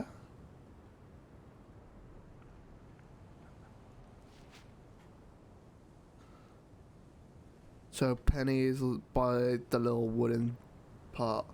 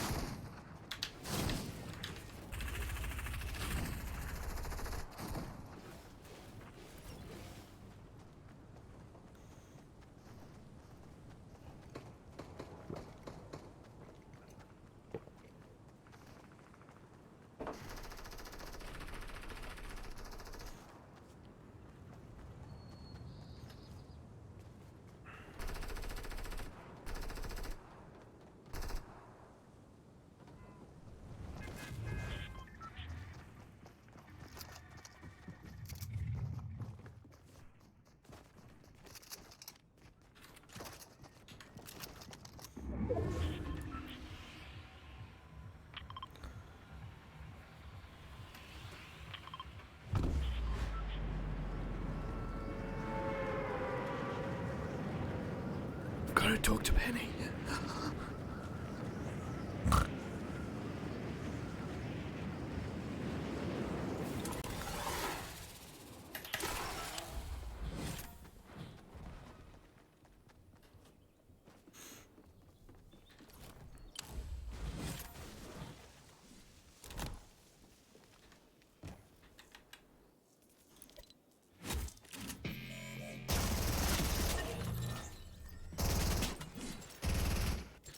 Does this have to be in Battle Royale?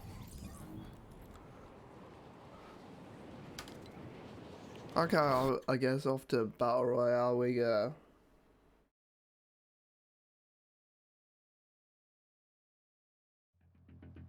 We can't do Rumble.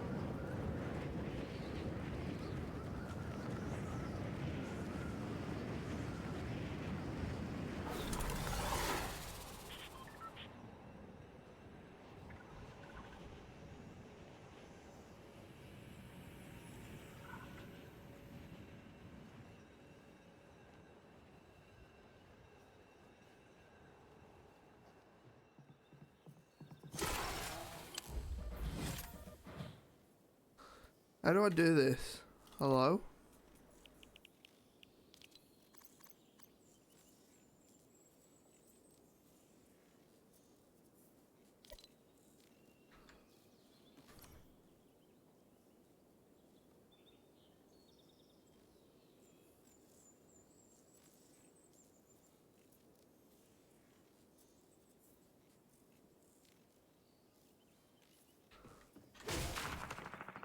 I'm obviously missing something because I'm so stupid. I'm obviously not understanding something.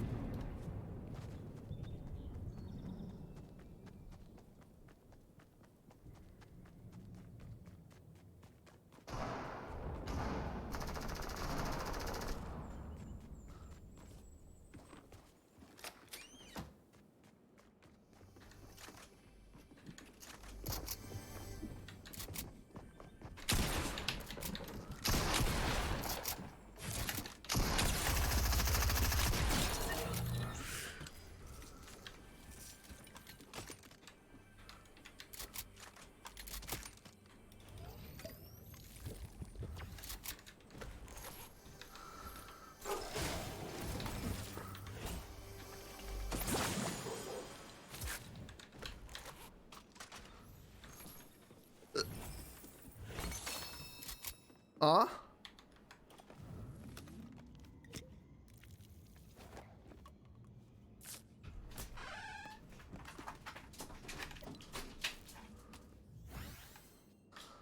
Build structures at Craggy Cliff.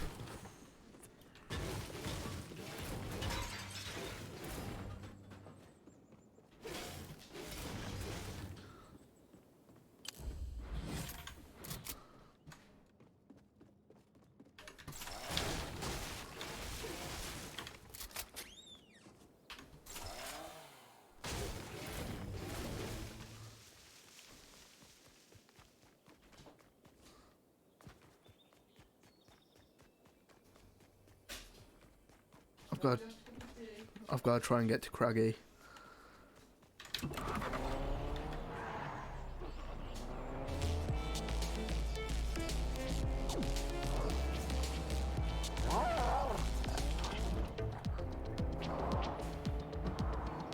And before it like boots you out of the car, you get near the sideways.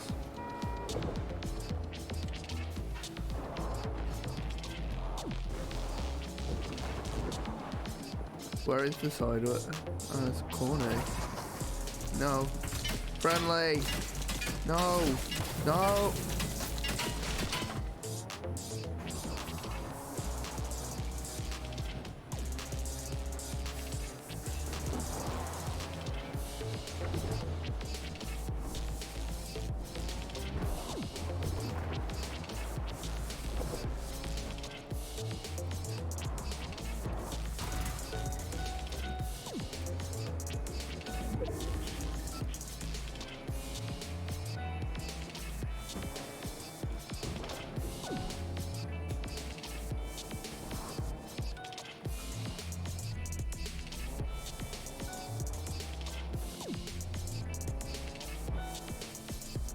I need a refill.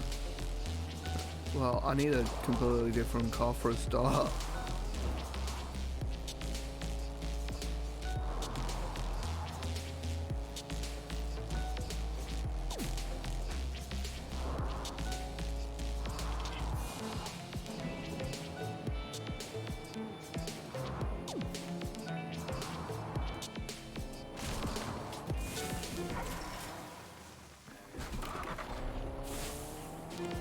Oh, hi, Paula. I mean, Logan.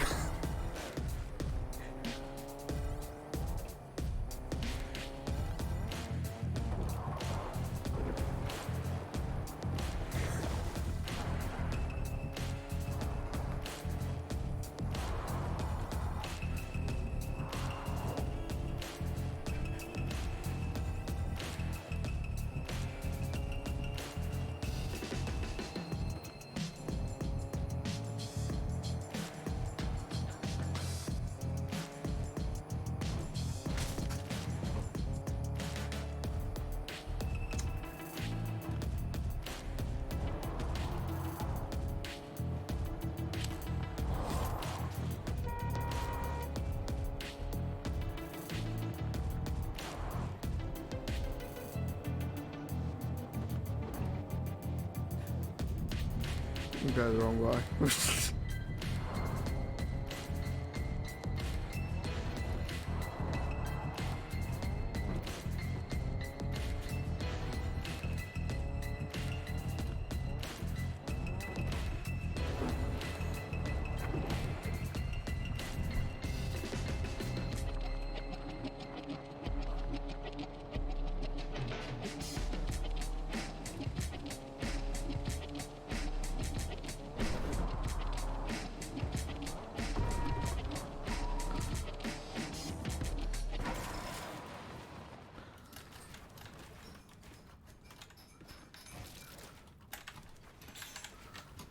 Is that enough?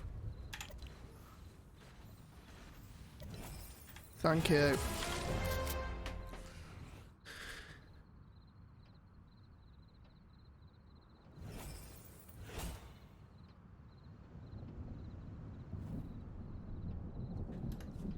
What do I think? I haven't played enough to give a final verdict of what I think so far.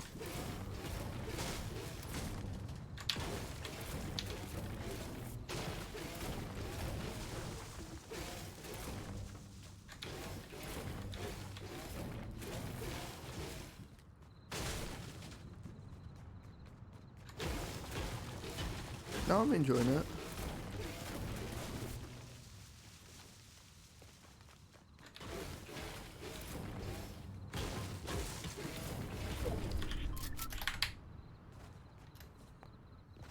Might want to pop this Medi.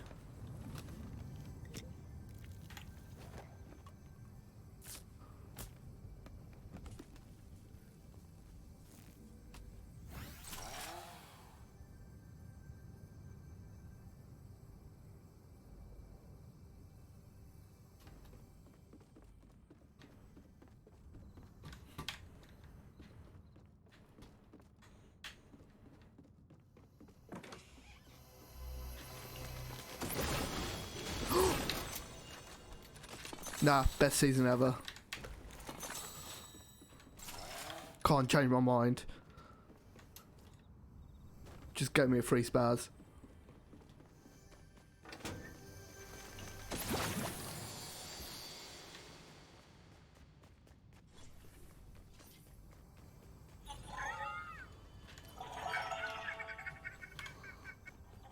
Still down now though.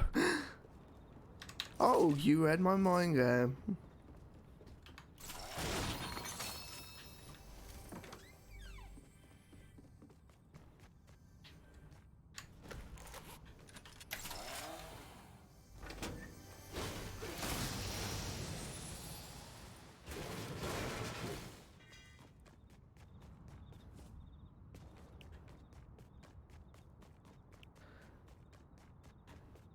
So someone just went into this sideways.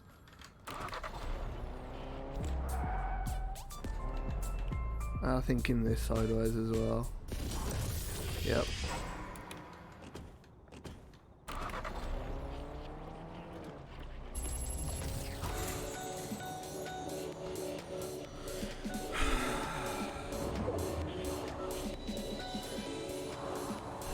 Why is it so misty? It's not Fortnite yet.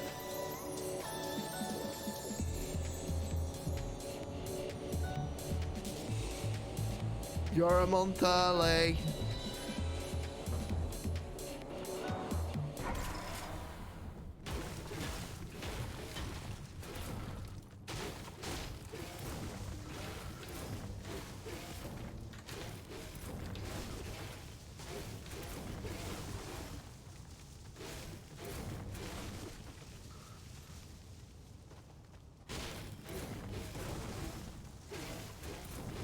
Like, the content in the season's been pretty good. However,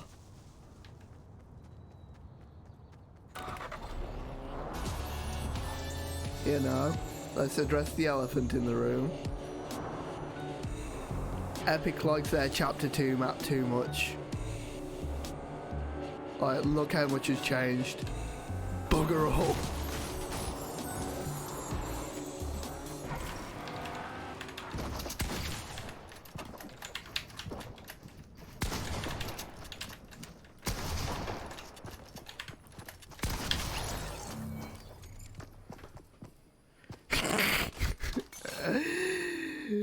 It's going in season 17 wrong.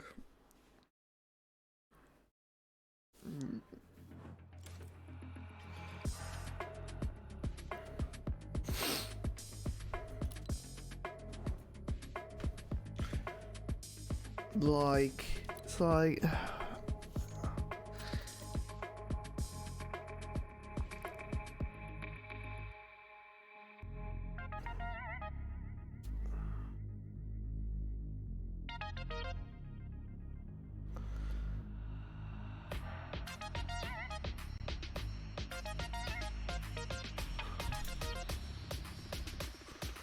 lot of people are pissed off by this, and me also. Why is this still here? This is the worst, one of the worst POIs ever to exist.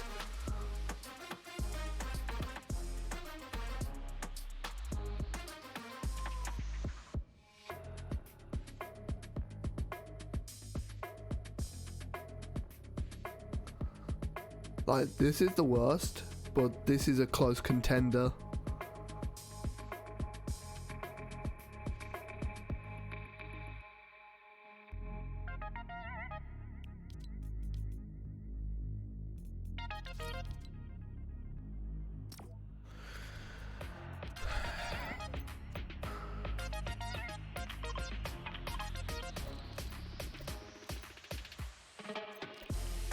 Harvest metal from Bad Weeping Woods and... What?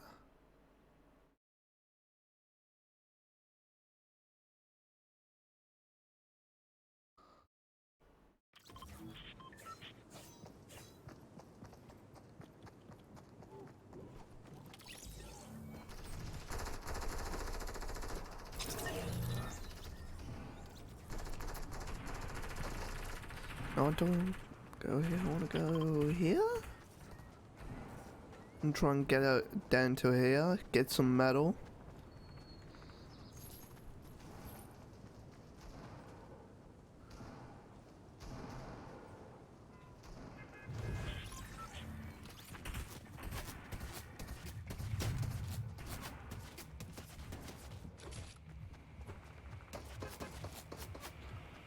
Oh, look at me, I'm caring about my challenges for the first 2 weeks and then I'm gonna abandon them.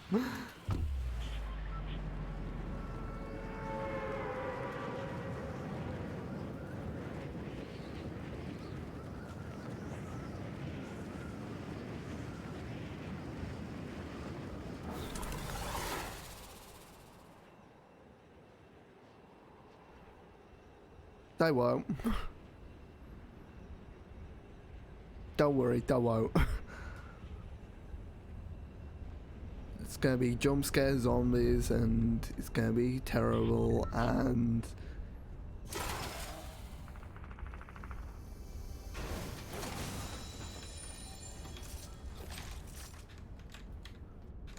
And I'll be stuck in arena with just the sideways. Well, the portal ones anyway, not the massive POI ones, that's random.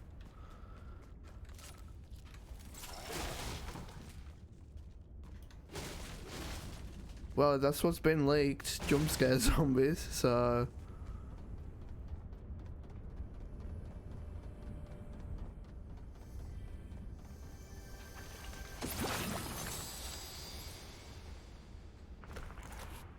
I was about to say.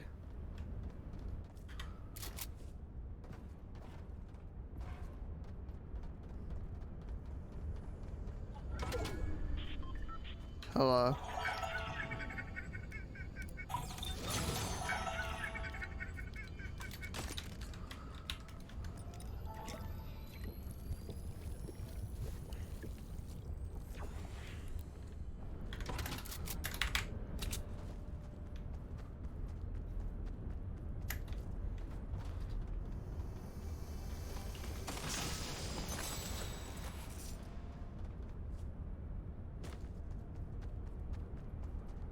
Yeah.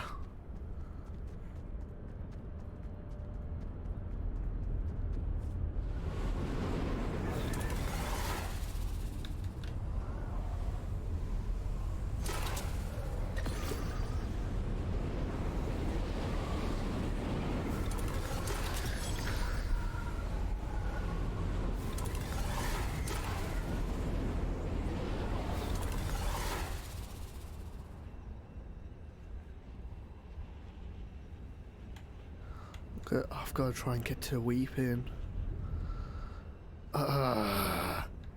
Even then, people might have just got all the medal, just for the lols. Nice.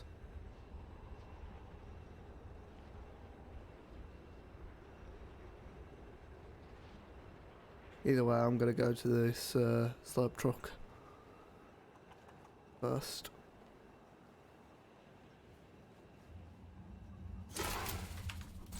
And maybe to the gas station.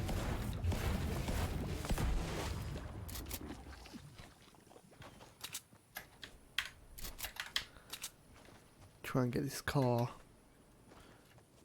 Wait.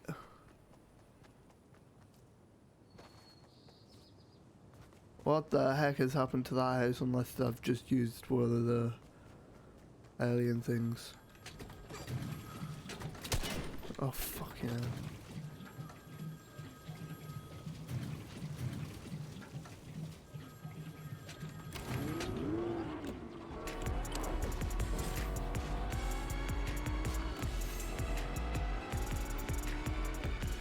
There's the sideways.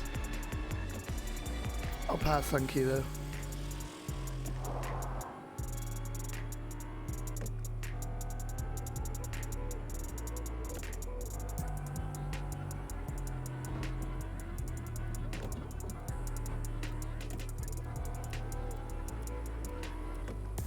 Well, it's like an alternate reality with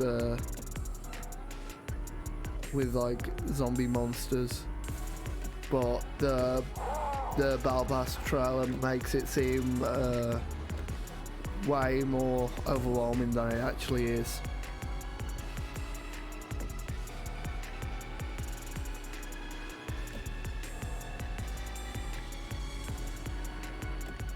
It's not that bad.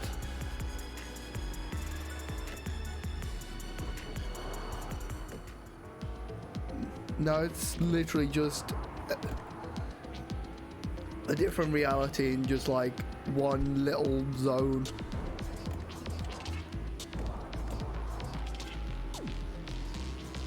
Literally same point in the map, it's just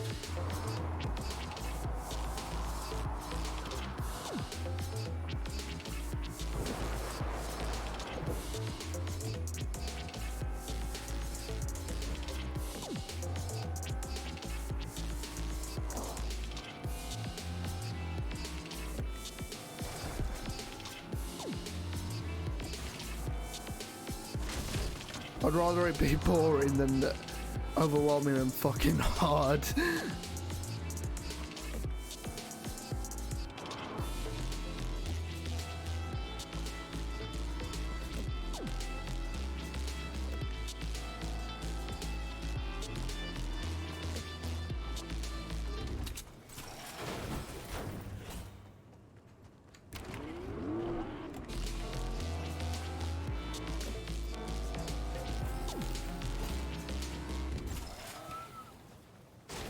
Wait, these challenges are free.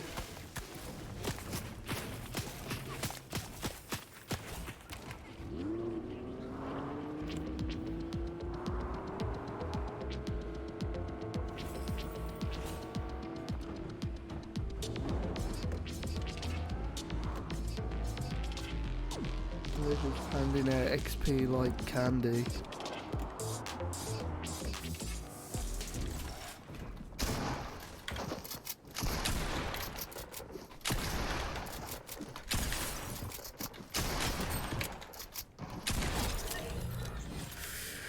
Yikes. That was a huge yikes. Oh well. Made it out alive.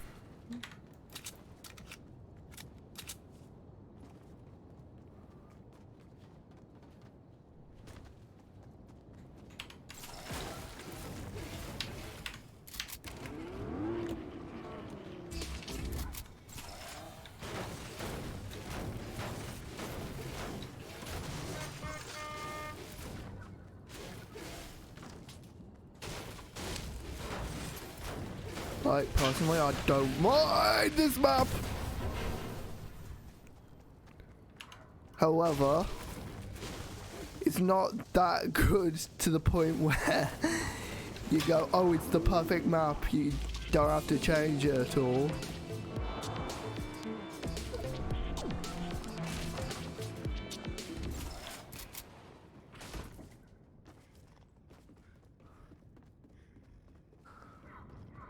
Now I'm gonna have a stupid dinosaur up my arse now.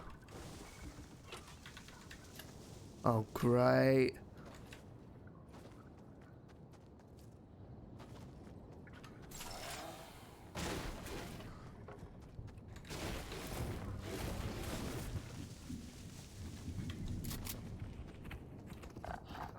No, leave me alone.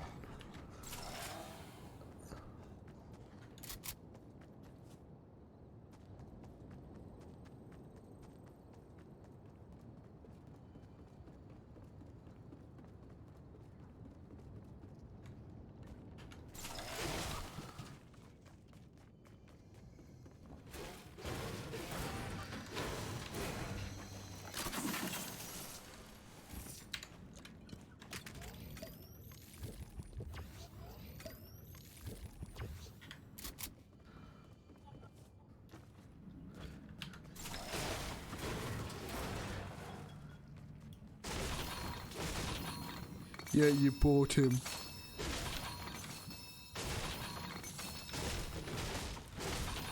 Are you just giving out less gold now?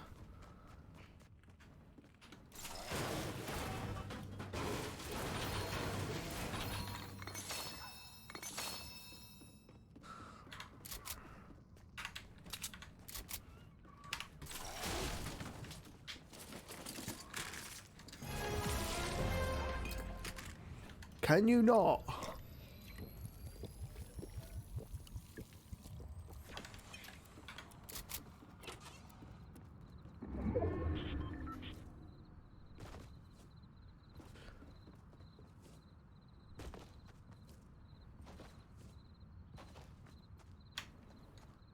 He's a fucking booted.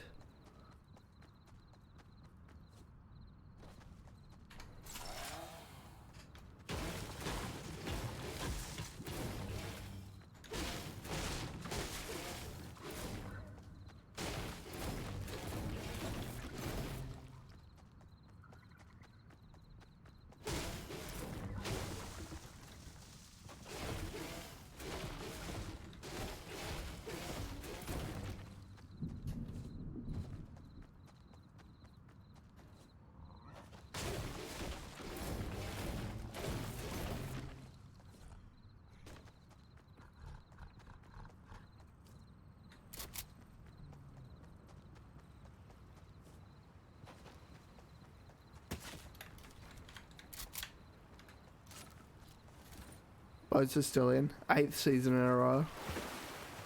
Longest lasting vehicle, by the way.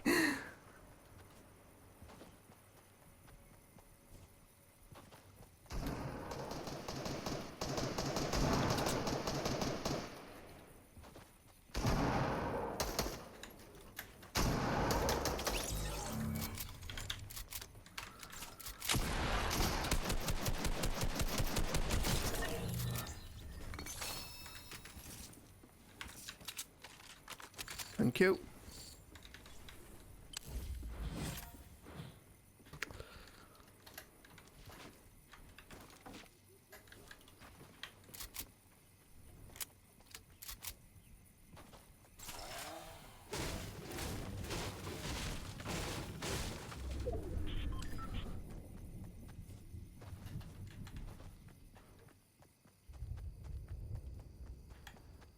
think it's from this zone on, you can't get the sideways in zone. I might be wrong by that.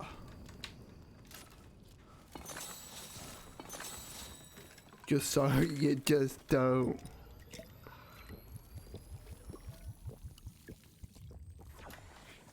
Get hecketed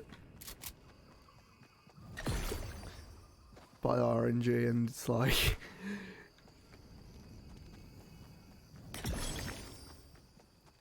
you are now in the sideways.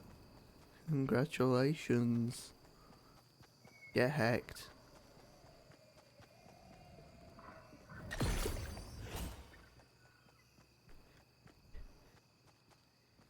This is an interesting concept, but why would anyone do this?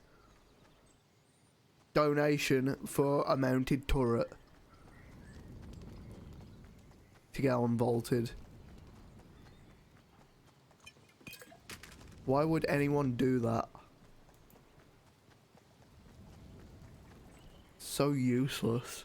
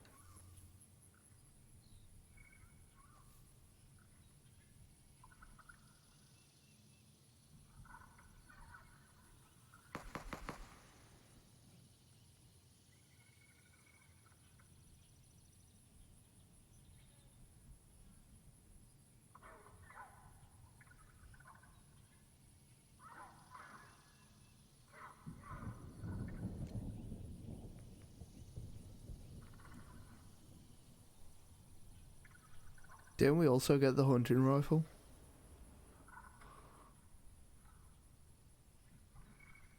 Or some shit. Those just... Because I haven't been able to get one.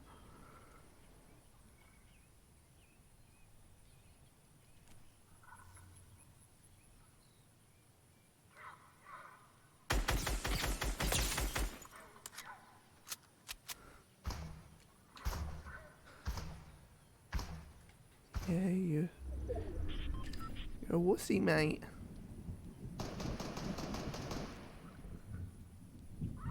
You know what?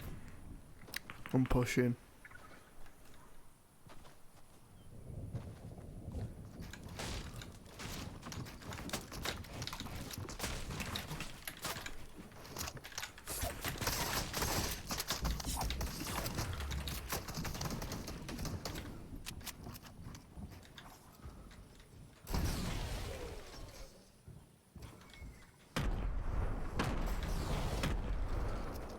I've got the high ground.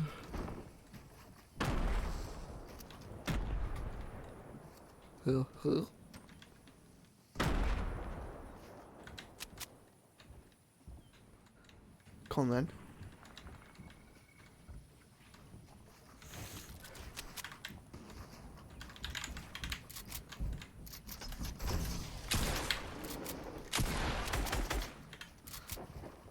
Yeah, that's what I thought.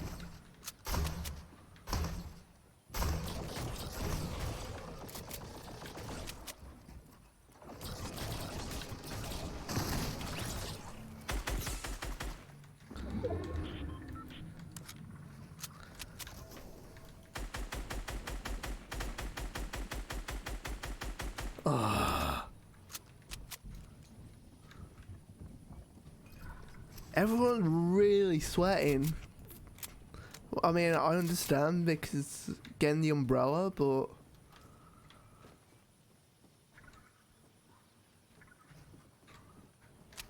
come on, dude. It's just an umbrella.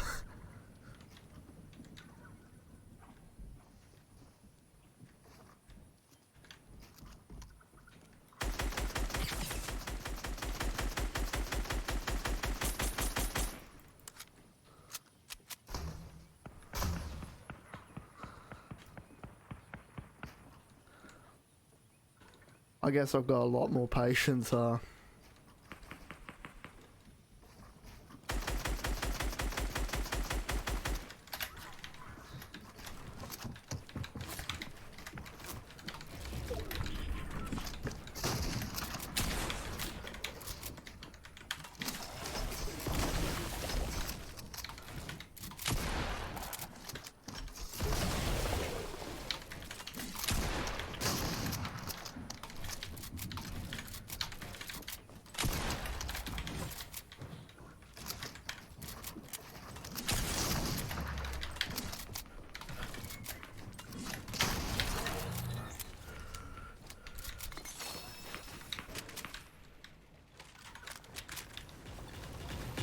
Oh, I'm dead.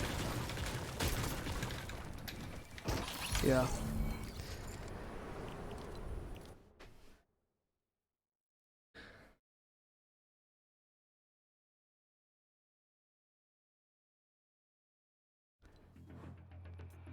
That guy's fault.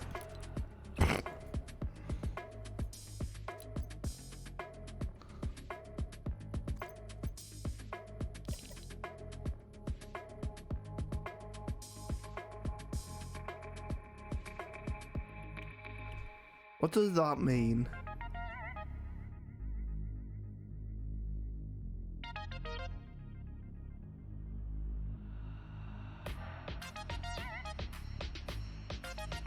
Wait.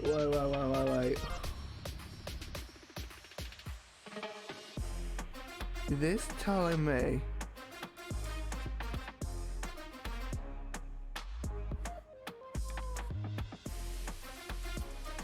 this game telling me to build and then emote.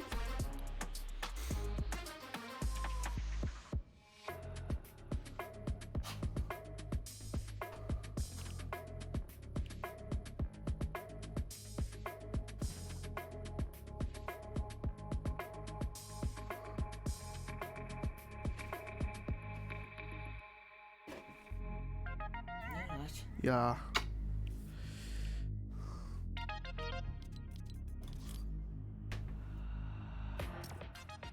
Whatever game. Whatever.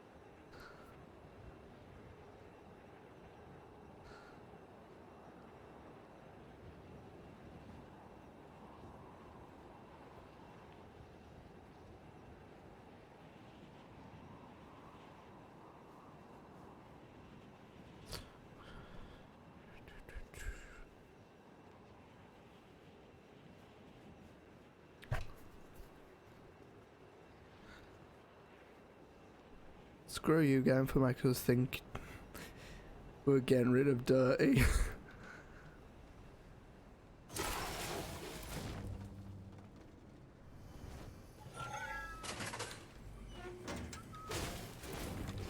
You scared me.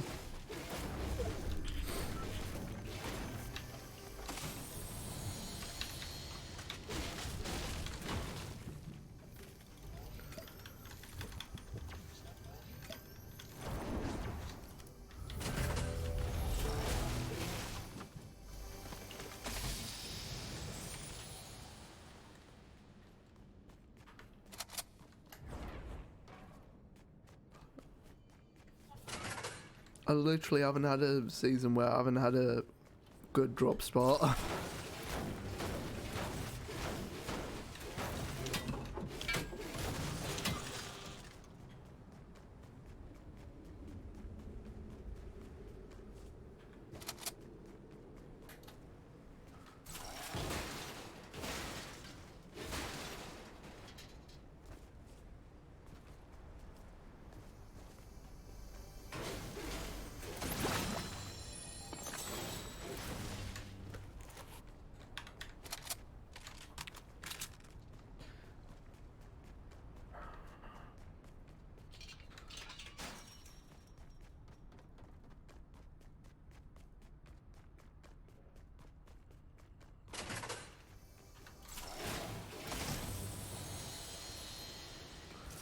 Oh yeah, I'll 100% have that.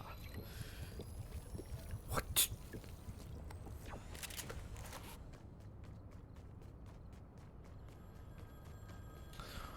Great. Hello?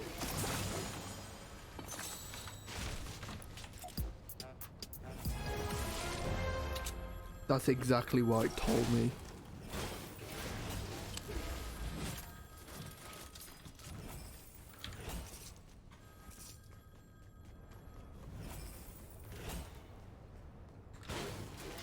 Yep, they are handing out XP like it is candy.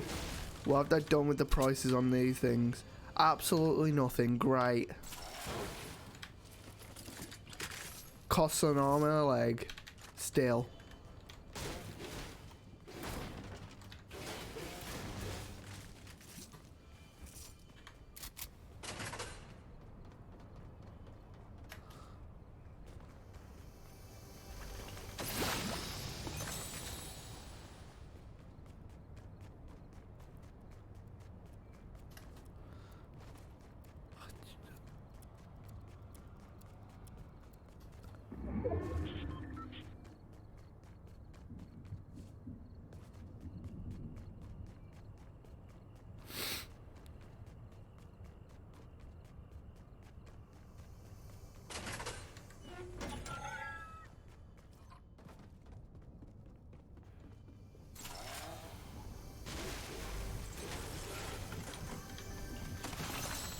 Oh, the Chinese spyware game.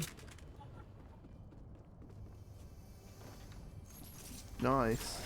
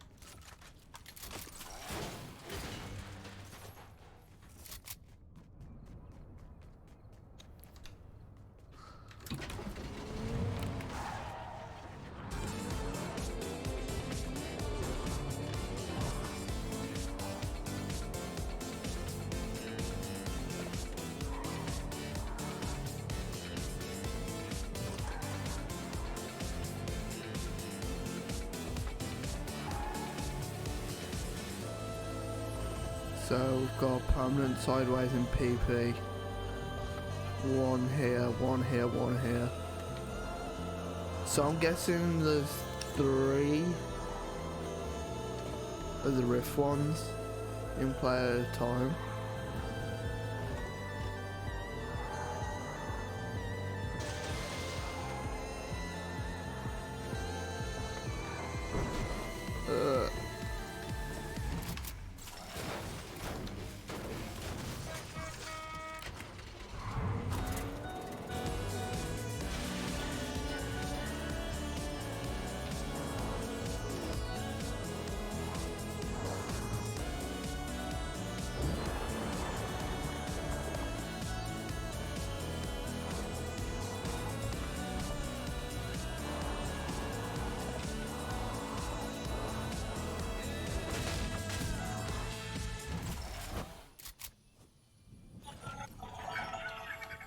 I don't even know why I'm going here.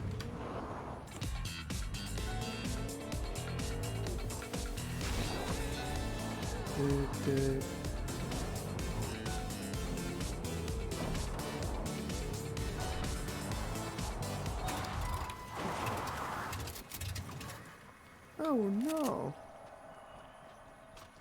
Anyway.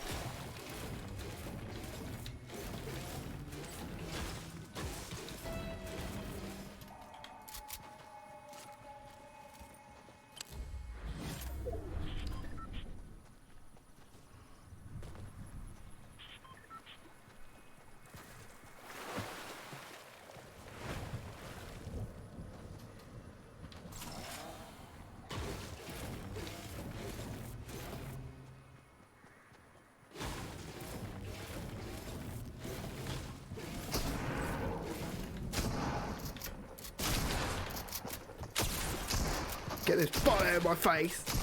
Ugh!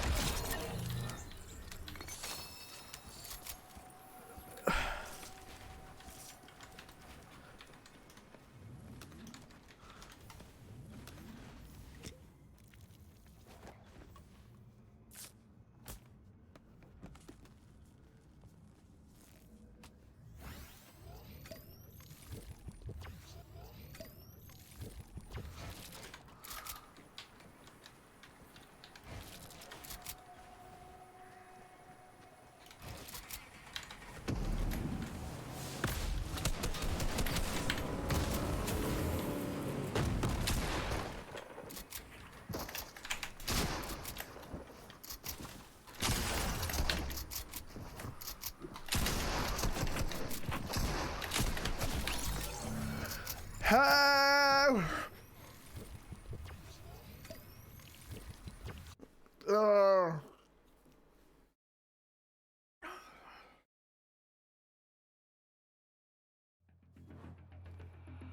I'm sad.